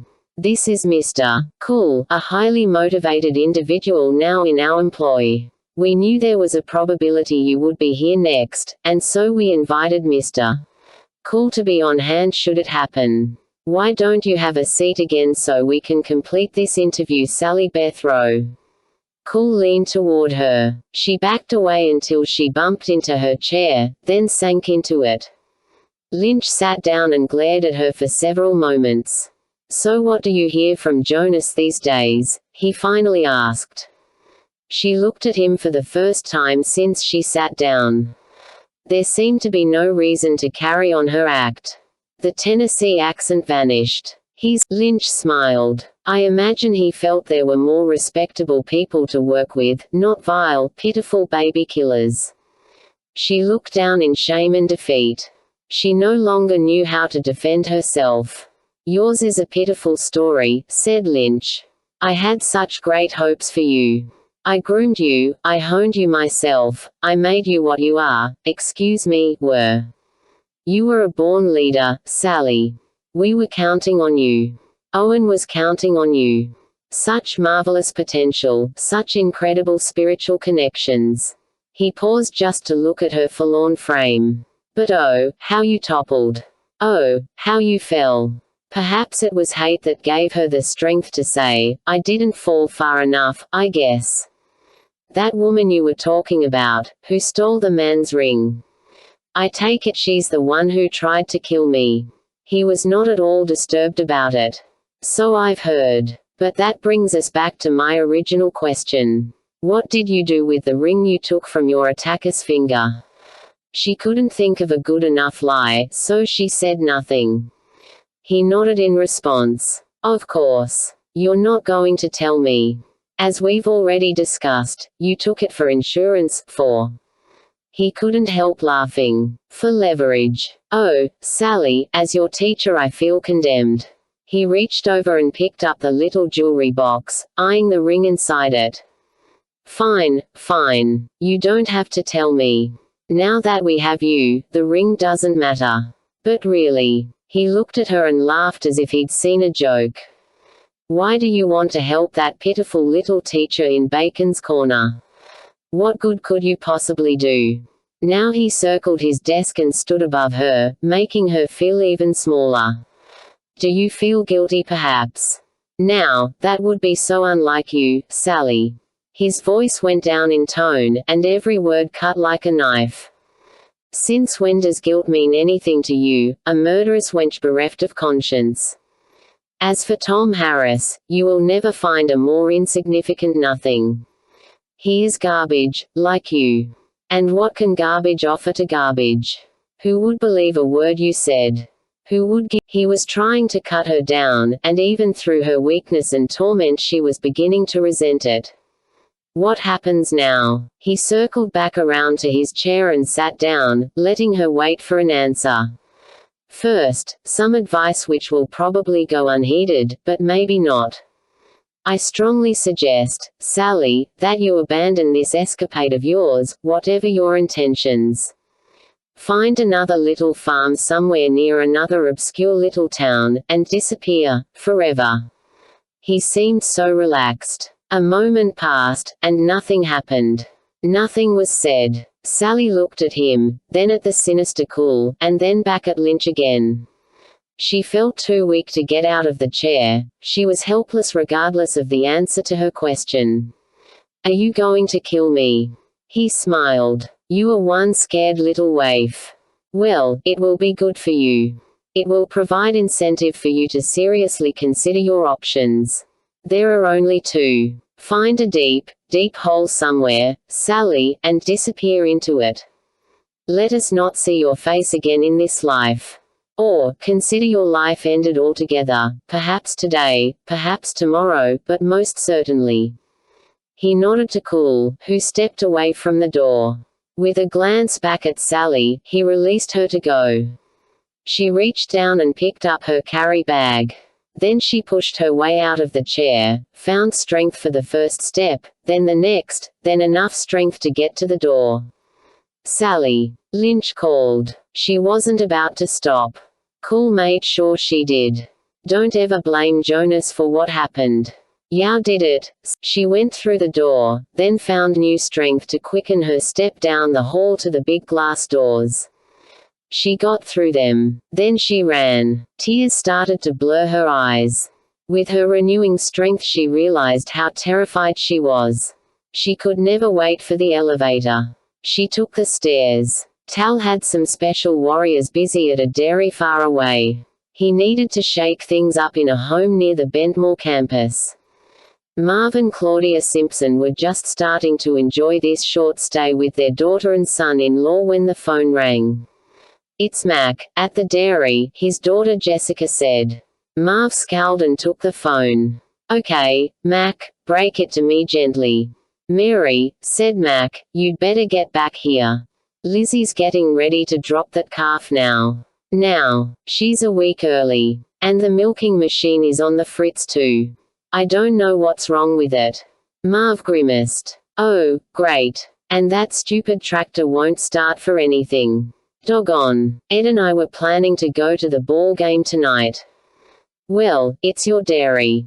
Do what you want. Oh, right, sure, some choice I've got. He looked at Claudia, who only shook her head in sad resignation. All right, we'll get going right away, but we're going to have to drive all night.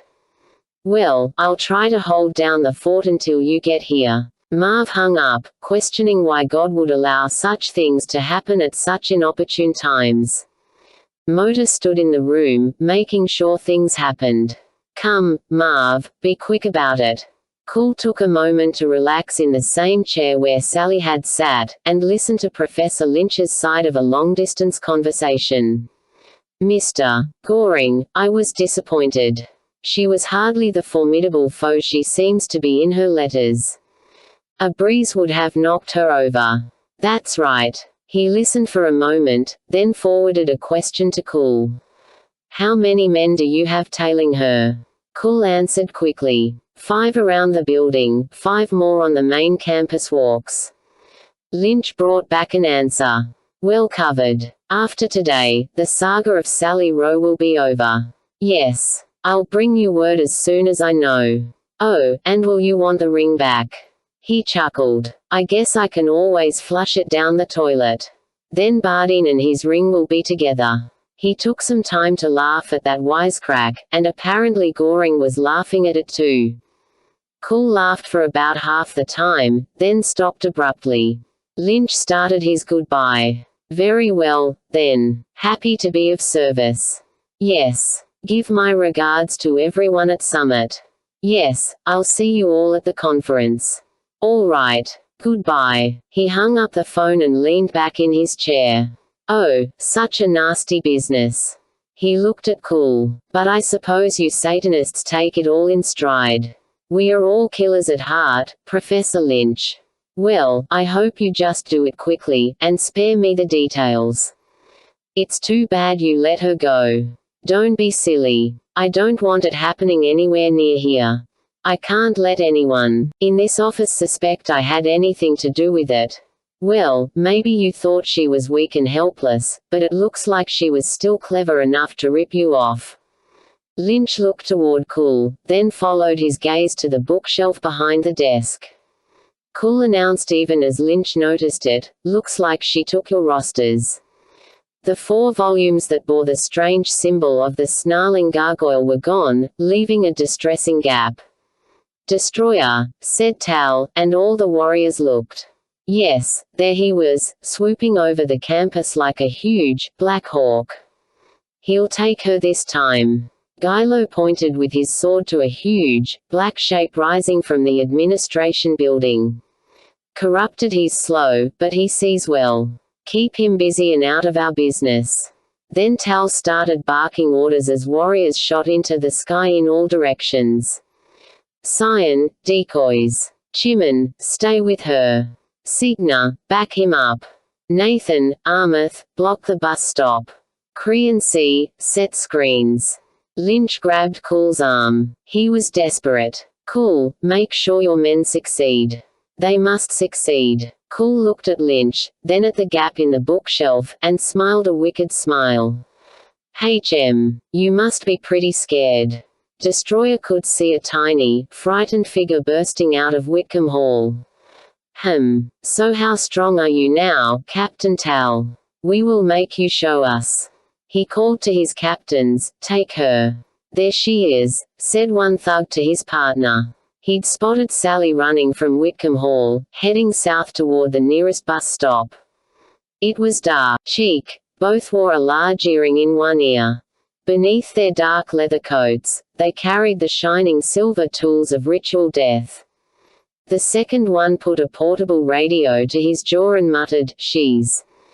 He was about to say which direction she was going, but suddenly she was gone.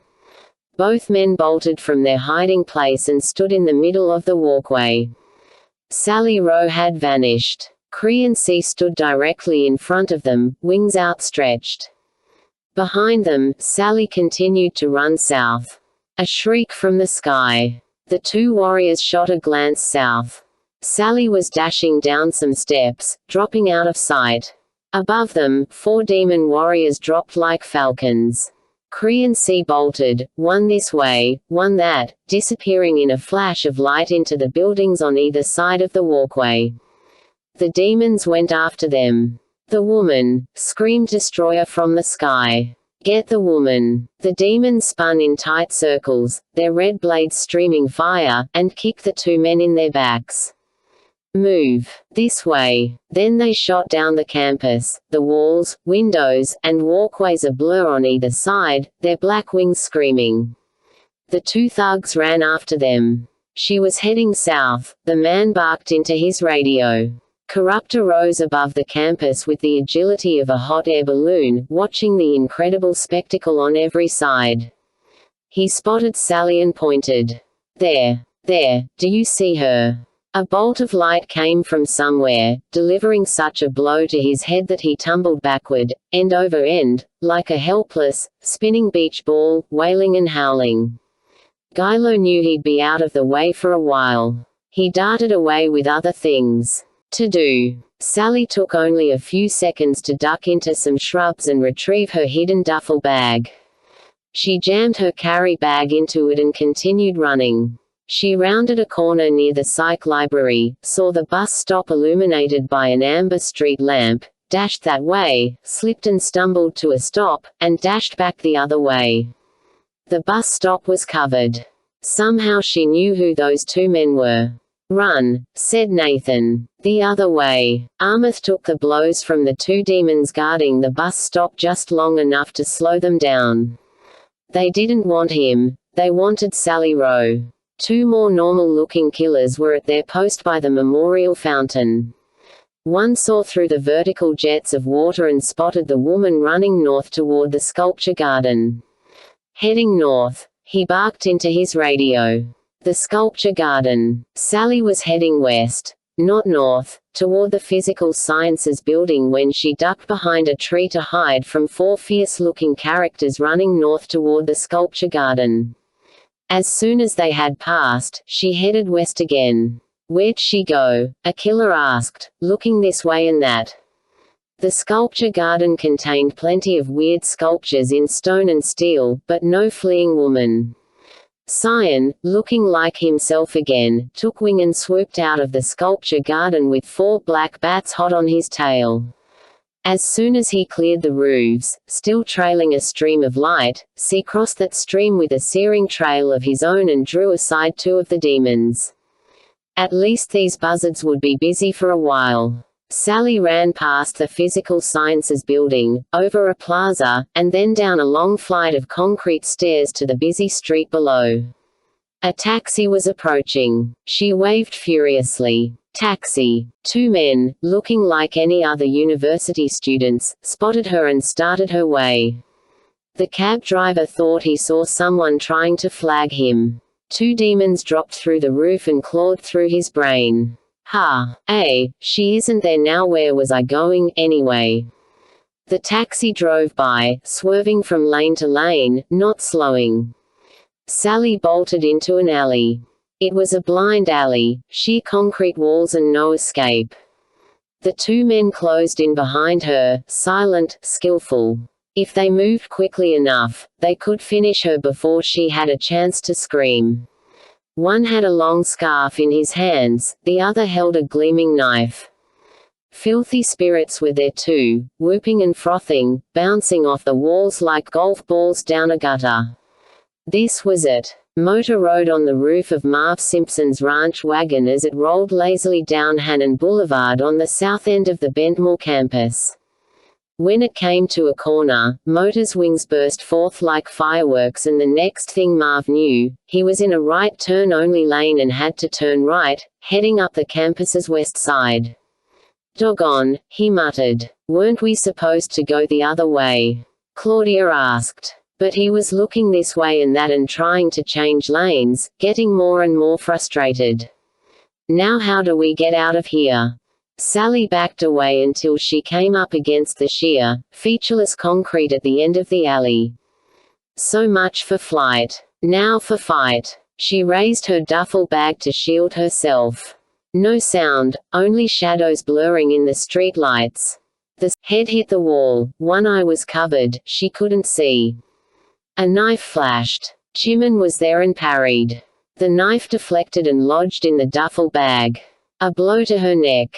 She pitched forward, grabbing the knife man. He pulled the blade free and plunged it at her again. The knife ripped through her coat. Her scream was muffled inside the scarf. A searing blade opened Chimman's shoulder. Two demons caught his backhanded sword and dissolved. The knife slashed Sally's coat open, but missed her flesh. Cyan came in low, ducked under a cluster of lashing, hacking spirits, and rolled into the knife man's legs. He fell backward. The knife clinked on the concrete. Cyan had rolled into the middle of a death trap. Twisting and spinning, he was able to fend off most of the demon's blows, but one wild blade caught his leg, cutting it deep.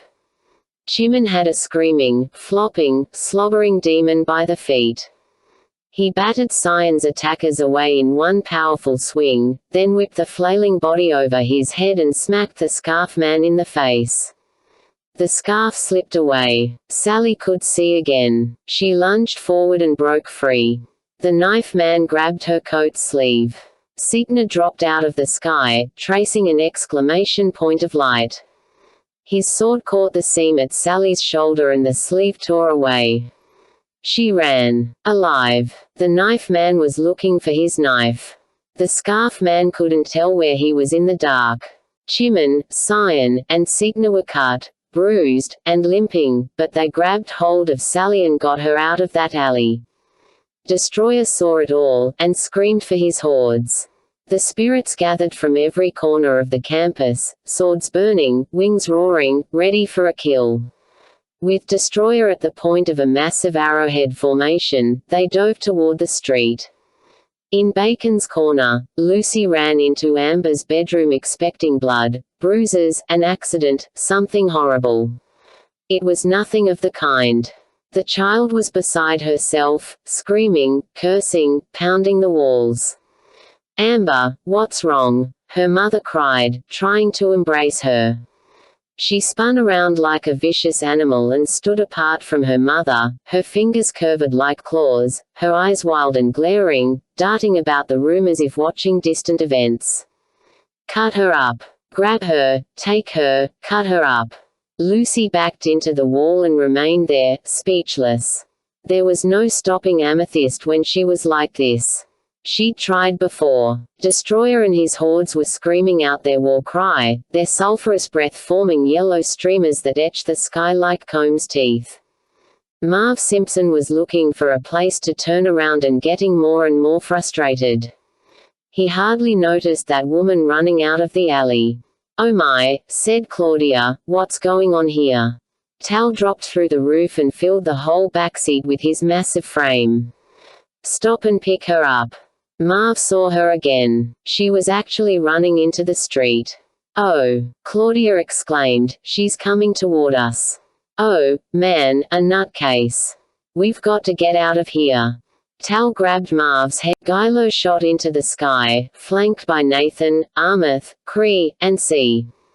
They intercepted Destroyer and his henchmen like a clap of thunder over the campus. The demons were like an irresistible wall, and the angelic warriors went tumbling and spinning aside. Destroyer and his horde resumed their course, dropping toward that station wagon. The 5 warriors recovered, circled, and dove down on the demons' backs like falcons. The vile spirits fought them off, but they had to take precious time to do it. "Need a ride?" Sally pulled the door open and clambered into the backseat. "Please. Get me away from here." 4 men appeared on the sidewalk, 2 with radios. They saw her get into the car and quickly disappeared. Marv was still lost. "How do I get out of here?" "Left, up at the corner," said Sally, "and then go under the tunnel." Tunnel. Destroyer and his warriors skimmed over the top of the Physical Sciences building and dropped toward the street, closing in on the station wagon. Tal and Motor clung to the car's roof, swords ready, wings covering the passengers inside. Then Gylo shot out from a side street, Nathan and Armith whipped around a bank building, Cyan dropped from an overpass, Chimon and Signa weaved among the cars only inches above the pavement, C came up through a manhole, and they all pounced on the car, covering every square inch of it, their drawn swords making it look like a glowing porcupine. This would be it, a direct, power-for-power battle. But suddenly, surprisingly, Destroyer pulled out of his dive and followed only 20 feet above them, passing through the traffic lights, telephone lines, and street signs, keeping an eye on them, sizing them up. The sight of the small band of warriors clinging to the vehicle, swords drawn for a last stand, made him laugh. It made his weaker than ever now, and the next time will be ours. The fruit will be ripe, and we will pluck it down with ease. And don't concern yourself with hiding her. We will always know where she is. They climbed into the night sky and were just disappearing into the darkness when the car went into the tunnel. "What now?" Chimon asked, holding his wounded shoulder. "Name it, Cap," said Cyan, holding his useless leg. "We'll do it. We are spent," said Tal. "Even though we confused Cool's men, Destroyer could have taken us, and it's only by the hand of the Lord that he didn't know it. It's time we hid her in Ashton. And let her hear of the cross," said Nathan. "We'll get her there and let the Spirit speak to her." Then he added with an unabashed anger, "While we get back to Bacon's corner and root out this prayer blockage once and for all." "Ah," asked Marv, "where you headed?" Sally was gasping for breath, sick with terror, and dripping with sweat. She was not entirely rational. "I don't care. Anywhere. Anywhere away from here. Claudia looked over her shoulder at the pitiful creature slumped over in the back seat, weeping, panting, dripping with sweat. You poor dear. Marv looked at her through the rearview mirror and could see the fear in her eyes. The Lord spoke to his heart. Yep, it was no accident that he'd picked her up. Well, you just take it easy and try to rest. We'll get you far away from here. I know just the place. Lucy Brandon was feeling weak and ill, but trying not to show it, even as she scribbled a forwarding address on still another letter from Sally Rowe and slipped the letter into the bag of outgoing mail. She didn't want to do it, but she could see no alternative. Her lawyers were pressuring her friends at Lifferkirkle were smiling and encouraging her, Sergeant Mulligan was watching her, overpowering, carrying her along like a runaway train. But after no less than 20 of these letters, she'd seen enough. She was afraid, she was ignorant of legal strategy, and perhaps she was a little too trusting and gullible, but she wasn't stupid. There was no question in her mind that Sally Rowe was alive. The more she thought about that, the more devastating it became. Gradually, just one small idea at a time, she was allowing herself to think the unthinkable. Something more than a lawsuit was in progress and she was being lied to by someone, maybe everyone. If she was being lied to, she was probably breaking the law for all her friends and not for herself. If all that were true, then, she tried to bury this thought for weeks, she was being used. She had no question that her daughter Amber was being used, if not by these legal eagles, then certainly by that once cute little pony Amber had befriended in Miss Brewer's 4th grade class. The laughter, the fun and games, the cartoon character charm were all things of the past. Amethyst was no friend of any kind. But now Lucy was in so deep, how could she back out?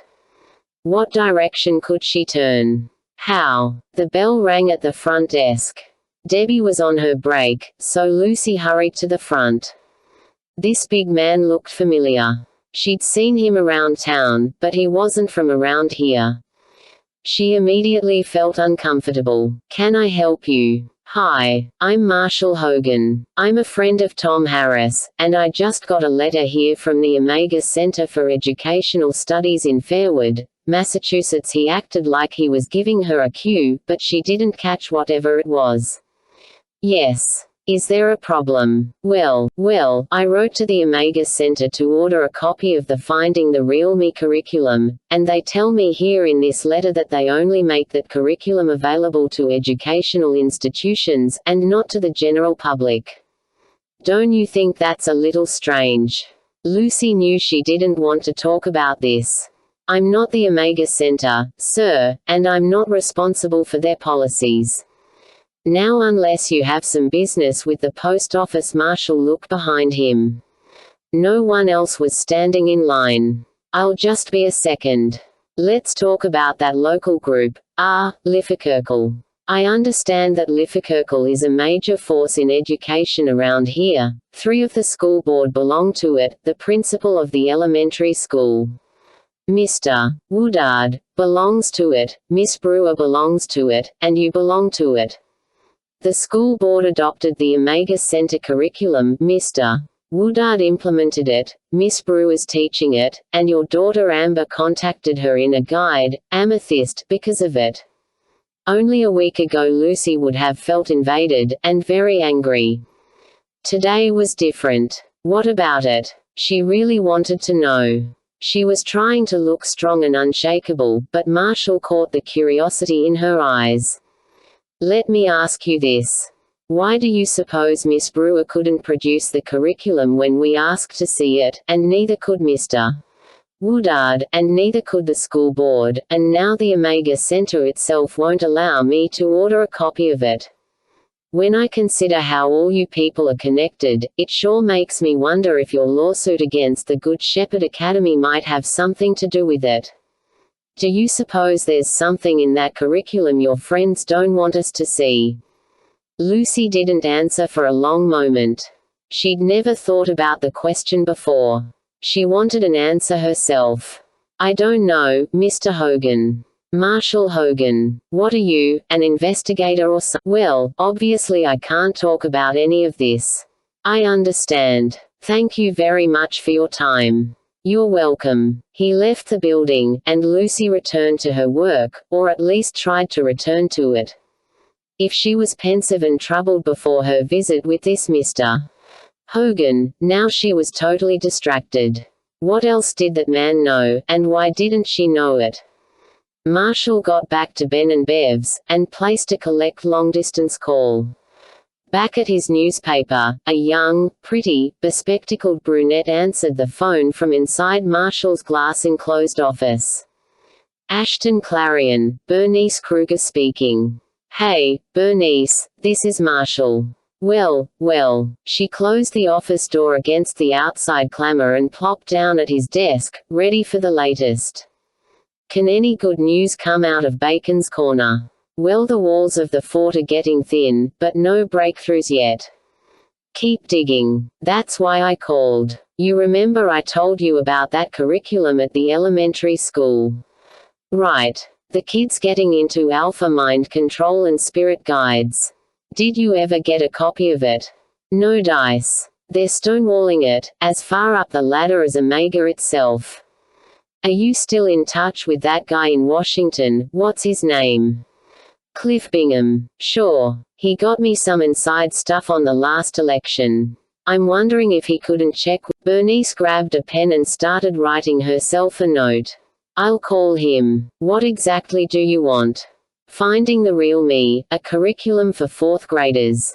She wrote it down. Published by Omega Center. Omega Center for Educational Studies, Fairwood, Massachusetts. Any idea what year? Beats me. Okay. We will see what we will see. Okay, now let's talk about the Tuesday edition. Pull that malt shop story. John likes it, but his wife will have a fit. They talk business. Bernice took notes, pulled files, read copy over the phone, and got orders from her boss.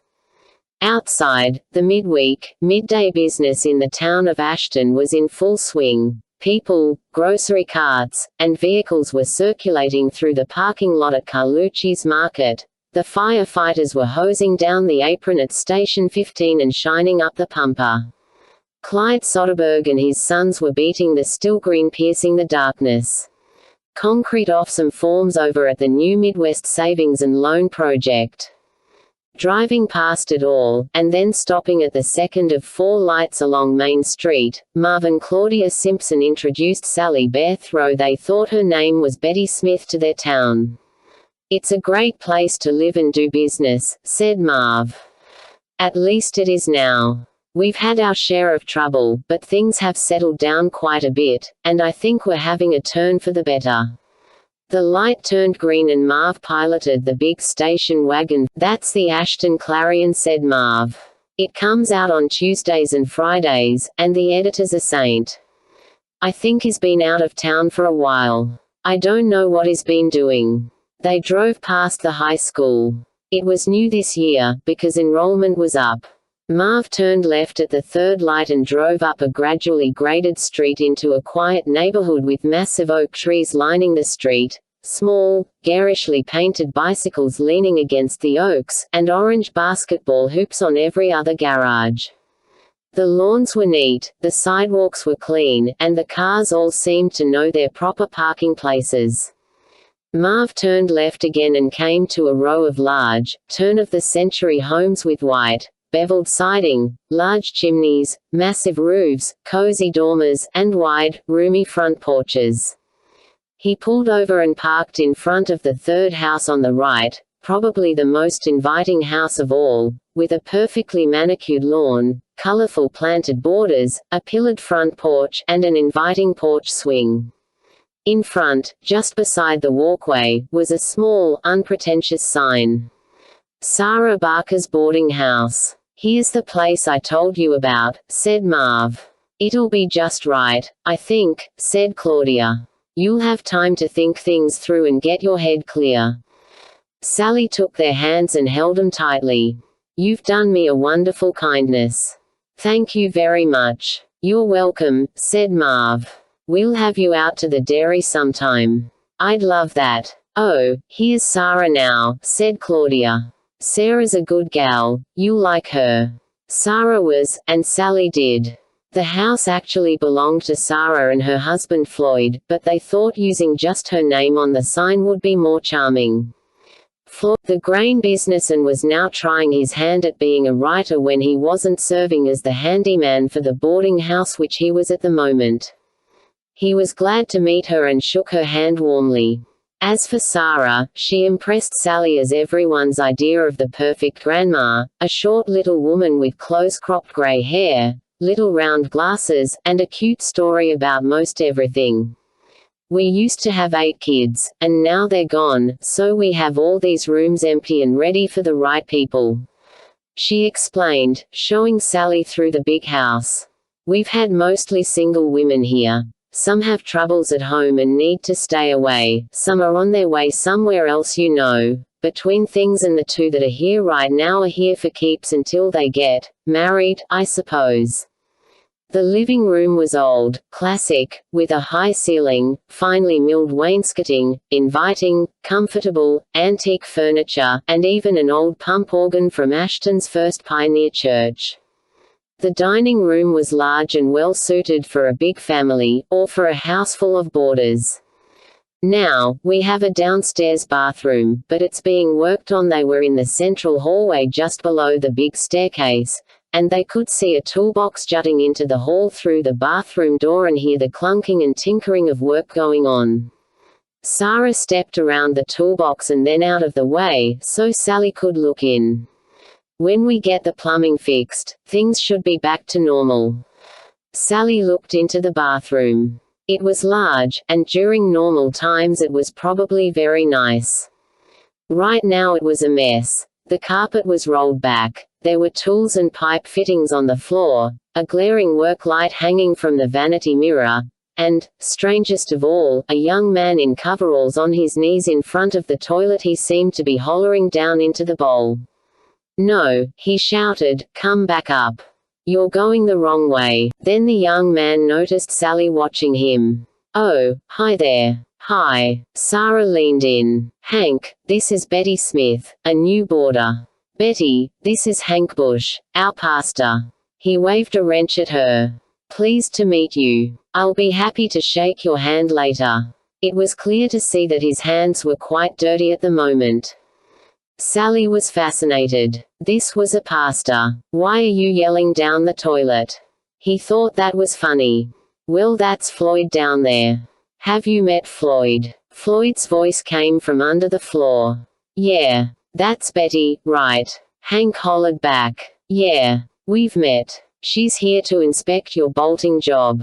"Oh, I'm in trouble now." Hank explained. "Floyd used the wrong bolts to put this toilet in 15 years ago, and now we can't get the nuts loose underneath." Sally's smile was a weary smile, but it felt good.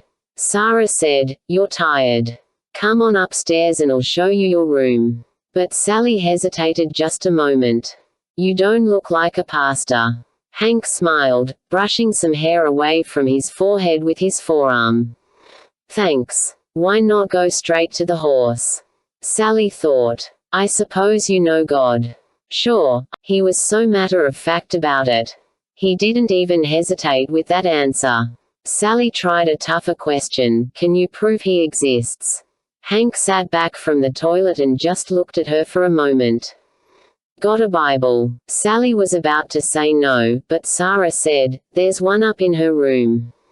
Hank was thinking. He almost looked like he was listening. "Tell you what. Read Psalm 119, and just ask God to speak to your heart while you read it. See what happens." Psalm 119, Sally repeated. "Right. Good luck with the toilet." "Thanks. And nice to meet you." Hank sat there a moment after Sally and Sarah were gone. The Lord had spoken to him about this woman named Betty. Floyd's voice came from below. Psalm 119. What kind of scripture is that for getting somebody saved? Hank was puzzled himself. "I don't know. It's the scripture the Lord told me to give her."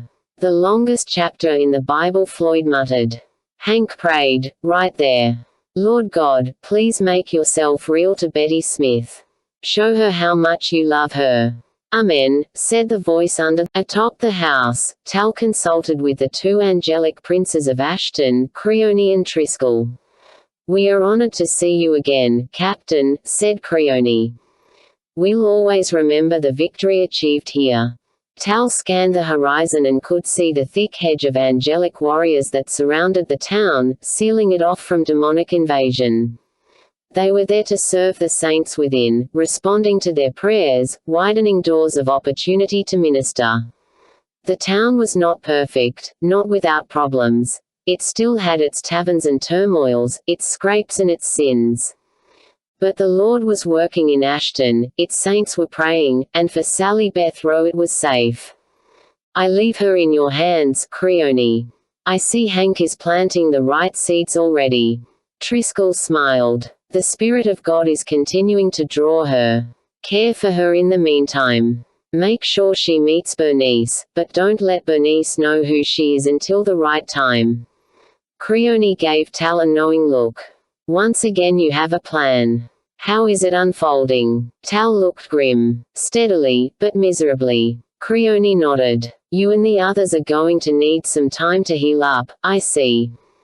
Destroyer learned from what we did here. He got to the saints first. He and his demons are wreaking strife and division that church hasn't seen in years, and every day our situation grows more precarious. I'm going back to Bacon's Corner to stop that campaign. Nothing else can proceed until I do.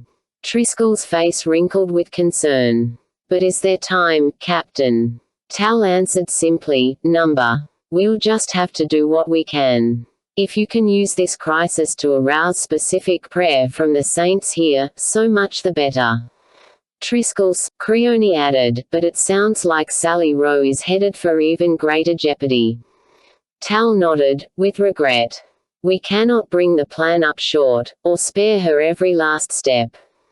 We will win all or we will lose all. Creone and Triskel embraced him. Godspeed. Tal drew his sword to rally his warriors, and they shot into the sky, bound for Bacon's Corner. Lost. 5 Destroyer roared. You dare to tell me you lost her? 6 loathsome spirits stood before him on the roof of Whitcomb Hall at Bentmore University. They'd locked their eyes on the thick, rolled roofing and refused to look up. They were silent, with no fitting words of explanation. Destroyer and Corruptor were not too far from shredding him this very moment. Destroyer wanted an explanation, and right now. He grabbed one demon by the hair and jerked his head upward so their eyes would meet. I knew you would never lose her, but follow her to the ends of the earth so we could choose our time, taunt the host of heaven, pick the fruit when it was ripe, and now you have lost her. Tell me how. We followed her, the thing said. And she went west with the dairy farmer. And the spirit looked at his comrades. They wouldn't even return his gaze, lest Destroyer think they knew something. The farmer took her to Ashton. Destroyer gave the demon's hair a painful yank, twisting his neck backward, turned back. Destroyer's eyes burned with fury. The host of heaven. The warrior was almost falling over, squirming in Destroyer's iron grip. They hold the territory, they and the saints of God.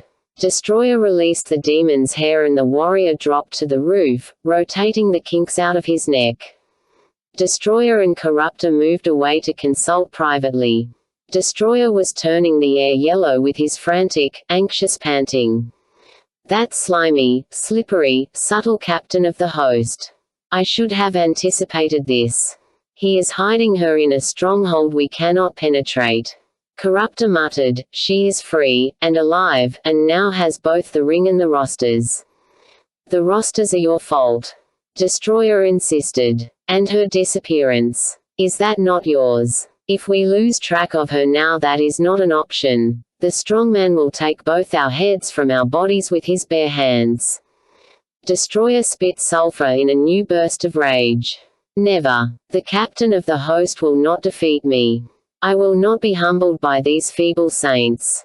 He screamed to his henchmen who stood guard nearby. They snapped to attention. "Gather your hordes. We return to Bacon's Corner. We will finish this business and decimate the saints, silencing their prayers once and for all." Claire Johansson hung up the telephone. John knew that look on her face. "What is it?" That was Mr. Goring, from Summit. Sally Rowe showed up at Bentmore. She was right in Samuel Lynch's office. John rose from his chair, anticipating an answer he would not like.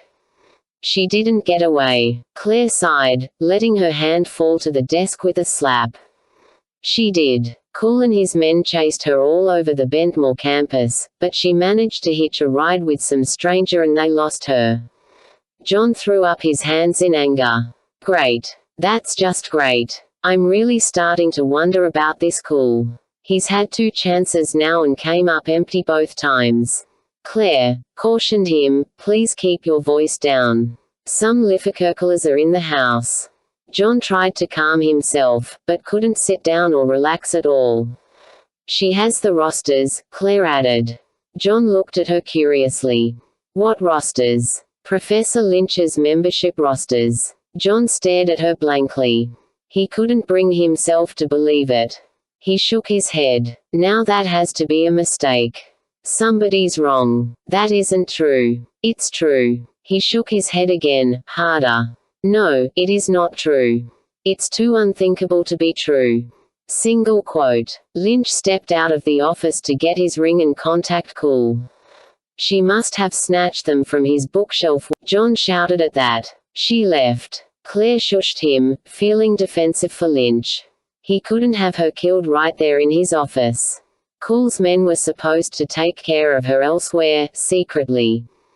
John fumed and huffed and paced around the office. "Is Professor Lynch still alive?" "Of course he is." Claire looked away impatiently. "John, what would that solve?" John was having trouble keeping his voice down. "That old codger is a liability. He should be eliminated, and Cool as well." Claire sighed and rested her chin in her hand. "Maybe they will be, I don't know. I don't control such things." "So, when is that hearing?" 9 o'clock Monday morning. John cursed. "We should have known by now. There are other forces working on Roe's behalf, directly opposing us. I can feel it. No doubt they're working against this lawsuit as well. We could get a wrong ruling." Claire was about to disagree, but then decided she couldn't. "I believe that is a possibility." John stopped to give Claire a good look in the eye. "If we lose in this hearing, and they can put Amber on the stand, or even depose her." Claire agreed. "I'll call the others. And Hemphile too. I want her in on." Claire stood, her finger to her lips. "Someone might hear you." He tried to quiet himself. They could hear a Liffekerkel yoga class going on upstairs, right above their heads. Claire had another caution. "You know that with any overt action we'll be risking exposure." John chuckled at that. "Come on. They're old-fashioned, fringe, fanatic Christians. Who's going to believe them?" She acquiesced. "All right. We'll curse the church, and we'll curse Sally Rowe. Can we get anything she owns?" "Well, I guess the rental house still has all her belongings in it." "Anything alive?" Claire thought for a moment. "Oh, yes. As a matter of fact, I think she did have some animals." John smiled and calmed a bit. Good. It was quiet at Floyd and Sarah Barker's after dinner. Floyd and Sarah were settling into the couch downstairs for some reading. Michelle, the young college girl, was in her room studying. Suzanne, a young attorney just new in town, was out meeting a prospective partner. Sally was fed, bathed, warm, and secure in her little corner bedroom, snuggled in the soft bed under one of Sarah's handmade comforters, her back supported by an ample supply of large pillows. For the first time in so many years Sally had trouble calculating the number. She finally figured it had to be about 25. She held in her hands a volume she had blamed for the world's woes, belittled as an overrated anthology of myths, resented for its narrow views of morality, condemned as oppressive and authoritarian, and ignored as an outmoded, stagnating lead weight around the. It was one of Sarah Barker's Bibles. She found the Book of Psalms immediately. It was in the middle of the Bible. "Just open your Bibles right to the middle," came a voice from her past. "Psalms is right there in the middle."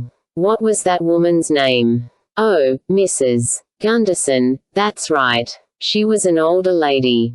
She was old as long as Sally ever knew her, as if she'd hit a peak in years and just stayed there. Every Sunday morning, Sally would clump down the church stairs with all the other 7- and 8-year-olds and gather in Mrs.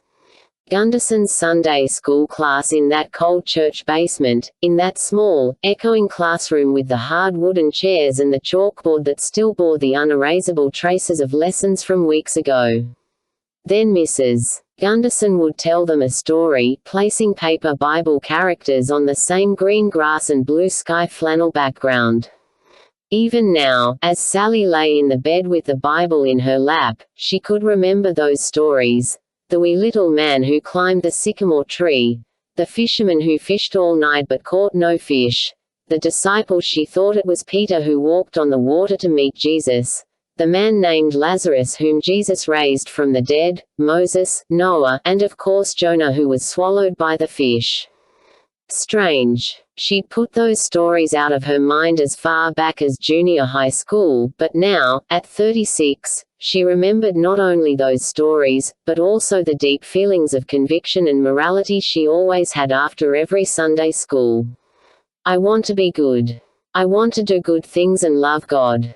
I want Jesus to come into my heart. Such old memories, such long ago feelings.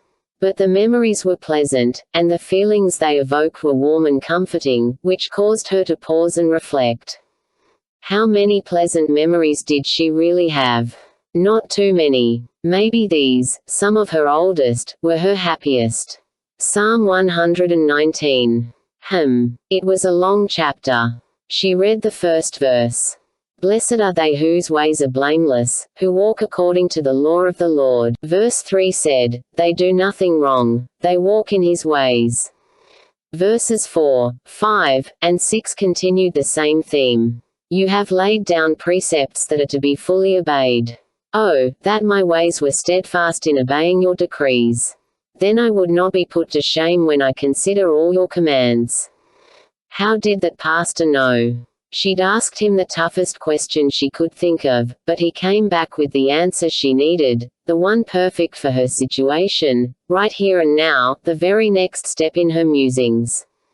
She continued to read, and the words spoke to her over and over again about something she'd fled from for years, denied, fought against, and finally lost but perhaps needed most of all. Absolutes. A genuine right and a genuine wrong. A fence, a point of reference, a way to know something for sure. She couldn't let these ideas get away from her. She hopped out of bed and hurried to the closet for her duffel bag. The few clothes she had were in the laundry at the moment, so the bag was a lot emptier, containing a still frightening amount of freshly minted cash, her notebook, which she set aside, and the rosters from Professor Lynch's office. She felt sick at the sight of them, as if there was an evil attached to them, as if an invisible, poisonous stowaway had come along to haunt her. They frightened her. They gave her the same stomach-turning fear and disgust one feels while waiting for something horrible to jump out in a late-night horror movie. Unseen by Sally, though she could sense them, the same little quartet of demons still lurked about, watching her, looking for opportunities. They had followed her everywhere she went, and could pass through any angelic hedge because she carried them with her. Despair was enjoying his job less and less. The more Sally continued in her quest, the less of his poison he could sow in her mind. Fear had had much to do and a lot of fun doing it, and was glad to have those rosters along, but death and insanity were getting frustrated. Sally had found some new purpose somewhere. Sally closed the duffel bag, leaving the rosters hidden and confined. Not now, rosters. I'll deal with you later. I don't want to feel sick. I don't want to struggle. Just give me a break.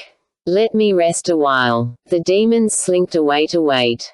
She grabbed up her notebook and pen, and hopped into the bed again. Good feelings, don't go away. Let me meet with you a while, study you, figure you out, let me think things through. She began another letter to Tom Harris. I'm working my way through Psalm 119, and if I understand the message correctly, there are at least two absolutes being presented, two things I can know for sure. One, there is a right to obey God's laws and follow His ways. Two, there is a wrong to disobey God's laws and not follow His ways. How am I doing so far? I hope you're keeping up, because now it's going to get tougher.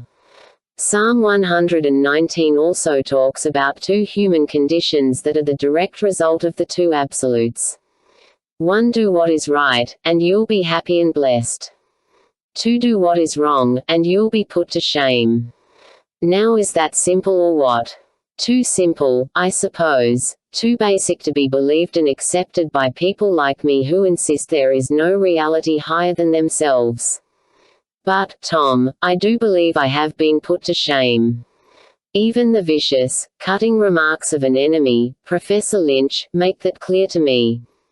He was trying to destroy me, I know, but there was nothing he said that wasn't true.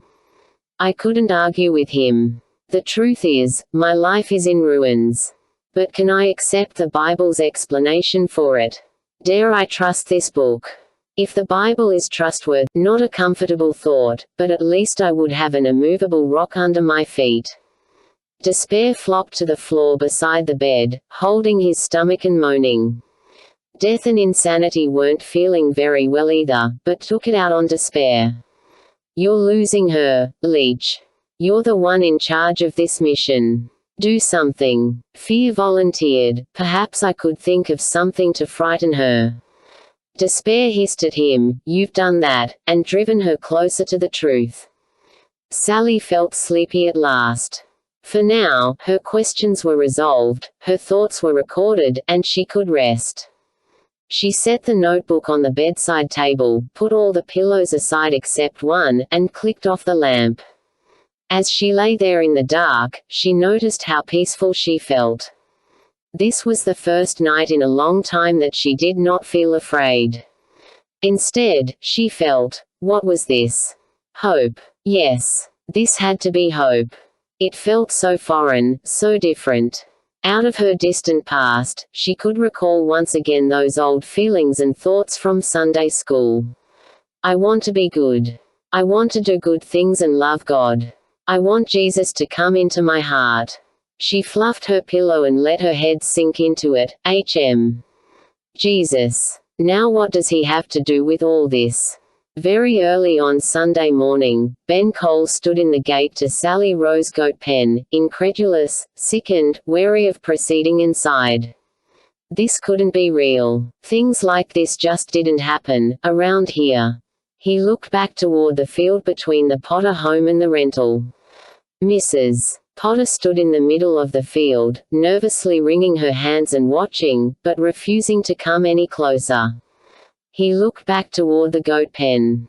Buff and Bart, the two kids, were still alive, but disturbed and jittery. As for Betty, the doe.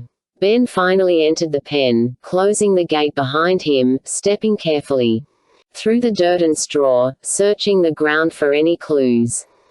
He approached Betty's dead and butchered carcass. She hadn't been killed too long ago. It had to have been the previous night. He turned and shouted to Mrs. Potter, "Did you hear anything?" "No," she replied. Ben looked around the carcass. No clues. No footprints. The dirt did seem to be disturbed, however, probably brushed and raked to erase any clues. Mrs. Potter came closer, but still wouldn't look. "Have you called the police?" Ben asked. "Well, I called you." He smiled. "I'm no longer with the police department." "I know. But I wanted you to come. I don't trust Sergeant Mulligan. I don't think he'd do anything about it." Ben backed away from Betty's carcass and joined Mrs. Potter near the fence. He was wishing he had a camera to record this. Well, he said, drawing his first full breath. I'm going to do something about it. Betty lay in the straw, her throat cut, her body totally drained of blood, and all 4 legs cleanly and skillfully removed, missing without a trace. The morning air was chilly, but Ben could feel a chill that had nothing to do with the weather. In his spirit, he could feel some real trouble approaching. Well, maybe I should. Sally thought. It's one thing I haven't tried yet. It could provide more information that would round out my perspective. It might clarify some of the old memories. Get your coat, then, said Sarah Barker. Floyd's warming up the car right now. Sally answered a little late, well, sure, I'll go. Why not? And that's how she found herself standing in front of the little white Ashton Community Church, a half-mile up Morgan Hill on Poplar Street, on a warm and beautiful Sunday morning.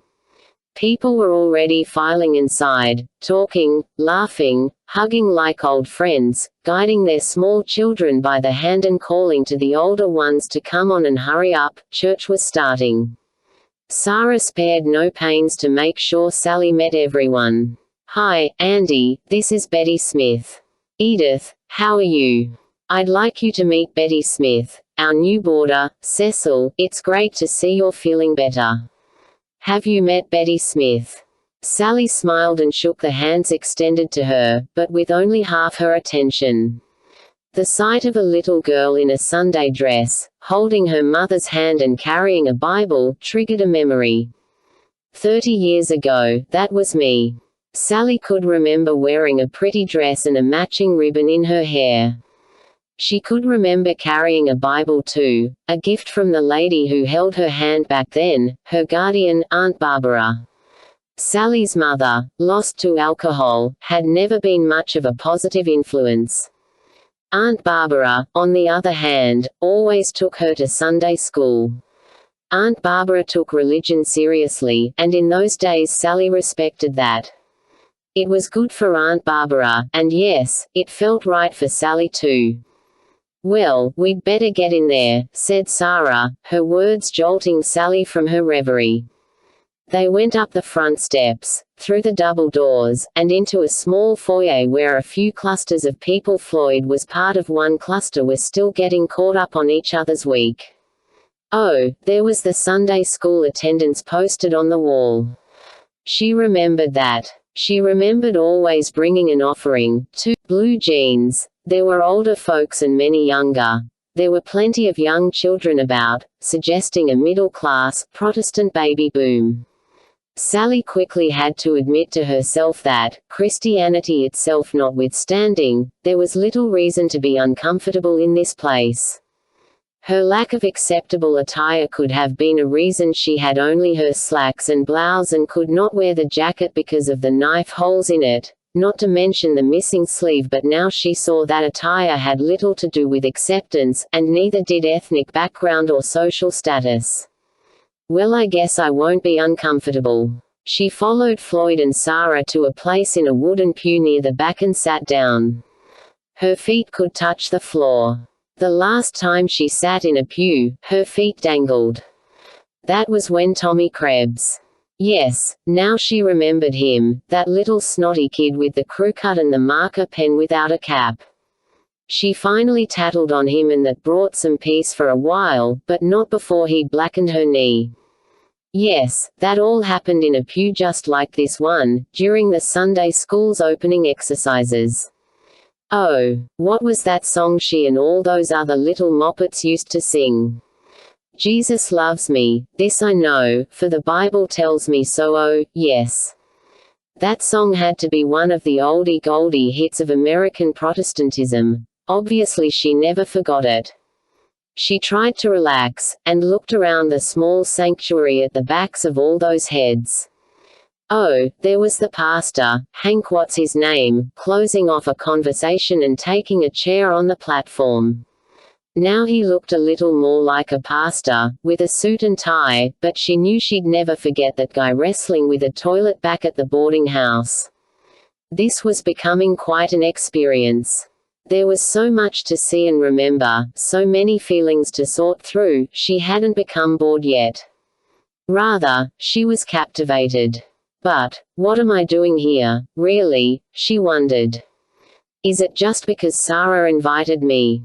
No, not really. The invitation was as good an incentive as any, but not the real reason. Is it a matter of curiosity? No, more than that. Curiosity was one thing, hunger was another. Hunger. For what? Fond memories. Nostalgia. No, more than that. It was more a haunting sensation that she had come full circle after 30 years and found, just as strong as ever, a truth, a treasure, a special matter of the heart she once held but lost. She couldn't recall her life being as shaky during her Sunday school childhood as it had been ever since. There was just something about the convictions of this culture, the solid certainty of everything. Maybe that was part of it. Maybe those experiences of long ago were the last solid ground Sally had ever walked on. Yes, things were so different then. Sally, Sarah, and Floyd all scooted over a little to make room for a young lady to sit next to Sally. "Hi," she said, offering her hand. "I'm Bernice Kruger." Betty Smith. She had to be sure she remembered the right name. "She's our new boarder," said Sarah. "Oh, great," said Bernice. "You new in town?" "Yes. What brings you here?" "Oh, just traveling." "So how long have you been here?" "I just got here yesterday." Sally was hoping this wasn't going to be a long interview. She decided to get the subject off herself. "So what do you do?" "I work for the local newspaper. I'm a reporter and assistant editor, and wash the coffee cups and empty the waste baskets." "Oh, that's interesting." Bernice laughed. "Sometimes it is." "Well, it's great to have you here." "Thank you." There was a slight pause. Bernice looked forward and Sally thought the conversation was over, but then Bernice turned to Sally again with an additional thought. "Say, if there's anything I can do for you, please let me know." The offer was a little abrupt and unexpected. It made Sally wonder what this Bernice Kruger was thinking. Do I seem that pitiful? Sally did appreciate the compassion, but knew she could never accept it. "Thanks. I'll remember that." The service began, and it was a real study in middle-class fundamentalism. Sally decided she would be an objective observer and take mental notes. The content of the songs was worth noting. High every case. The lyrics spoke of love, worship, adoration, and reverence for God and for Jesus Christ, and it was readily apparent, as expected, that the people believed and practiced with great conviction the sentiments expressed in the songs. As the service progressed through the songs and then a time of sharing inspirational personal anecdotes, Sally found it easy to get caught up in the very phenomenon she was observing. She was enjoying it. These people were happy, and even though the form and process of worship seemed a little odd and foreign to an outsider, Sally knew and reminded herself that next to her own yoga techniques and trance channeling, this stuff was tame, normal, even downright bland. The time came for prayer, and Pastor Bush opened the floor for prayer requests. An elderly man was having trouble with a pulled muscle and asked for prayer, as did a young lady concerned for her husband who didn't know the Lord, a young father who needed a job, and a lady whose sister had had a child born prematurely. Then the young lady who worked at the newspaper, Bernice Kruger, spoke up. "Let's remember to pray for Marshall and Kate while they're away. I guess things are getting pretty difficult, and they're encountering a lot of spiritual resistance." "Right," said Pastor Hank, "we've all been following that. We'll be sure to pray about it." And then the pastor led the congregation in prayer, glorifying and praising God, and then asking God to supply all the requests that the people had made. And we remember Marshall and Kate as well, involved in spiritual warfare. That topic caught Sally's interest. Spiritual warfare. Wow. If these people only knew what she was going through. But he was pierced for our transgressions, he was crushed for our iniquities. The punishment that brought us peace was upon him, and by his wounds we are healed. Single quote. Bernice Kruger read the words in a soft voice from her Bible as Sally followed along in the Bible she'd brought from Sarah Barker's. They were sharing a booth at Danny's Diner on Main Street, not far from the Clarion. They'd ordered their lunch, it was on the way, and now, over coffee, they were taking a second look at Hank's sermon text for the morning, some verses from Isaiah 53. Bernice read the next verse. We all, like sheep, have gone astray, each of us has turned to his own way, and the Lord has laid on him the iniquity of us all. Single quote. Sin and redemption, said Sally. Bernice was impressed. Right. So you know something about this? No, nothing really. It's a phrase I've heard in some circles, apparently a quick way to define the typical Christian view of things. We always hated the idea. Bernice sipped from her coffee. Who's we? Sally brushed off the question. Just some old friends. And what did you hate about it? Sally sipped from her coffee. It was an effective way to buy time to formulate an answer. The notion of sin, I guess. It's hard enough for anyone to feel good about himself, and it seems so negative and oppressive to teach that we're all miserable, no good sinners. Christianity was the curse of mankind, enslaving us and holding us back from our true potential. She felt a need to qualify that. Anyway, that's what we thought. Okay, so that's what you thought about the sin part of it. Bernice smiled, and tapped the passage from Isaiah 53 that still lay open under Sally's nose. But did you catch the redemption part? God loves you, and he sent his son to pay for that sin with his own death on the cross. Now Sally remembered Aunt Barbara and Mrs. Gunderson telling her that. So I've heard. But getting back to what the Bible says about sin, since when is that such a shock? Mankind has been proving for thousands of years the kind of stuff is made of. Listen, man's problems aren't due to politics or economics or ecology or levels of consciousness. Man's problems are due to his ethics, they're lousy. Sally heard that. It sank in. That was putting it simply enough, and hadn't she demonstrated the truth of those words in her own life? I guess I'll agree with you there. But let me just confirm something. I take it the Bible is the ethical standard by which we determine what's lousy. Bernice gave an assertive nod. And what's good, what's righteous? Sally pondered that. That being the case, I imagine this standard puts us all on the wrong side of the fence. I think you'll find that idea acceptable if you're honest with yourself. You've lived long enough to know what we as human beings are capable of. Sally even chuckled. Oh, yes indeed. And here's God's answer for it. Why? Bernice thought for a moment. Well, let's talk about justice. You do something wrong, you end up in prison, right?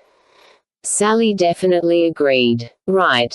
Now, in the ideal sense, all legal loopholes aside, there are only two ways out of there. Change the rules so that what you did isn't wrong so you aren't guilty, or pay the penalty. I've tried changing the rules, Sally admitted. Well, in God's scheme of things, rules are rules, because if they weren't, they wouldn't be worth much, and right and wrong would be meaningless.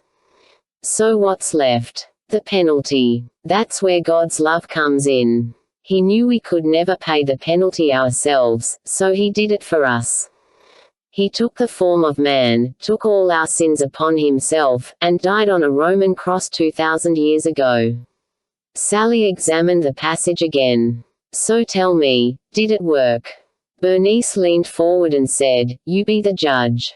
The Bible says that the penalty for sin is death, but after Jesus paid that penalty he rose from the dead on the third day, so something was different. He conquered sin, so he was able to conquer sin's penalty. Sure, it worked. It always works. Jesus satisfied divine justice on that cross. He bore the punishment in full, and God never had to bend the rules. That's why we call Jesus our Savior. He shed his own blood in our place, and died, and then rose from the grave to prove he'd won over sin and could set us free. Now Bernice started getting excited. And you know what thrills me about that? It means we're special to him. He really does love us, and we mean something, we're here for a reason. And you know what else? No matter what our sins are, no matter where we are or what condition we're in, we can be forgiven, free and clear, a clean slate. The lunch came 2 soups and 2 salads. Sally was thankful for the pause in the conversation. It gave her a chance to think and to wonder, who gave this young lady the script anyway? How was it that she could say so many things that spoke hitting the nail on the head? His suggestion to read Psalm 119 was perfect, and his morning sermon on Isaiah 53 was just more of the same perfectly tailored message, exactly what she was ready to hear. But there was still a snag in all this. Sally took a few bites of her salad while she considered her next question, and then she formed it as a comment. I don't feel forgiven. Bernice answered, have you ever asked God to forgive you? I've never even believed in God, at least not in the traditional sense. Well, he's there. But how can I know that? Bernice looked at Sally and seemed to know her heart. She replied simply, you know. So, Sally stopped short, and ate some more salad. She couldn't ask the question she had in her mind. It would seem too silly, too childish, like a dumb question already answered. But still she had to hear a direct answer, something she could carry away without any doubts. Well, I hope you'll indulge the question. Sure. It's easy to speak in comfortable, generalized, generic terms. Be as specific as you want. Did she stopped again? Where was that emotion coming from? She pushed it down with another bite of salad. Now she felt all right. It seemed safe to ask. Did Jesus die for me? Bernice did not answer lightly or flippantly. She looked Sally in the eye and gave her a firm, even reply. Yes, he died for you. For me, for. She had to remember her alias. Bernice, you don't know me. He died for Betty Smith just like he died for Bernice Kruger. Well, she got her answer. Okay. That was the last item on the topic. Bernice could sense her lunch guest was getting uncomfortable, and didn't want to make things worse. Sally was afraid she'd opened up just a little too much to an innocent stranger, and dared not risk dragging this nice woman into her troubles. Bernice resorted to purely social conversation. So how long have you been on the road? Sally was even afraid of that question. Oh, about a month or so, something like that. Where are you from originally? Does it matter? After that, conversation was difficult, and both regretted it. Except for small talk and purely social conversation, the lunch was more important than any more words. The salads disappeared, the soup bowls went empty, the minutes slipped by. I enjoyed meeting you, said Bernice. I guess I'd better get back to Sarah's, said Sally. But listen, why don't you come by the Clarion when you get the chance? We could have lunch again. Sally's first impulse was to refuse, but finally she allowed herself to relax, trust just a little, and accept the invitation.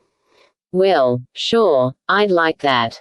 Bernice smiled. Come on, I'll drive you back to Sarah's. The old farm outside and graying. Ever since the owner had died, no human was ever seen in this place, not a sound was heard, not a single light glowed except for certain nights no one was supposed to know about. On this night, the dull orange glow of candles appeared through the cracks in the clapboard siding and through the chinks in the weather-warped door of the massive old barn. Inside, human voices muttered, murmured, and rumbled through rhythmic chants and incantations. There were about 20 people inside, all clothed in black robes except for one woman who wore white, standing around a large pentagram etched in the bare earth floor. In the center of the pentagram, 2 front legs cut from a goat lay crossed in an X, and a candle burned at each of the pentagram's 5 points. At the head of the circle, the woman in white led the meeting, speaking in low, clear tones, a large silver cup in her outstretched hands. As from the beginning, the powers will be brought forth through blood, and restitution by our hand will balance the scales. So be it, the others chanted. We call forth the powers and minions of darkness to witness this night our covenant with them. So be it. Demonic wings rustled in the rafters as dark, destructive spirits began to gather, looking down with gleaming yellow eyes and toothy grins, basking in all the adoration and attention. In the peak of the roof, clinging to the rafters and overseeing it all, Destroyer could mouth a ceremony even as he listened to it. May their fury be kindled against our enemies, against all who oppose. May their favor be with us as we dedicate this offering. So be it. May the woman be found. So be it. So be it, agreed the demons, exchanging glances. It will be, said Destroyer. It will be. May she be driven from hiding, and crushed as powder, declared the woman. So be it, chanted the others. The demons nodded and cackled in agreement, their wings quivering with excitement. More spirits arrived. The rafters, the hayloft, the gables of the roof were filling with them. Defeat and division to the Christians, ill health, ill will. So be it. Destroyer spoke quickly to the gathering demons, pointing to this one and then that one, assigning hordes to every task as the spirits murmured their acceptance. May they grant a court decision in our favor. We give to them the heart and mind of Judge Emily Fletcher. So be it. Destroyer looked around their group and finally settled on a larger, hulking spirit roosting on a diagonal brace. He'd handled courtrooms before. He would be in charge of that. And now, the woman drew the silver cup to her lips. Through blood we seal the success of the powers, the death of Sally Beth Rowe, and the defeat of the Christians. So be it. The demons all leaned forward and craned their necks, wanting to see. They giggled, they slobbered, they gave each other happy pats and pokes. Destroyer became drunk with exhilaration. Withdrew the cup, the stain of fresh goat's blood remained on her lips. Claire Johansson, high priestess of the coven, passed the cup to John, who drank and passed it on to the next person, and every witch, male and female, drank to seal the curses. Then, in chorus, their arms shooting upward, the witches let out an eerie wail. So be it. Go, said Destroyer with a clap of his wings and a point of his crooked finger. The marauding spirits shot out of the barn, pouring from the roof like black smoke from a fire, like bats from a cavern. They dispersed in all directions, howling and cackling, full of lustful, destructive mischief. On Monday morning, the day of the hearing in West Haven, Pastor Mark Howard was thankful he'd arrived at the church earlier than everyone else. Hopefully he would be able to clean up the mess before any of the school kids saw it. He'd already opened the school building and turned up the heat, so the facility was ready, and he still had about 45 minutes before the parents started dropping off their children. He hurried down into the church basement, opened his office, and grabbed the telephone. His voice was quiet and somber as he spoke, almost afraid of being heard. Good morning, Marshall. This is Mark. Sorry to wake you up so early. Please come to the church right away. I'm going to be calling Ben, and I hope to have him here as well. Yes, right away. Thank you. He opened the utility closet under the stairs and grabbed a mop and bucket. He was so upset he forgot he would need a garbage can as well. With his heart racing, he ran upstairs and out onto the front porch of the church. The blood on the front door was dry. It would take some scrubbing to get it off. Oh, I've got to get the garbage can. No, not yet. I'd better wait until Marshall and Ben get here. I hope they get here before the children do. Oh Lord Jesus, we pray for the covering and protection of Carrot, our shed blood over this place. Come on, guys, hurry up. I can't leave these things here. At Mark's feet, crossed like an X and staining the church steps red, were two hind legs from an animal, most likely a goat. At 9 o'clock that morning, representatives of the press, the AGFA, the National Coalition on Education, and even a few churches converged on room 412 at the federal courthouse in West Haven, the courtroom of the Honorable Emily R.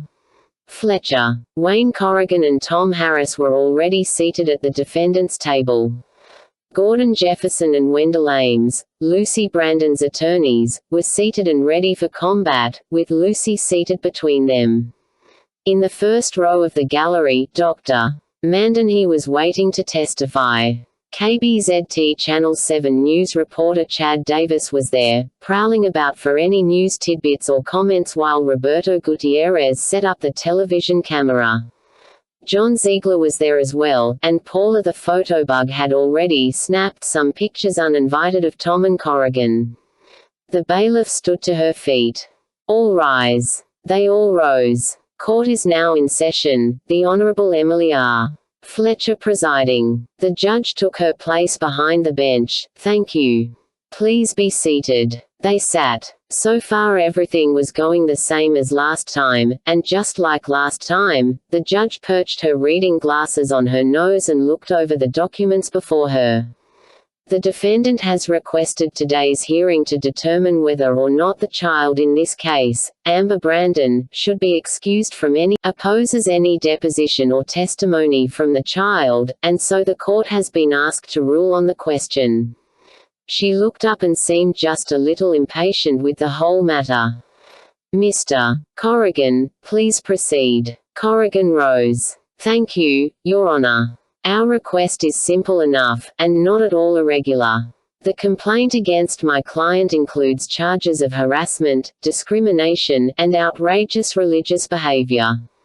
But may I remind the court that thus far, any testimony pertaining to these charges has not come from the plaintiff's key witness, Amber herself, but second-hand, through Amber's mother, Lucy Brandon, and from the plaintiff's expert witness, Dr. Mandenhey. We've made many requests to talk to Amber, to have our own psychologist visit with her so drive. Mandenhey's opinions can be balanced with those of another expert witness.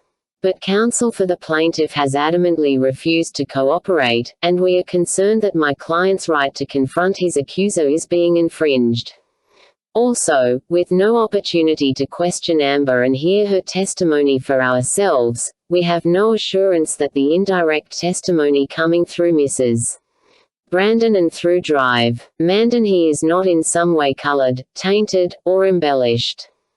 Counsel for the plaintiff has insisted that Amber is in too delicate a condition, at too fragile an age to go through a deposition or a court trial. But we can assure counsel that we would not in any way resort to harsh tactics.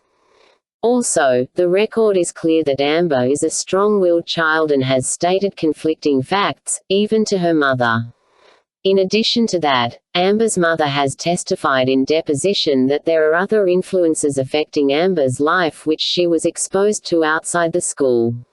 Only Amber herself can answer the many unanswered questions that arise in these areas. All we're asking is that we be allowed to hear the details from Amber herself, and that our own psychologist be allowed to examine Amber to verify or refute the findings of Dr. Mandenhey. Corrigan took his seat, and the judge recognized Wendell Ames.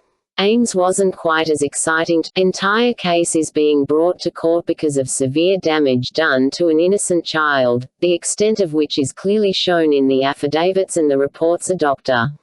Mandenhey. As attorneys for the plaintiff, we wish to right a wrong, to redress a grievance, and to somehow undo the harm that has been done.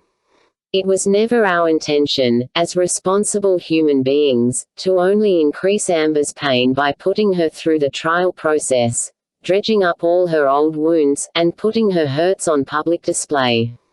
We have presented an additional opinion from Dr. Mandenhey, detailing for the court Amber's current emotional condition and establishing that it would not be in her best interests to be made to testify or give a deposition. If the court so requires, Dr. Mandenhey is here to testify in person as to Amber's fragile state of mind and emotions at this time. Judge Fletcher looked at Mandenhey and then at Ames. Would the doctor have additional statements to make not included in his written opinion? I'm sure he could clarify for the court any items the court may need clarified. The judge quickly perused Mandenhei's report. I think it's clear enough. Any further oral testimony would most likely be cumulative. Very well. Anything else? Yes. Even though there are strong arguments on either side, we would hope that common sense and decency will speak more loudly and persuasively than any argument, and that the court would spare this innocent child the pain and grief of reliving her hurts, of being challenged and doubted by the defense, of being put on display, as it were, in open court. We understand the legal process, of course. We understand that the defendant does have a right to confront his accuser. But we remind the court that we are dealing with a case of child abuse, a fact the defendant teach pervasive and imposing doctrines. The judge was a little impatient. The affidavits are clear on what the school practices and teaches, Mr. Ames. If the defendants want to stand by their practices, this in no way constitutes an admission of guilt. The objection is sustained. Ames regathered his thoughts and continued. At any rate, Your Honor, we hold that Amber is a child of tender years who needs to be protected. That is, after all, the motivation behind this suit in the first place. Given that, we must plead that the court spare Amber any further pain and trauma by ruling that she need not be deposed and she need not testify, or go through any more grueling examination by still another psychologist. Ames sat down. The judge looked at Corrigan. Anything else? Corrigan stood. I suppose it might be effective to point out why I don't have anything else I can say. If, as the plaintiff argues, Amber Brandon is in such a pitiful state of mind and emotion that she simply must not be allowed to testify or participate in the trial, we are left with having to take counsel's word for it, with no way of knowing how true these claims are. Amber could actually be in this bad a condition, but we could never confirm that. The plaintiff might be conducting a clever, purposeful cover-up, but we could never know that either. Counselors for the plaintiff obviously think they know all they need to know about Amber and what she allegedly went through at the hands of the defendants, but the defendants and their counsel know virtually nothing apart from the filtered hearsay provided thus far. Without Amber we are being restricted, expected to present a persuasive defense, but forbidden to cut through to the real heart of the matter, to the real source of these complaints. I repeat again, we do not want to hurt Amber in any way or add to her trauma if there be any trauma. We simply want to get to the facts so we can prepare to answer the charges. You have our brief as to the law which shows that Amber must be made available. Corrigan sat down, and the judge looked at Ames and Jefferson. Court will recess, then, and reconvene at 2 this afternoon for my ruling. All rise, said the bailiff, and they all rose, and out went the judge. Tom whispered to Corrigan, how do you think we did? Corrigan wasn't very happy. I have no idea. I think that's the weakest argument I've ever presented for anything. He fretted, fumed, replayed the hearing in his mind.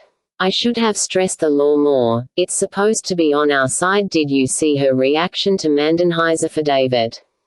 She took it as gospel. How about some lunch? Tom asked. Corrigan followed him out of the courtroom, still muttering to himself.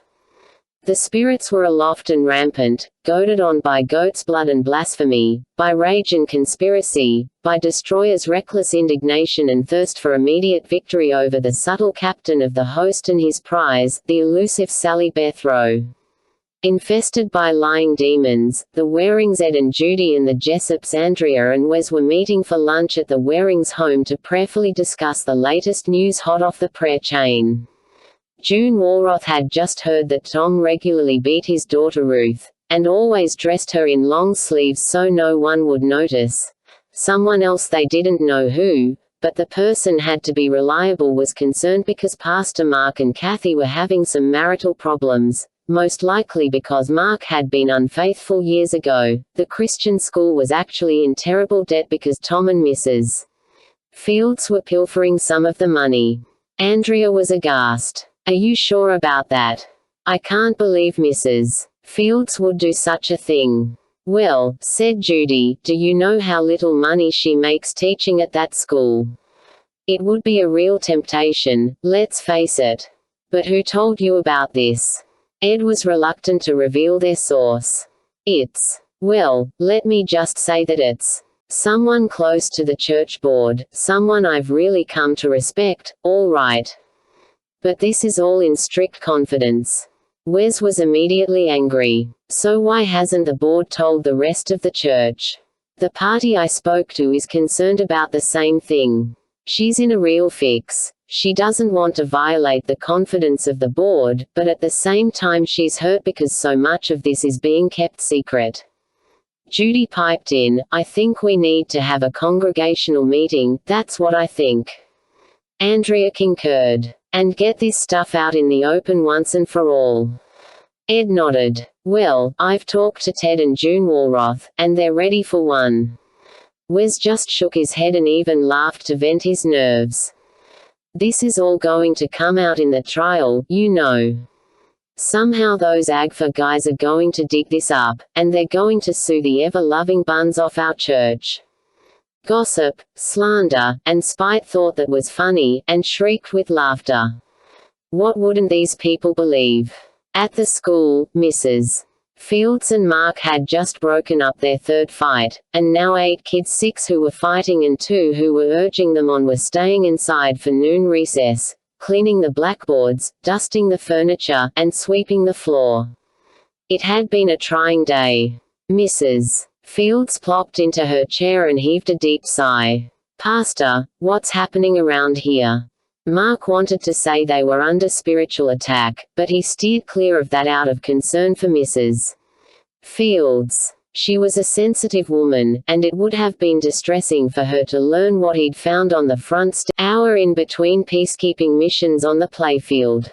Dreaming little baby girl. Rachel, pink and fat, laughing. Come on, sweetie, time for your bath. Water running in the tub, just the right temperature. Let her play in the running water. See that? Isn't that fun? Time to get all clean. Jonas. He's calling. Not now. I'm giving Rachel a bath. Pulling, yanking me from my body. No, not now. Sudden blackness, floating, no feeling, no sounds, no pain, nothing but sweet love. Bliss, oneness, a long tunnel, a bright light at the end, getting closer, almost there, I've got to get back. What's happening to Rachel? Slap. A hand across her face. Come on, lady, snap out of it.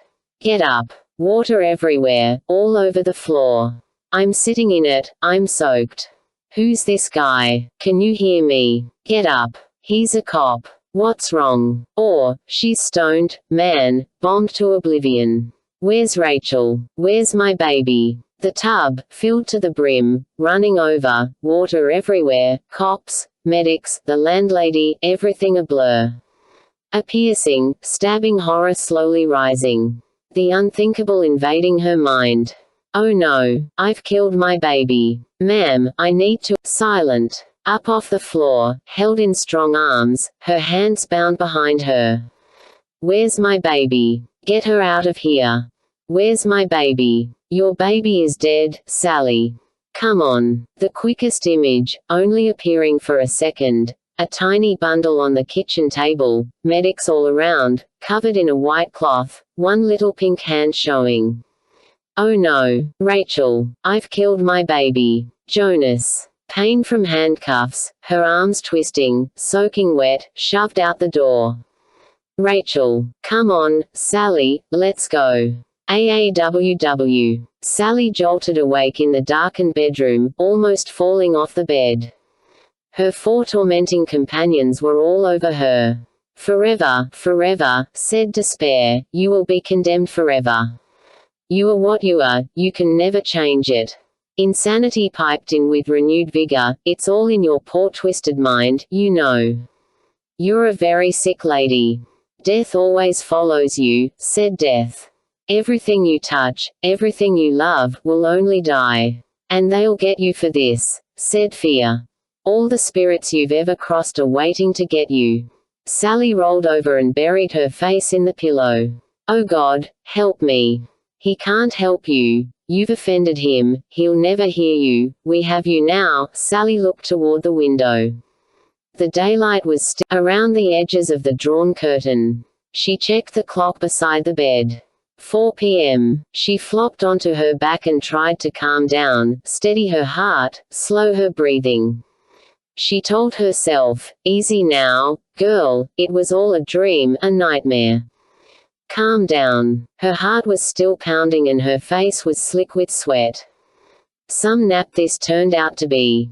I feel worse. She tried to sort it all out. Yes, the dream was like a videotape. That's the way it happened. She hadn't had that clear a memory of it in years. Oh God, what did I do? What did I do? How could I let this happen to me, to my daughter? Jonas, my wonderful counselor and friend, my infinitely wise spirit guide. The thought of that spirit made her sick. I trusted him. I gave him my life, my thoughts, my spirit, my mind, and now I find out how evil he was. Or is. Evil. Well, there's another absolute. Jonas is one incredibly evil spirit, and no one's going to convince me otherwise. What had she just been reading? She rolled slowly off the bed, planted her feet on the floor, and went to the window. She pulled back the curtain and had to squint in the daylight that flooded the room. There, on the table under the window, was Sarah's Bible, still open to the Gospel of Mark. She'd just started reading it before she got sleepy and lay down. There was something it had said, and at the time she only gave it a passing thought. She sat at the table and looked that passage over again. Here it was, in chapter 1. Just then a man in their synagogue who was possessed by an evil spirit cried out, "What do you want with us, Jesus of Nazareth? Have you come to destroy us? I know who you are, the Holy One of God." Single quote. Be quiet, said Jesus a new teaching and with authority. He even gives orders to evil spirits and they obey him. That evening after sunset the people brought to Jesus all the sick and demon-possessed. The whole town gathered at the door, and Jesus healed many who had various diseases. He also drove out many demons, but he would not let the demons speak because they knew who he was. Demons. They're demons. Sally believed it. She'd never given this Bible much credence since her Sunday school days, but right now, sitting in that room, having awakened from as clear a lesson as she could ask for, she believed what this book said about these spirit entities. The whole thing was a sham, a deception, a spiritual con game. These things were as evil could be. Where's that notebook? I've got to write to Tom. Tom, you know this already, and that's why you're in all this trouble, but let me assure you as one who has been on the other side, you are correct. Amber Brandon has contacted a spirit guide, and now that thing is controlling her life, her thoughts, her behavior. I had Jonas, now Amber has Amethyst, and if I haven't said it clearly enough before, let me say it clearly now, because now I know it clearly. These spirits are evil. They are out to destroy us. Just look at what Jonas did to me. I don't blame him entirely. I asked him into my life, I gave him my mind and body. But I found out too late what his real agenda was. And what about Amber? I suppose for her it was all fun and games to begin with. Now I'm almost sure she's into something she would rather be out of, but can't escape it. To be honest, I'm not sure that I have escaped it. But if the Gospel of Mark is correct, and this Jesus of yours can order these spirits around and rescue people from their power, then I hope you have enough faith in your Savior to get his help. And, Tom, while you're at it, please put in a good word for me. Destroyer's spirits were laughing themselves silly as they fluttered out of the courthouse.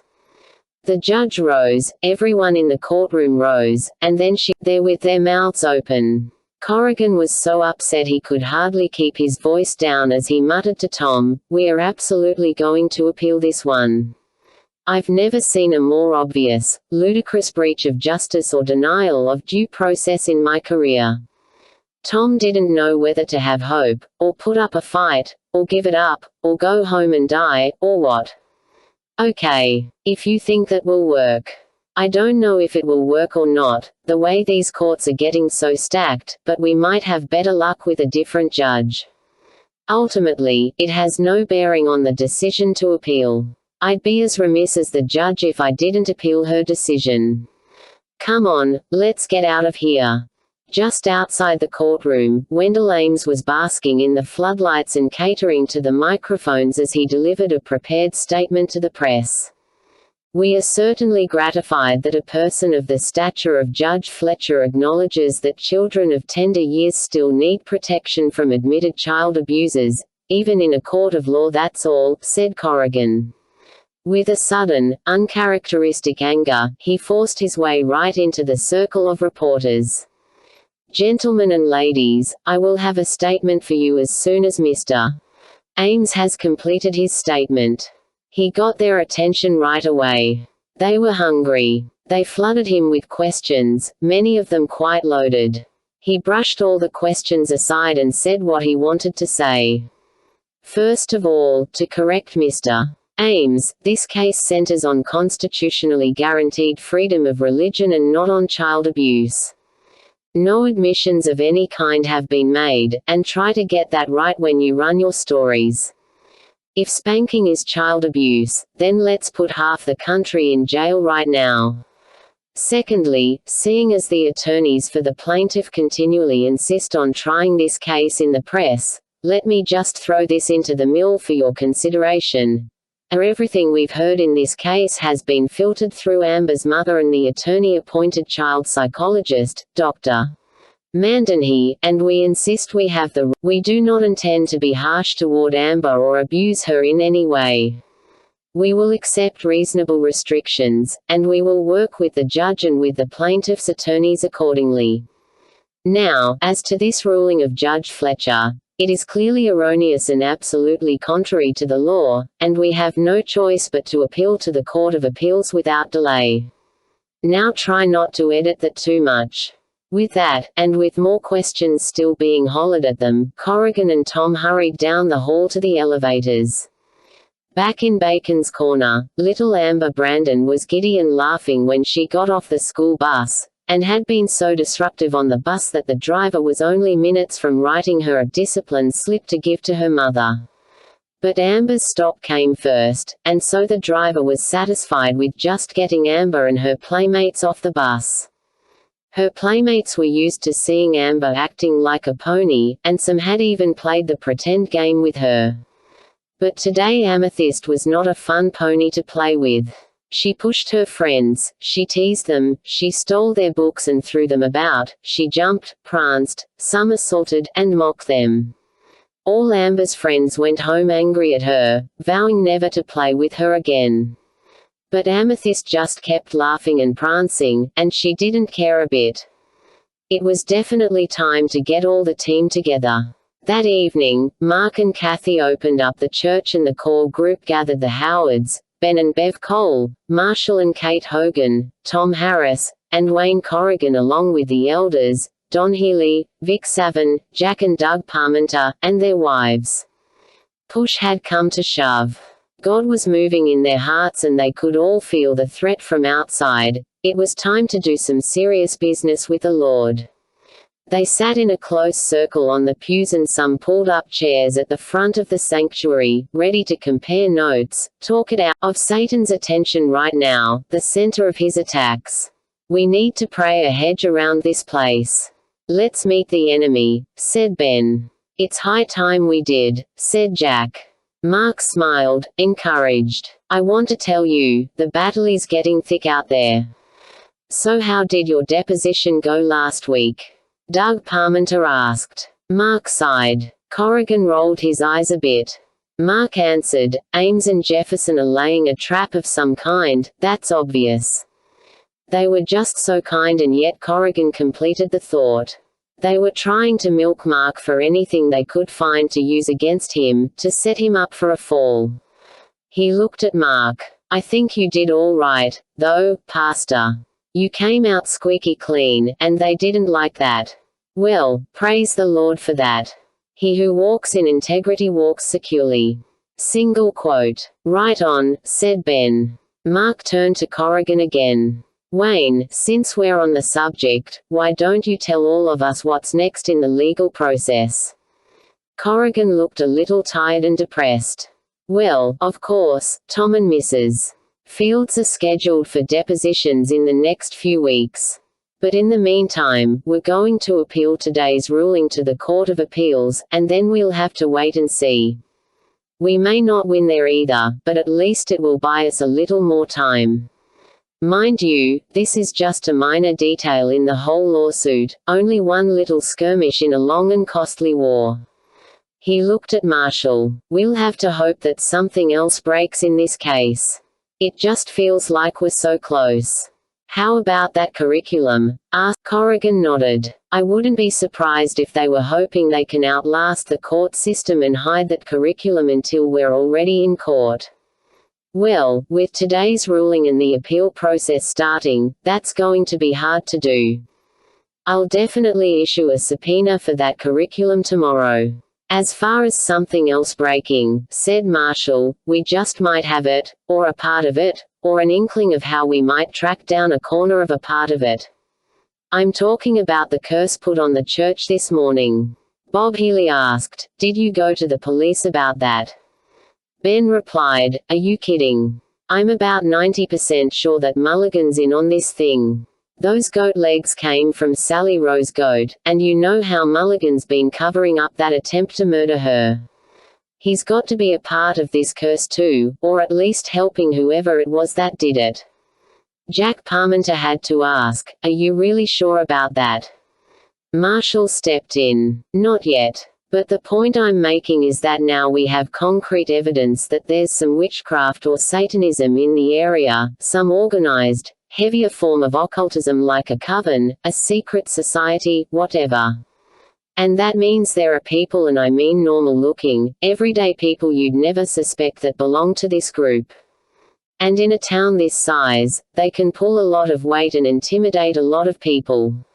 Mulligan and Parnell the coroner might be under the control of these people, or they might belong to the group themselves. But don't miss this point. Whoever these people are, they've clearly spelled out that this church and Sally Rowe have something in common. We are their enemies, and they mean to do us harm. They killed Sally's goat and drained its blood, probably for use in their ceremonies. Now that's a contact point for them, something that belonged to the person they want to curse. They took off the legs and left the front ones here at the church. That includes us in the curse they've leveled at Sally Rowe. I'm guessing that the hind legs are still with the witches somewhere as a contact point at their end. Why the legs? Asked Corrigan. Marshall guessed. Well, you can't run far without them, and right now Sally Rowe is running, I'm sure of that. Tom's wheels were turning rapidly. So there are your moles again, Marshall. They've tried to put Sally Rowe and us under the same curse, so even though we can't see it yet, there has to be a connection. Sally Rowe has something to do with our situation, with this case, and they know it. You've got it. Corrigan clenched his fists and looked toward heaven with mock drama. Oh, if only we could prove all this. If only we knew who these weird people are. I don't know about you, but I have some suspects, said Marshall. We would do well to take some careful second looks at Sergeant Mulligan and Joey Parnell. They've been close to this whole Sally Rowe thing, and we know Parnell is scared spitless right now.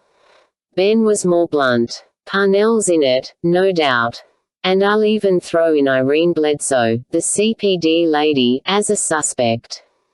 She's working with the whole Brandon ACFA camp, and she's being anything but objective.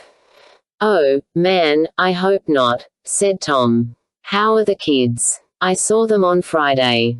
They're hanging in there. The foster home sounds pretty rough, but at least they're not in Bledsoe's daily care. A witch taking care of my kids, that's all I need. And there might be still another suspect, said Mark.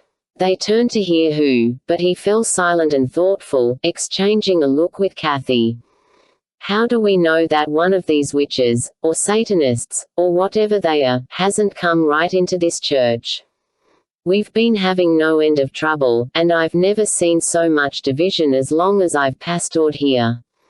Kathy added, I feel that we do have some kind of poison working directly among us. No, it does happen, said Marshall. They do infiltrate churches. They know all the Christian lingo, they know the Bible, they make it a serious business to pass for Christians and stir things up from the inside. That stopped 'em all cold. Suddenly they found themselves looking at each other like all the suspects in a whodunit. It was a downright creepy feeling. Jack asked Mark and Kathy, any idea who? Mark shook his head. Kathy answered, no, but listen, we have one. We have a demonic mole in this church. I just feel that from the Lord. Marshall nodded. That's a distinct possibility. They pondered that for only a moment, and then, without a further word, Mark slid from his chair and sank to his knees right there. The others did the same. It was spontaneous. They knew what they had to do. O Lord God, have mercy, Mark prayed. Where we have sinned, forgive us. Grant us wisdom to know what we're doing wrong, and repentance from that wrong. Have mercy on us, Lord God, and restore us. His prayer continued, and the others prayed right along with him. Tears started to flow, unbridled weeping before the Lord. Ben prayed, Lord, help us to sort this whole thing out. Protect us from our enemies, and give us a victory for what's right. We pray for all the children, said Kathy. This is their battle too, maybe even more than ours. Satan wants our kids, and we just can't let him have them. Mark declared, we just pray now for a hedge of angelic warriors to surround this place and guard it.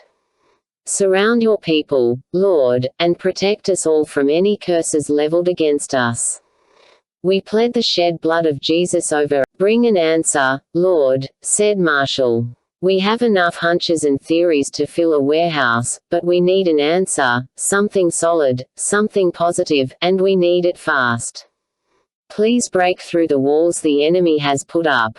Break through, Lord God, and bring us an answer. And, Lord, said Jack, if there is an invader in our church, a demonic mole, we just put chains on that person right now, we bind the demons associated with him or her, and we ask, Lord, that this person be exposed. Outside the church, Nathan and Armoth set up the hedge, a regiment of the best warriors available for the job, all standing shoulder to shoulder around the church property, swords ready, alert, ready for a fight. Tal was pleased with this little bit of progress. That should hold things together for a while. Now to root out that mole. It looks like we'll be ready, said Nathan, regarding the prayers from the people inside the church. Of course, said Tal. And it was nice a destroyer to get so reckless. He's exposed the breach we needed. It was Tuesday morning and the Ashton Clarion was out on the stands, in the grocery stores, and on the front porches all over town. That used to mean it would be a little calmer around the Clarion office. Cheryl the carb reporter could relax and catch up on advertising clients, Tom the paste-up man could go fishing or work at home in his yard, and George the typesetter could sleep in. Well, this Tuesday things were a little different. The Clarion's tough, whip-cracking editor was gone on an assignment he never was clear about its exact nature, but that didn't mean there would be any vacation.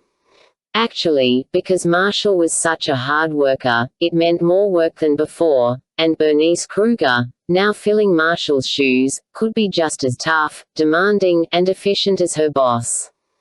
So, Tuesday was rolling along at a brisk pace, everyone was there, hard at work, and Bernice never seemed to be in one room or chair for any more than 2 minutes at one time.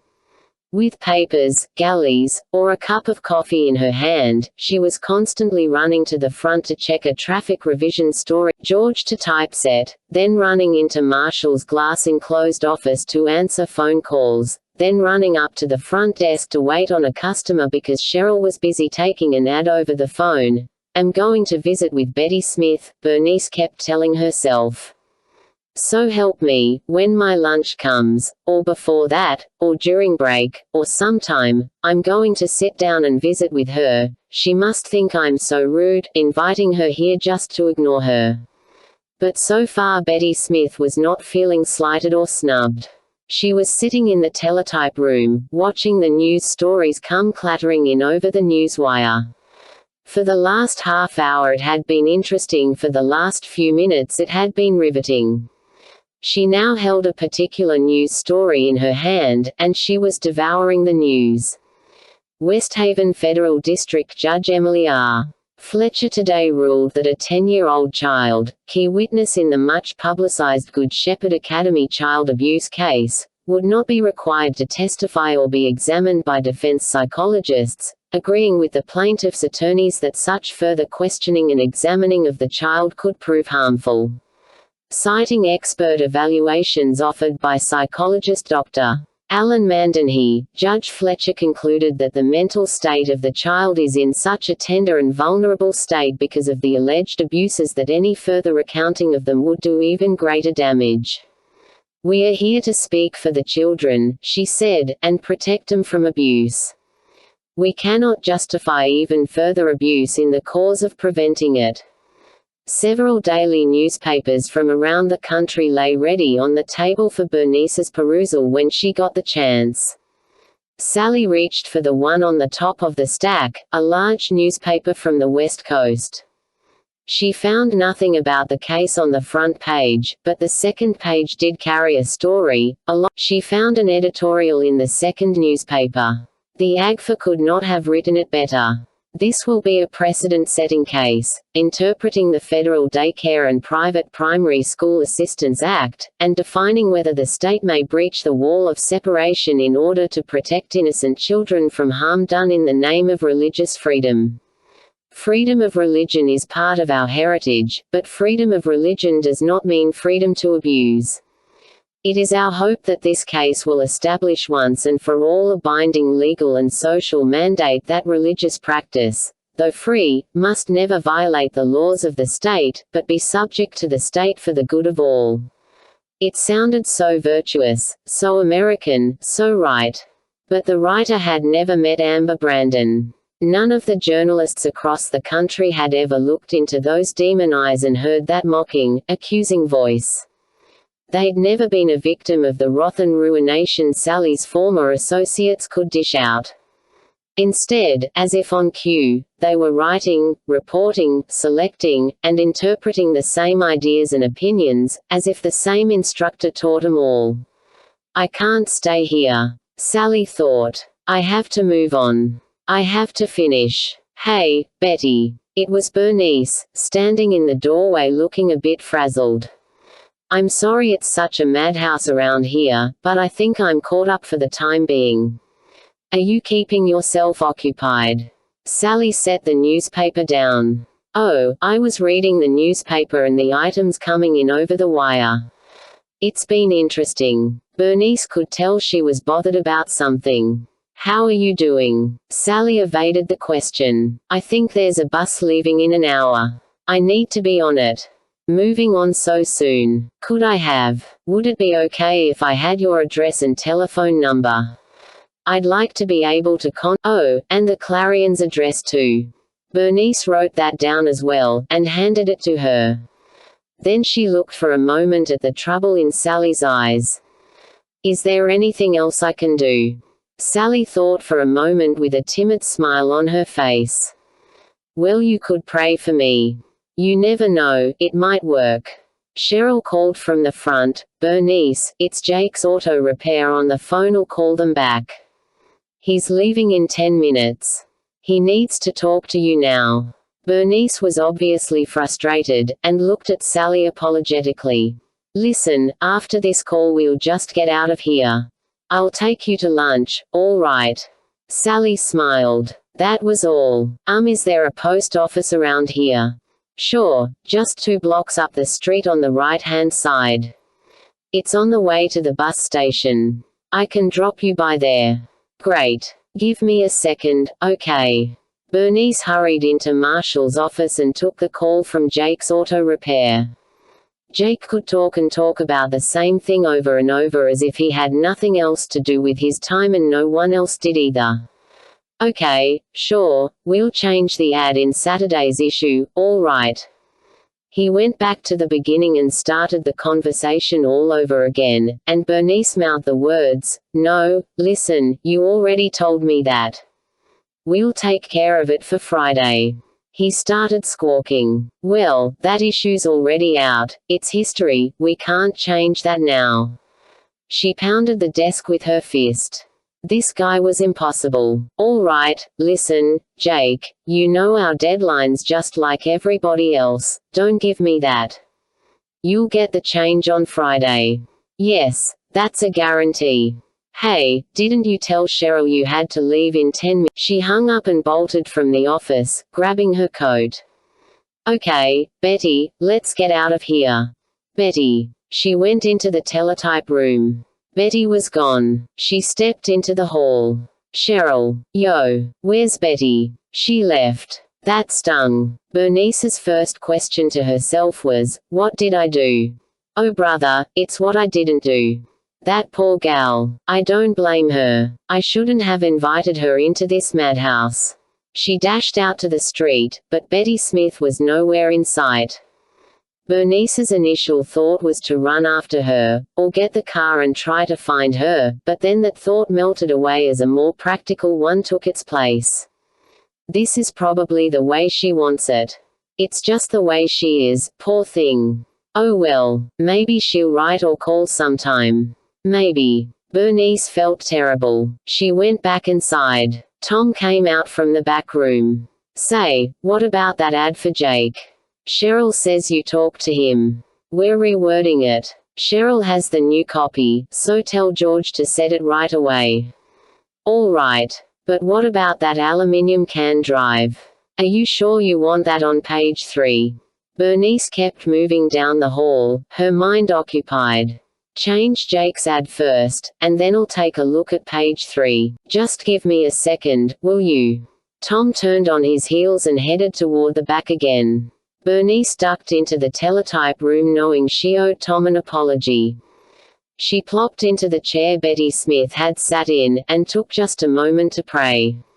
"Lord, I could have done better. I could have given her my time. I should have done more to tell her about you doggone. What a lousy way for this to end."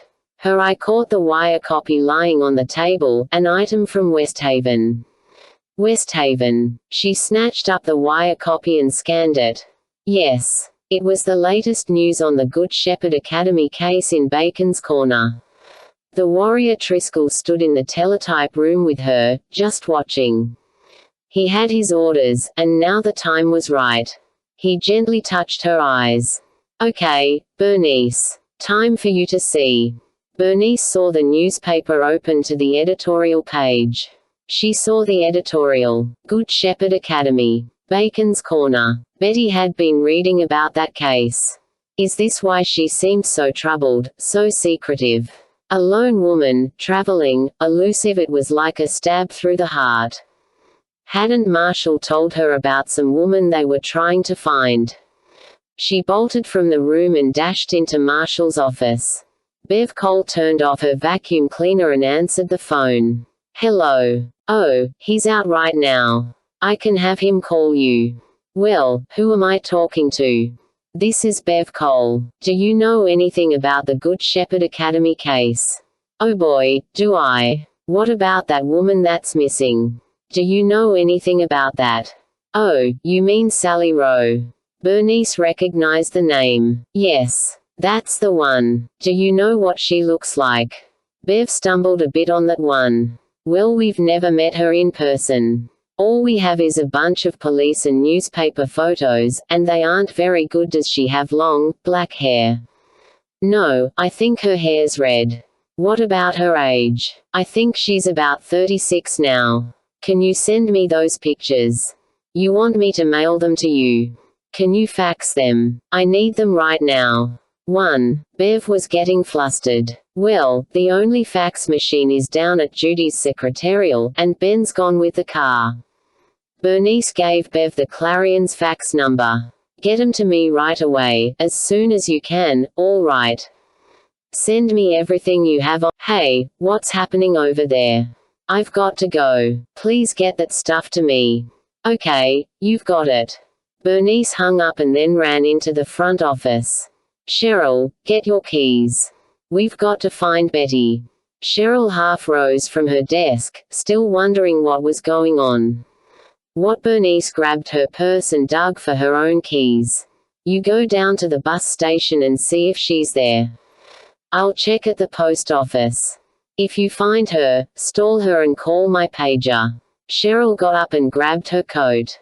She had no idea what this was all about, but Bernice was so frantic, it had to be important. Lucy Brandon unlocked her front door and stood back to make sure Amber went inside. "Go ahead, Amber." No response. "Amethyst, go inside, and quietly." Amethyst complied, moving rather stiffly, a pout on her face. She went to the stairway in the front entry and sat down on the first step, her chin in her hands. Then she glared at Amber's mother as Lucy closed the door and hung up her coat. "How dare you bring me home," she said finally in a low, seething voice. Lucy was angry enough by now to directly face this creature. "I had to, and you know it. Miss Brewer refused to have you in the class anymore." Amethyst bared Amber's teeth in an animal-like snarl. "She knows not what she wants. First I was invited, and now I am rejected. Miss Brewer is a turncoat and a fool." Lucy bent low over Amethyst and spoke directly to her. "And you are a filthy, Lucy slapped her soundly across the face. "Don't you snarl at me, you little monster." But Amethyst began to laugh a fiendish laugh. "Why are you slapping your daughter?" Lucy wilted a little. She didn't know what to do. "I want you to get out of my daughter. I want you to leave her alone." Amethyst smiled haughtily. "Your daughter is mine. She invited me in, and now I have her. She is mine." Then she pointed her finger right in Lucy's face, "And you are mine as well. You will do as I say." Lucy felt a terrible rage and even raised her hand, but had to stop. Amethyst taunted her. "Go ahead. Slap her again. No, you won't do this to us." She called, "Amber. Amber, wake up. Amber, answer me. She can't hear you." A formula, a tradition from Lucy's past, came to her mind. "In the name of Jesus Christ, I command you to come out of her." 5. Amethyst raised her eyebrows in mock horror. "Oh, now you're throwing that name around. Ha! What is he to you?" Lucy didn't know why she grabbed Amber's body. It was an unthinking, desperate act. She was trying to find her daughter in that little body somewhere. "Amber!" Smack! Lucy stumbled backward, her hand to her face, stunned. Like a wild animal escaping from a cage, Amethyst bolted from the hallway.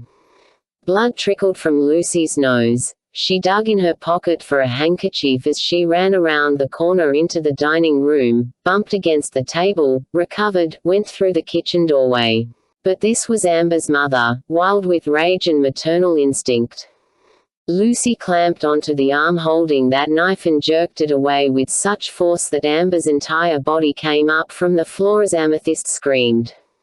Lucy slammed into the counter behind her, bruising her spine. The hand would not release the knife. The drawer flew open. Butcher knives, steak knives, utensils all shot across the kitchen and clattered against the opposite cupboard doors. Amethyst snarled, cursed, spit in Lucy's face. Her strength was incredible. Lucy worked the knife loose. It fell away, hung in midair, spun, came at Lucy point first. "AAWW, Mommy," came Amber's voice. Lucy spun away as the knife went past her and dug into the dining room carpet. She fell to the floor with Amber still in her arms. Amber screamed a long, anguished scream of terror. "Mommy, Mommy!" Lucy held her tightly. The blood was still dripping from Lucy's nose. She wiped it away with her hand. "Mommy, I love you, Amber." Lucy wept in pain and fear. "I'm right here, honey. I have you. Mommy, why do I do bad things? It's not you, sweetheart. It's not you. I don't know why I'm bad. Lucy held her tightly. For now, she had her daughter back. Shush. It wasn't you. It wasn't you. Bernice and Cheryl returned to the office 2 hours later with nothing to show for their have seen her, but was now gone for lunch. Cheryl searched the bus station and even waited for the mysterious Betty Smith to appear, but there was no sign of her. There was, however, an eastbound bus that left only moments before Cheryl got there. Both ladies had searched up and down the streets between the Clarion and the bus depot, but Betty Smith's Sally Rowe was gone. As soon as Bernice came in the door, Tom and George were full of questions. Bernice talked as she hung up her coat. Paste Jake's ad on page 4 and shove over the insurance box. Just yank those personals and put 'em alongside the classifieds this time. Go to 12 point instead of 16 for that notice, and change howl to bark. We'll get a pun out of it. Yeah, said George, I thought of that. They were content for now. Bernice checked the fax machine, nestled against the wall in the front office, next to the photocopier. They'd received a transmission-long ream of paper poured out of the machine and lapped upon itself several times on the floor. She carefully tore it off and then found the first page. Cheryl was there to see it too. There, looking vacantly over her ID number in a police photo, was Betty Smith, alias Sally Beth Rowe. I'd better call Marshall, Bernice said in a weak voice. He's going to love me for this. Cheryl asked, what about Sarah Barker? Sally Rowe stayed in her boarding house. Maybe she knows something about Sally's plans. Call her. Bernice contacted the Cole residence in Bacon's Corner. Ben Cole was there this time. Did you get that fax? He asked. Yes, Ben, well, I have some for him. Have him call me, will you? I'll either be at the Clarion office or at home. At the elementary school, Mr. Woodard was all smiles and pleasant as he handed the Finding the Real Me curriculum across the office counter to Kate Hogan. There. Actually, a subpoena wasn't necessary. I know we would have found it sooner or later. Well, it never hurts to jog somebody's memory a little, said Kate. Thanks a lot. She hurried to her car, the thick binder under her arm. That she actually had possession of this document was almost beyond believing. Now the question was, would it answer any questions or confirm any hunches? As soon as she got into her car, she flipped the curriculum open to the title page. The publisher, Omega Center for Educational Studies, Fairwood, Massachusetts. The title, Finding the Real Me. Self-Esteem and Personal Fulfillment Studies for 4th Graders. The authors, D. Danworth and Marion Newman. She read every word on the title page, and quickly skimmed the introductory pages for any leads, anything that might tie in Sally Rowe. So far, nothing. Well, if it was there, she was going to find it. She started the car, and headed back to the Coles house. When Bernice called Hank Bush, she was close to tears. She was right here, Hank, right under my nose, and I didn't see it, it never occurred to me. Her life is in danger, and we could have helped her, and I let her get away. Hank was just as shocked and dismayed. It's incredible. I talked to her when I was over at Barker's, and I could feel a tug from the Lord then. I just knew she was here with a real need. We've just got to pray that we find. I'll get on the phone. We'll get something going. Driscoll and Creone soared high over the town of Ashton, their wings rushing, shedding rippling, sparkling trails of light. The prayers were beginning all over the town, and the Spirit of God was stirring up even more. There now, said Creone. This should make a difference in Bacon's Corner. Let's just hope it isn't too late, said Driscoll. All over Ashton, with one accord, the saints knelt wherever they were beside their beds, at couches and chairs in living rooms, in a garage next to a jalopy, next to a television that had been turned off for this important moment, over a sink where dishes were soaking in suds. Some were visiting friends, and they all sought the Lord together. School kids paused in their homework to say a quick word. Grandparents and relatives across the country joined the prayers by telephone. They prayed for this woman, this unknown, mysterious, and troubled stranger named Sally Beth Rowe. They prayed for her safety and that she would find whatever she was seeking. Most of all, they prayed that she would turn to God and meet Jesus Christ. They prayed for a place they'd never heard of before. Bacon's Corner. They sought the Lord on behalf of the believers there, and asked for a real victory in their time of siege and struggle. They bound the demonic spirits in the name of Jesus and by his authority, forbidding them to do any more mischief among those people. Bernice skipped dinner so she could fast that night. She spent the time sitting on the couch in her apartment, praying and waiting for the phone to ring. It finally did at just about 7 o'clock. "Hello, Bernie, this is Marshall." "Marshall." Then Bernice choked up. "Hello." She blurted it out. "Marshall, she was here." Marshall knew immediately what Bernice meant, but he didn't want to believe it. "Are we talking about Sally Rowe?" "She was here, Marshall, right here in Ashton." "Where is she now?" Bernice slumped on the couch, heartsick. "I don't know. I didn't know who she was until she left town on the bus." She was staying at Sarah Barker's. Bernice told Marshall everything she knew. How she'd met Sally Rowe in church, had lunch with her, and tried to visit with her at the Clarion, but just got too busy. Marshall had to be the most frustrated man in the world right now. Bernice could hear him trying to hide it, trying to remain calm and civil. "We've got to find her, Bernie. We've got to find her." "I know. Did she say anything about the case?" "She's following it, Marshall.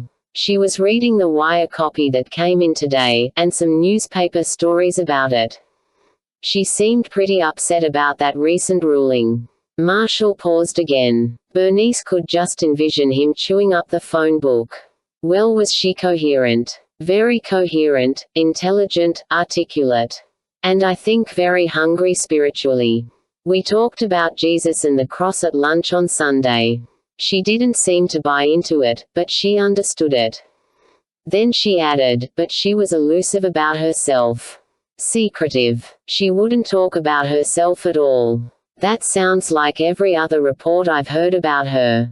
"You got those mug shots from Ben?" "Yes, over the fax. It's her. I finally saw the Finding the Real Me curriculum today. Oh, man, don't tell me I won't. There's no visible connection. But the content is solid confirmation of what Miss Brewer is doing with the kids in the class, along with all the usual humanist, cosmic stuff, collectivism, global consciousness, altered states, relativism, all the usualisms, but no mention anywhere that Sally Rowe had anything to do with it. So we still don't know what this whole attempted murder thing is about, or what Sally Rowe has to do with this case, and I've used up a lot of precious time. She did get my phone number and address from me. No kidding. So there's still hope. Yeah, and we've got a lot to hope for. Keep praying. Oh, we're all praying for you, Marshall, right now. The whole bunch of believers over here. Great. We need something to break, and real soon. The prayers reached to heaven from Ashton, from Bacon's Corner, and everywhere in between, and it was as if the Lord God was waiting for just this moment, just this particular cry from his people. He began to move his sovereign hand. Tal got the report from a courier in the early hours of Wednesday morning. Gilo was at his. Tal's voice was strained with excitement. "The Lord has spoken. She's ready." "Praise to the Lord," said Gio. "Where? When?" "She's left Ashton and is almost to Henderson. It'll only be a matter of hours. We'll meet her there with everything we can muster. If we can get her through before Destroyer and his minions find out, we may be able to tip the scales at last." Gilo drew his sword with a metallic ring and a flash of light. "A turning point. Motor and Signa will remain here with their warriors ready, watching that breach." Tal smiled for the first time in weeks. They just might get some real action today. Dear Tom, I arrived by bus about 7 o'clock this morning, and I imagine I'll get a room soon enough. For now, I'm quite comfortable just sitting in Lakeland Park near the city center. The sun is warm, the bench is dry, and the nearby pond is placid and full of ducks. I would not call the city of Henderson an inviting place, but it does have some major advantages. It is a large, metropolitan city, and therefore easy to hide in, and it has an immense downtown library, an excellent place for finding certain information. I'll be going there today, or tomorrow, or whenever I finish a more immediate matter demanding my attention. A more immediate matter. Sally was a little surprised at her detached, businesslike tone, as if she were going to type a letter or make a purchase.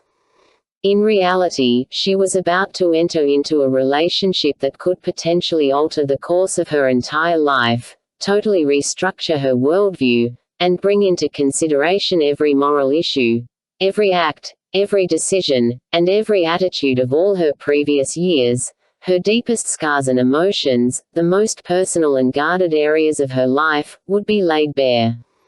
The relationship would be confrontational, perhaps devastating.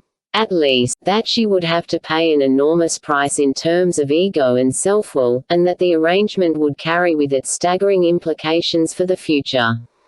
But every second thought was entertained and answered, every objection received a fair hearing, and in between the fierce and heated debates Sally conducted with herself on the floor of her own mind, she slept on it.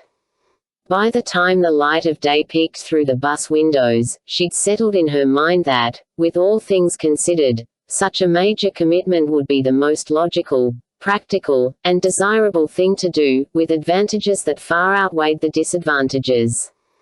It was quiet in the park, with few people around besides a matron walking her poodle and a few yuppies jogging to work.